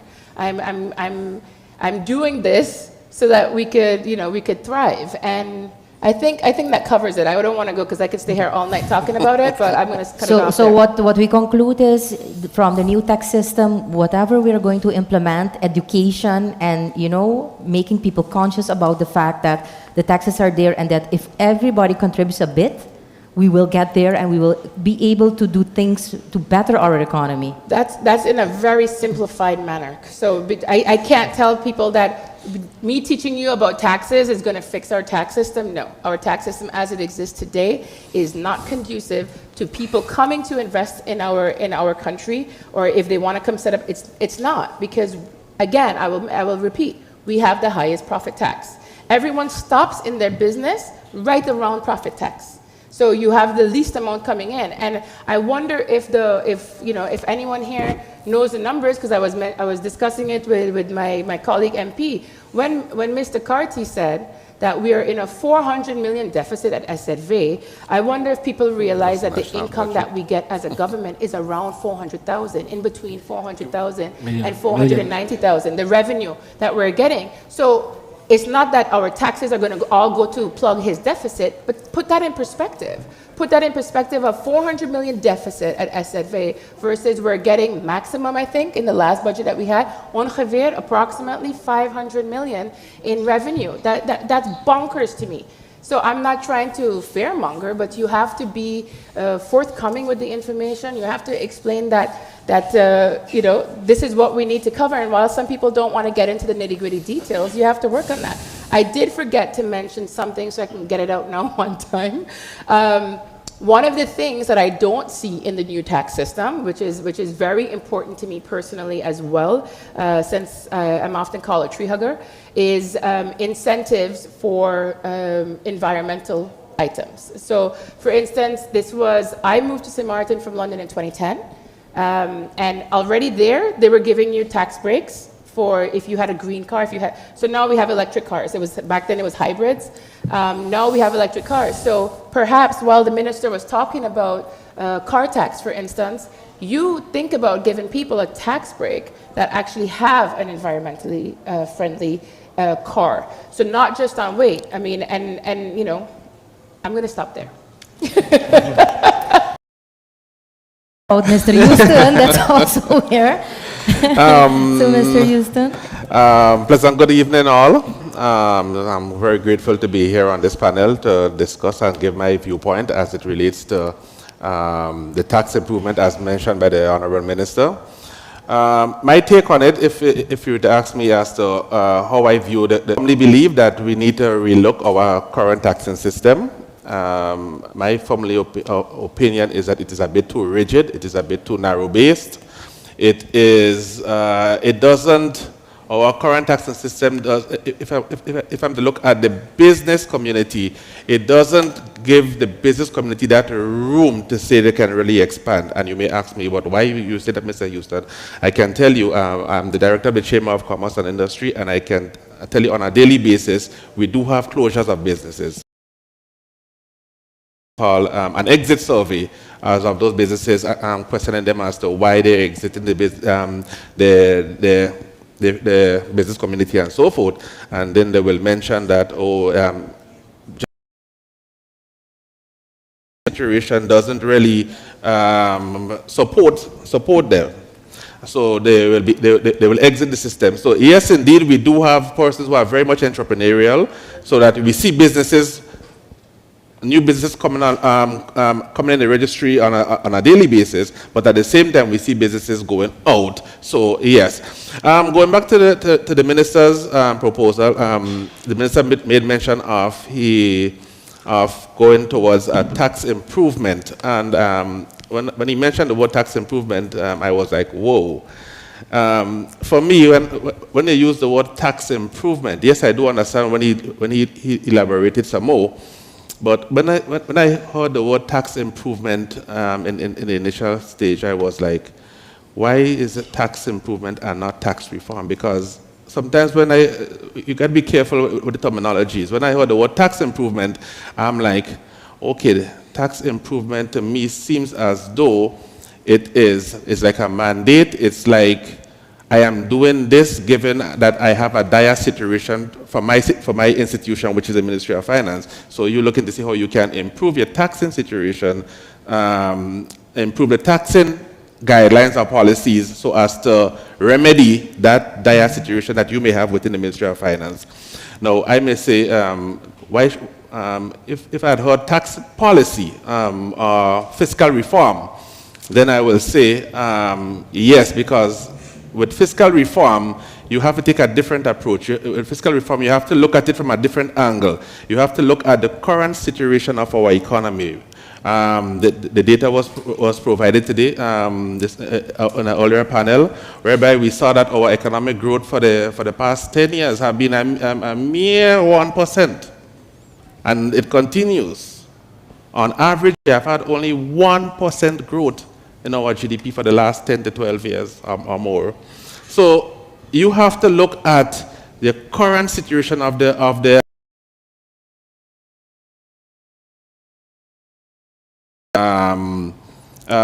what are the factors? You have to look and see what it is that I want to improve, and thereby you're looking at the ministry or the Ministry of Finance to see how the production possibility frontier of the economy, push it outwards. What am I to do, or what can I do with my fiscal instruments or policies or legislation that I can use to say create employment, stimulate both local and foreign businesses. I can say you can go on and on, but in a general sense, I'm looking at it to hear that because we want to stimulate the economy, create new jobs, create employment, and with the ultimate end of it, that you can be better able to finance your obligations as the Ministry of Finance.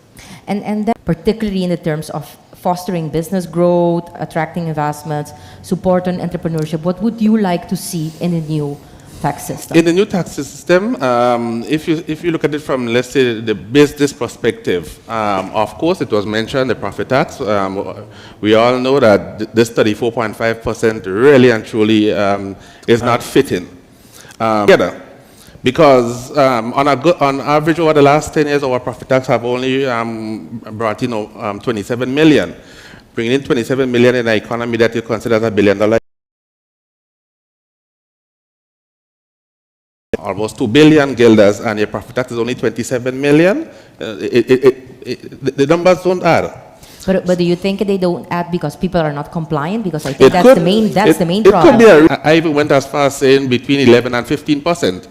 With 11, if you reduce the profit tax to 11%, that means you stand to lose about of the 27 million. Be more compliant to say, oh, let me go and pay the 11%, or the 12, or the 13, or the 14, or the 15%. But when they hit 34.5, that is like a deterrent already. And not only a deterrent for the local businesses, but a deterrent for even investors to come in.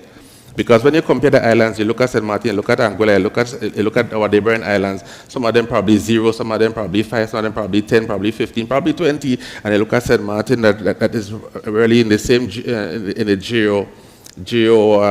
the same location basically. You're like, okay, then let me invest there instead because I'm getting more for my on my return. Sometimes we have to look at it in that format. But so going back to the question, yes, I will look at reducing the profit tax. Yes, I will look at as to how we can reduce the wage tax. Also, I think a 50% reduction. That means you're only going to lose about 110 million guilders because on a daily basis, if I recall, I can. Please present it. So no longer 34.5, and my figures back then was that we were going to lose about between 15 and 17 million guilders. I take it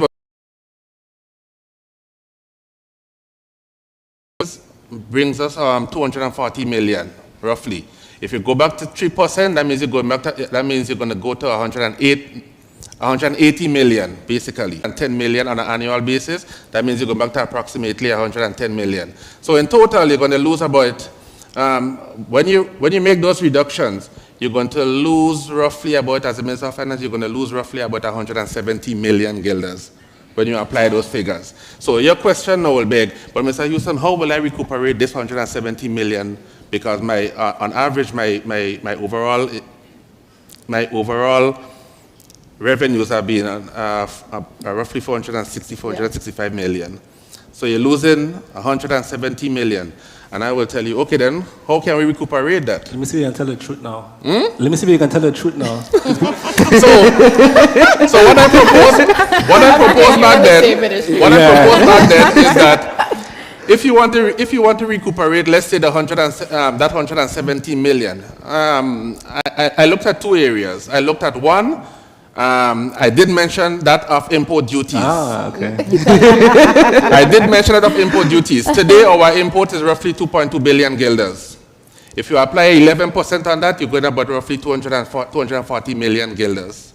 So that means what you already gave up, that 170 million that you gave up, you're making 70 million more in that. And that doesn't include the other measures that you have included, Minister, in terms of...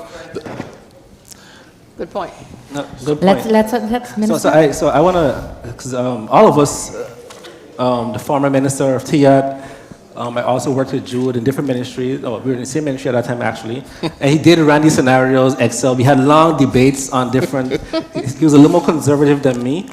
And but we both liked the concept of import duties.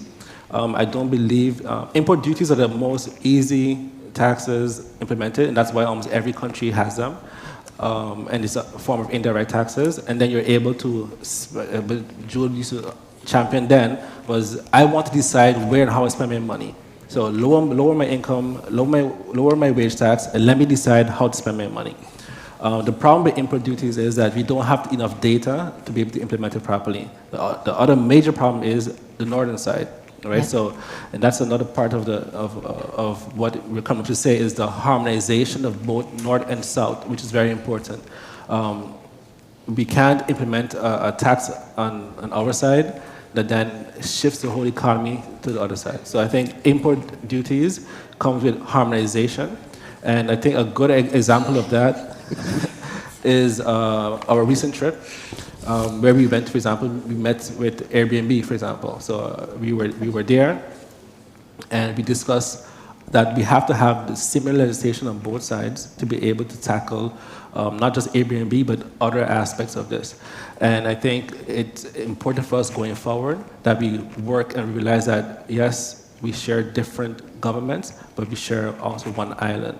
And I think we have that understanding. Regarding, there's a lot of other taxes, Sint tax. Sint tax is never going to be implemented on either side unless we have an understanding of this either. So there's a lot of taxes that people think that, yes, sounds good, and it probably is good, but it's not going to work unless both sides have a strong agreement and have similar legislation. Yes, and we have a complex item that to consider. Usually when a jurisdiction goes and does a reform or improvement of their taxation system, they no need to consider borders. And with you, in St. Maarten, it's there. We need to take that into consideration. Exactly. As it is a very important part of our economy. We know that whatever we do this side, it'll shift to the other side. So that is something very important to consider and challenging. You know, I looked at, when I look at the whole aspect of fiscal, financial improvement, fiscal improvement or so, if you realize my approach is that not just focusing on one aspect or one sector of the economy, but I try to take all the variables into consideration. I look at the households, I look at the businesses, I look at all those components I try to take into consideration when coming up with the ideas as to what it is that we should implement. Because really and truly, when you look at it, for example, our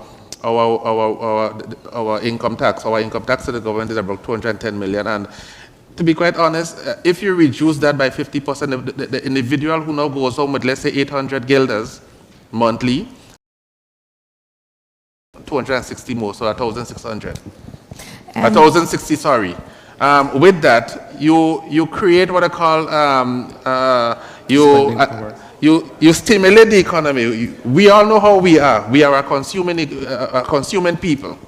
So with that, you will see more monies are being circulated. You will see more, that will stimulate investment. You will stimulate investors to invest more.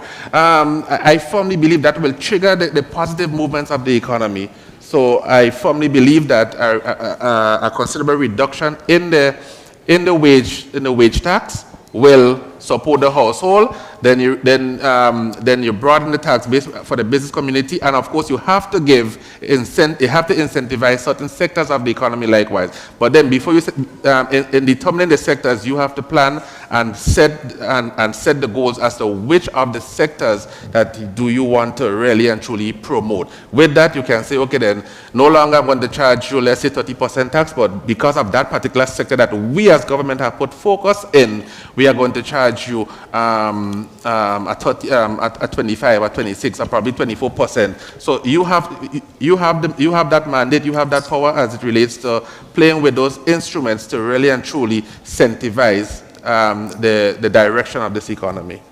Thank you for that. We have a few questions from the audience. I'll go into one or two, and then we will continue with our questions, if you don't mind. So how far are we from the tax reform? That's one question posted. That's specifically for you, Minister. Do you have any news on that? So we expect to have the first draft, the first quarter of 2024 in Parliament to debate with our lovely MPs here. the first quarter of 2024. And digitalization, are you far away from digitalization of our tax system? So right now, there's a tender out right now. So if any of you are interested, you could also apply, download the tender document. So we're starting the process now. We went through a rigid process of getting to this point. But what we have done in the meantime, other than the tax system, we've started to digitize other areas of our government apparatus in terms of vehicle tax payment. Right now, we are also in the last phase of, for example, an app, which typically would come from the private sector, an app that we are similar to Venmo and Cash App or Tiki in the Netherlands. That's in its final phase now. We have over 20 beta testers that will also allow you now to pay with your phone when you come to government and so forth, share money and so forth. So outside of the tax software, we also modernize in other areas of government. Nice, thank you. I'm hearing a lot of people talking around, so let's get to a question, then you have something to do, and then we can focus back on this. So let's get a poll. Would you be willing to pay a tax for products or services that are environmentally friendly and contribute to the economy? We did such a question also in the first panel, but I'm very intrigued if you are of the same opinion, knowing that it depends on the additional taxation, with 5 people answering. Thank you for that, for those 5. Appreciate it. It depends on the extent of additional tax. Okay, we are at B. It depends on the extent of the additional tax. Okay, let's continue with just one other one. If you were in charge of Rethink our tax system, what tax would you like to abolish? A, income tax. B, profit tax. C, turnover tax. Or D, all of the above. That's not an option because we need the money to come in. We need the money. That's not an option. Okay, so we are at the income tax, 56%. Profit tax, 47. It went to 50. So we have almost a close call there. That means you have 22 people less involved. business owners inside. We're at 38 income tax, 43 profit tax. Oh, income profit tax went again to 46. It's about equal. It's a tie. Yeah, It's a tie. Between Between profit tax and income tax and profit tax. Everybody's okay with paying the turnover tax, apparently. Everybody wants to keep that in place because it's only 12%. No, the voting is 12%. No, the voting is 12%. voting Relax, is at guys, 15. relax. No, we know it's at 5. We know it's at 5. But the voting, only 15% wants to abolish that. So it's a tie. We are at 42%. Oh, no, it's not a tie. It's 44. And we are puzzled. And I think with the first poll, I agree with MP De Wever. If as an island, we believe in environment and climate and sustainability, that we should then include incentives for this through our tax system. I think that's important. Okay, thank you. So let's go to a few questions. We are 10 minutes approximately for our panel. So then I'll go, Minister.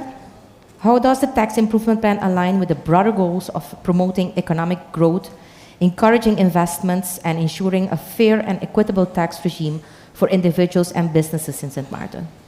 We touched a few base upon a few things, but I think we touched a lot of those items.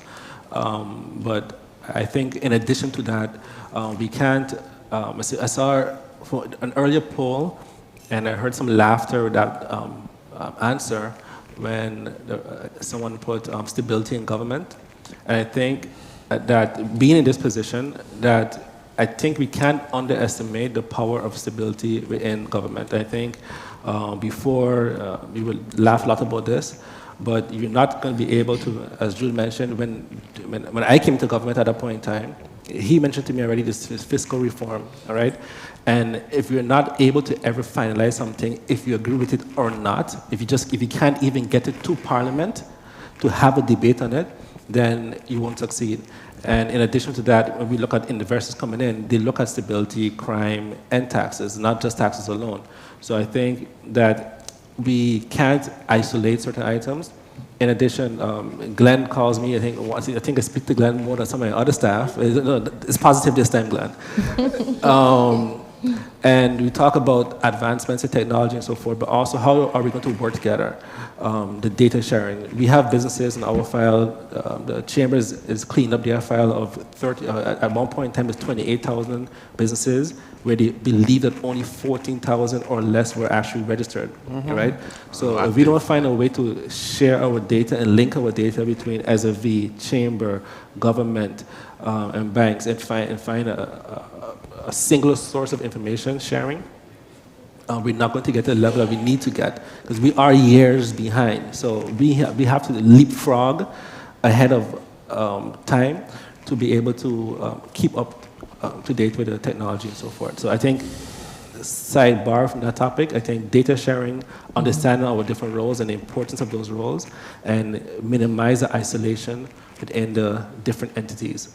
Yeah, I think it's very important. Many people don't realize, but it's like you're riding a plane and you don't know the data where to go. So one thing that we see across the Dutch Caribbean is that lack of data to be able to plan better and use tax as a tool. So, and for us it's important because we do have, you know, 3 important, I would call, institutions on the table today, taking into account that, you know, the minister will draft the tax improvement plan. It will go to Parliament, and we don't need to forget the important role of the chamber with the education, etc. And that was exactly one of my other questions for Mr. Houston. What role can the chamber play in facilitating the transition to the imagined tax system?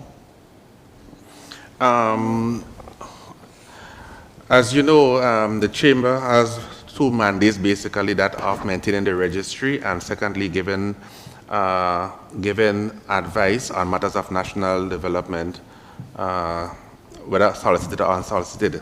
However, in recent years, what we have done as a chamber is that we have adopted the objective of ensuring the growth and development of our businesses. Not just come into the chamber and establish and register a business, but we have gone beyond the registration. Yes, we conduct registration, of course, but we have taken it upon ourselves to do what is necessary to ensure that businesses grow and develop likewise. So how we have been doing that? Through capacity building, as you can see as we speak now on our website. If you go on our website, you will see where we have conducted a number of capacity building webinars for which the Ministry of Finance was also part of, where they inform the business community as to what are the different taxes, what are the do's and don'ts and so forth. Know your taxes was the theme, I believe. And with that, once we get an understanding as to when the minister is ready to really launch the ministry's tax improvement plan, we will be happy as chamber to collaborate and bring that awareness to the business community likewise. Thank you for that. I have a question actually. Am I allowed to ask the minister, just because I think both of you brought up 2 topics that are very, very closely related for a successful change or improvement of the tax system. But when you talk about digitization, which you've actually been a really big advocate of, how is that going to improve the data collection? Because when earlier on, before we came on, you had that picture on the board that had at the center and then all the offshoots around it, which is about like information sharing. We'll still have the challenge of that if we don't have a unique or something, let's say a unique code to each individual or business to be able to share that across all platforms. So with the digitization that you said is out for bid, is that going to take care of that problem? Yes, I would say partially. In one area, coming into government, we have about over 30 different softwares that we use. And in finance alone, we have 10, and some don't even speak to each other. So we have to go from digital to then manual back to digital. And one of the areas where we looked at is we want a software that is unilaterally used among all the major stakeholders. So that platform that we're developing now for the tender is similar to that of SAV, potentially what Chamber's going to use, Telem, and so forth. So they can always talk to each other in the future. We can continue to build apps on top of each other. And then we have to make minor tweaks in the legislation that allows certain data sharing. But at least with the platform alone, that can happen. That's implemented, that's part of it. So basically, when we talk about the ease of paying taxes, indirect taxes, whatever form they come in, then my equivalent of a social security number will be there so that you have easier sharing of information or collection of information. Yes. Okay. Nice. Let me go back to a question of the public. What is being done to increase compliance, and what corresponding systems of the SZV Chamber and Tax Office and receivers help with the compliance? Would one of you want to go? I mean, I will, Minister, I think all the questions are coming to you. You know, every time I've said anything about taxes, I said it earlier, I've always wanted to basically create an easier environment, right, for us to thrive. And the result or the comment that comes back to me, usually from persons in finance, it might be banking, it might be accountants, they say, yes, but our biggest problem in St. Maarten is compliance. And I don't always necessarily agree with that part of it, because I don't know if, correct me if I'm wrong, Minister, when there was something done a couple years ago, they said we have 30% compliance. But I feel like the reason we are not compliant goes back to my previous statement, that because it's too high taxes. It's too high taxes so that the power of your money, the value of your money doesn't go far. So it encourages you to actually omit or to refuse to provide all of the information. So the question about compliance, I'm just going to put that over on his side, but I will say, I will take into consideration what people always give as the main reason for our tax revenue from government being so low, is being compliance. Yes, in regards to, I agree with MPD Weaver also. A few years back, also CFT mentioned this number of 35, I believe, % of tax compliance. And when we drilled down on them, where they get the number from, they said, oh, we did a comparison to, I believe, Sint at that time and so forth. So in actuality, there was never research done on island as our actual compliance. If you ask anyone that repeats this, and ask them where they got this information from, I'm guarantee you, no one can tell you where they got it from, right? Just hearsay. No. So there's actually no evidence of what our actual tax compliance is. We can draw similarities from the past. We know our economy and so forth, and we know there's a lot of leakages. And that's why going over to indirect taxes, because at some point in time, someone must consume, right? So let's say going back over to, let's say, input duties, and not saying we're in favor or not, but at some point in time, someone must consume something, you must purchase something, even if you're immigrant or not, right? You must live. Yeah. Persons that come from the northern side to the southern side, purchase and so forth, they contribute. So I believe by going to a more indirect system, we will fix a lot more of our leakages. Thank you. Thank you for that. If I'm to delve into the question likewise,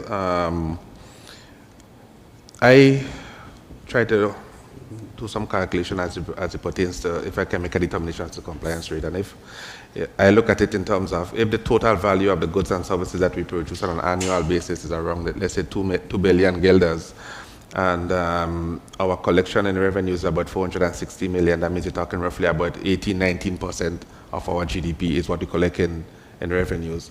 In the region, it is known that the average compliance rate is between 26 and 29%, and we still at 18, 19, 20%, using that formula which I just mentioned of. However, I do firmly believe, and I agree that we do have a compliance issue, and it could be because of, as we mentioned earlier on, because it really and truly doesn't, the rate doesn't incentivize persons to really go and pay, and there are other factors. However, at the same time, I also believe that we have a collection problem. We can also look at it because I firmly, given the robustness that this economy has within and capabilities, I firmly believe that we can collect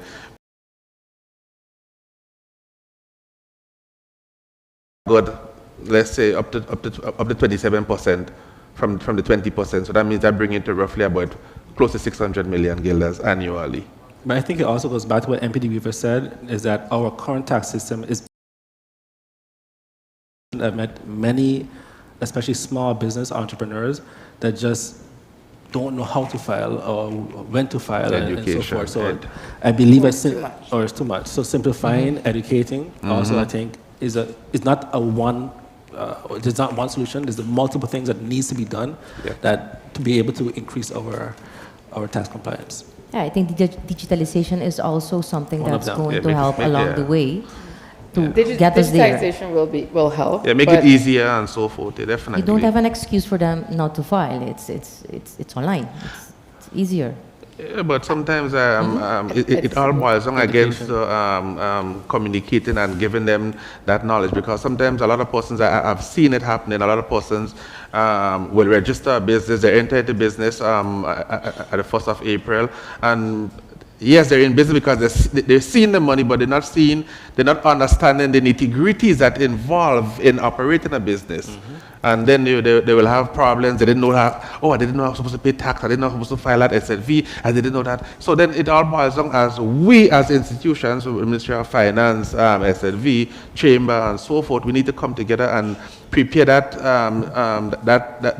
educational package and give it to the business constituents. Okay. I will finish off because we're off time. Alrighty. I will just finish with one question, and that's again for you, Minister.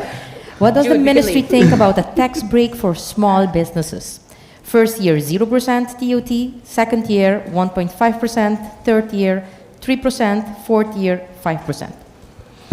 Okay, so that's very specific, but in our current tax legislation, we have a small business scheme, and where we look at up to a certain, I'm not going to say a figure, up to a certain figure, that small businesses wouldn't have to file for taxes.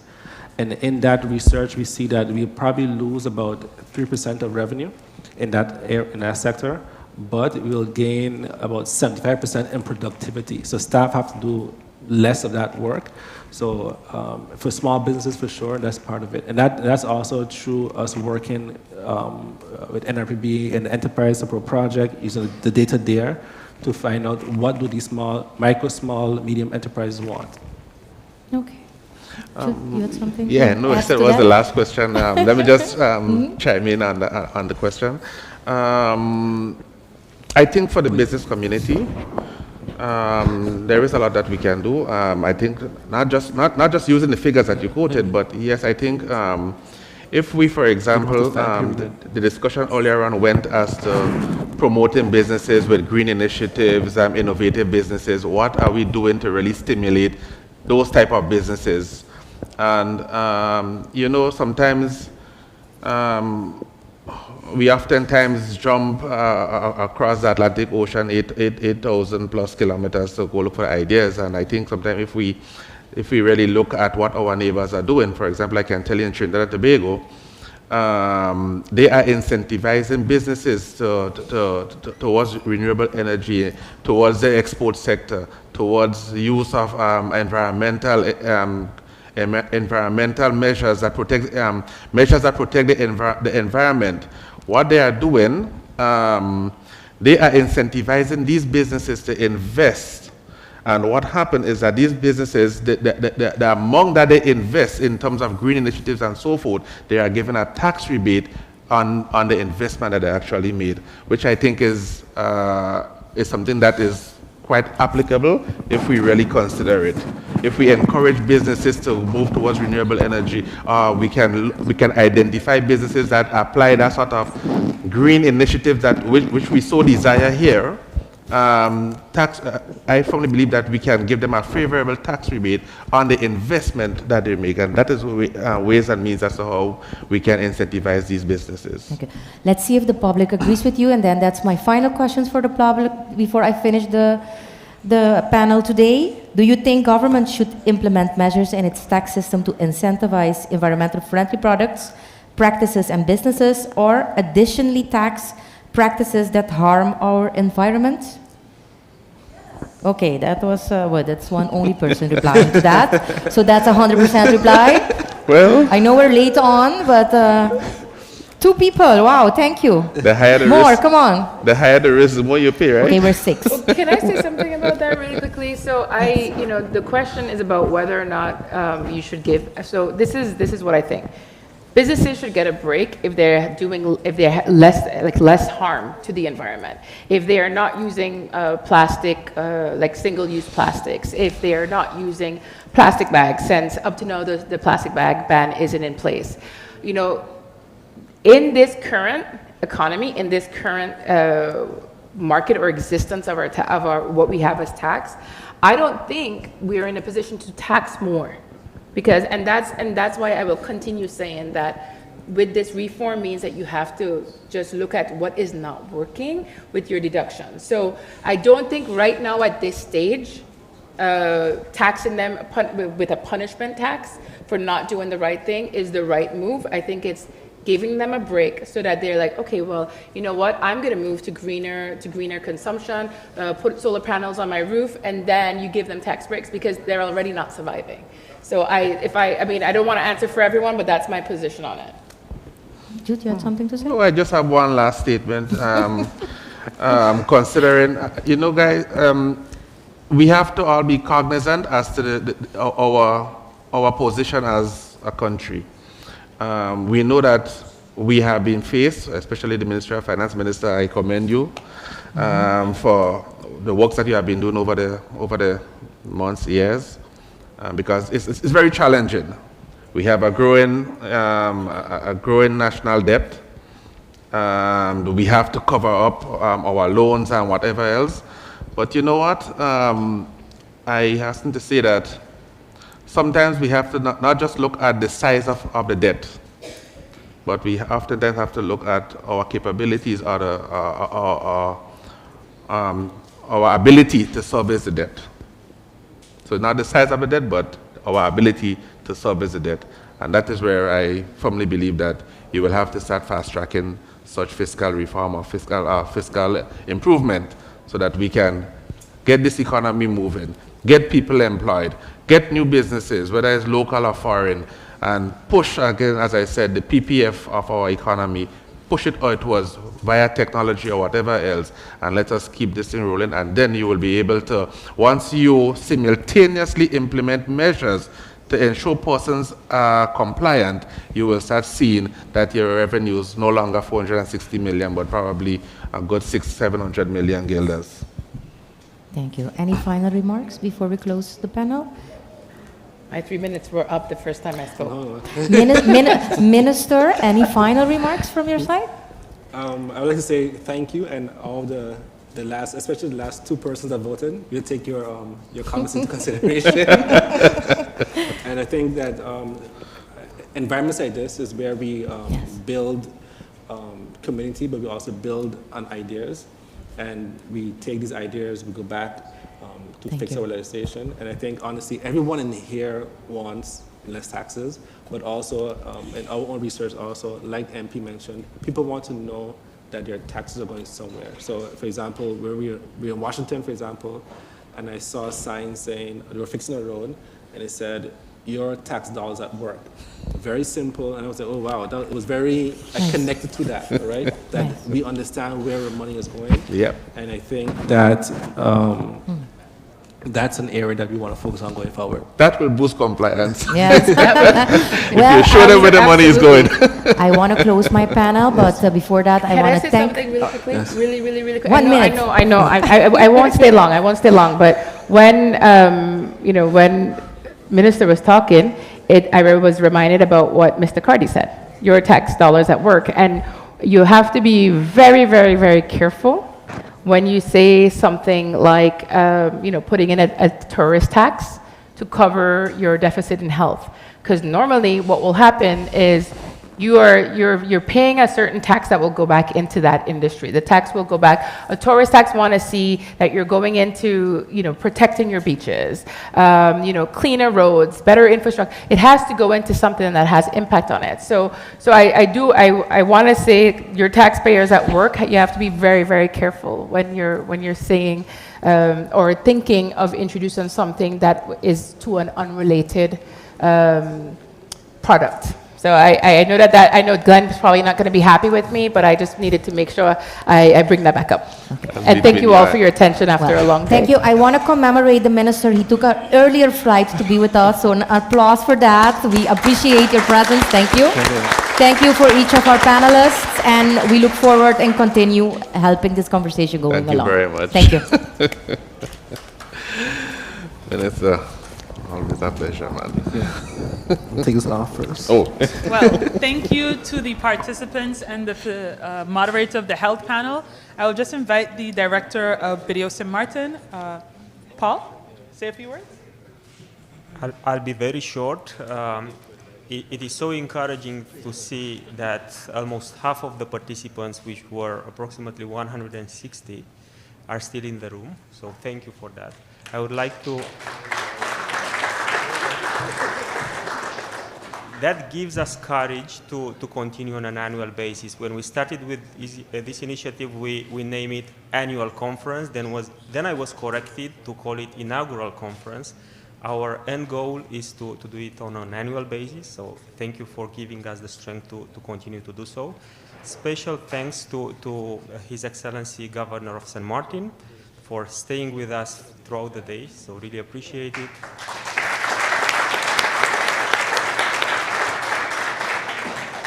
The Honorable President of Parliament, Honorable members of Parliament, and members from the government. Thank you for being here with us. Civil society participants, I would like to extend my appreciation to also my partners group, which supported our idea. This came, and this was built with St. Maarten for St. Maarten, so I'm so glad that this initiative was supported also internally. You may not know, but we have a new office manager, Esther. Actually, most of this event was organized by Esther, which started with BDO a month ago. So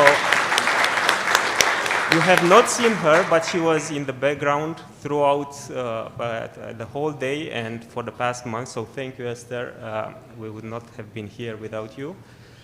So thank you for, in conclusion, we'll follow up with a report, including conclusions and recommendations about the day. We'll be sharing this with all stakeholders, waiting for your feedback in order to improve this event on an annual basis to bring it to the next level, and rethinking St. Maarten together.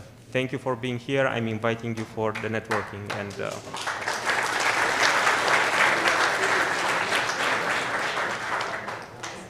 So I'd like to echo Paul's sentiments. It is clear that many of you all were committed to the cause as you stayed with us in the room the entire evening, as well as many of you continued to stream the sessions online. So again, on behalf of the team of BDO Caribbean, all of the organizers, I would like to thank you all. I would also like to take a moment to apologize to some of the streamers online. Due to the internet connectivity, we did have some issues with that. However, we appreciate you continuing to stay on the stream, and we hope that you will be here for the next edition of Rethink Sint Maarten, because after the inaugural, it officially becomes an annual event come 2024. So thank you all very, very much. Thank you for being with us. Have a lovely evening.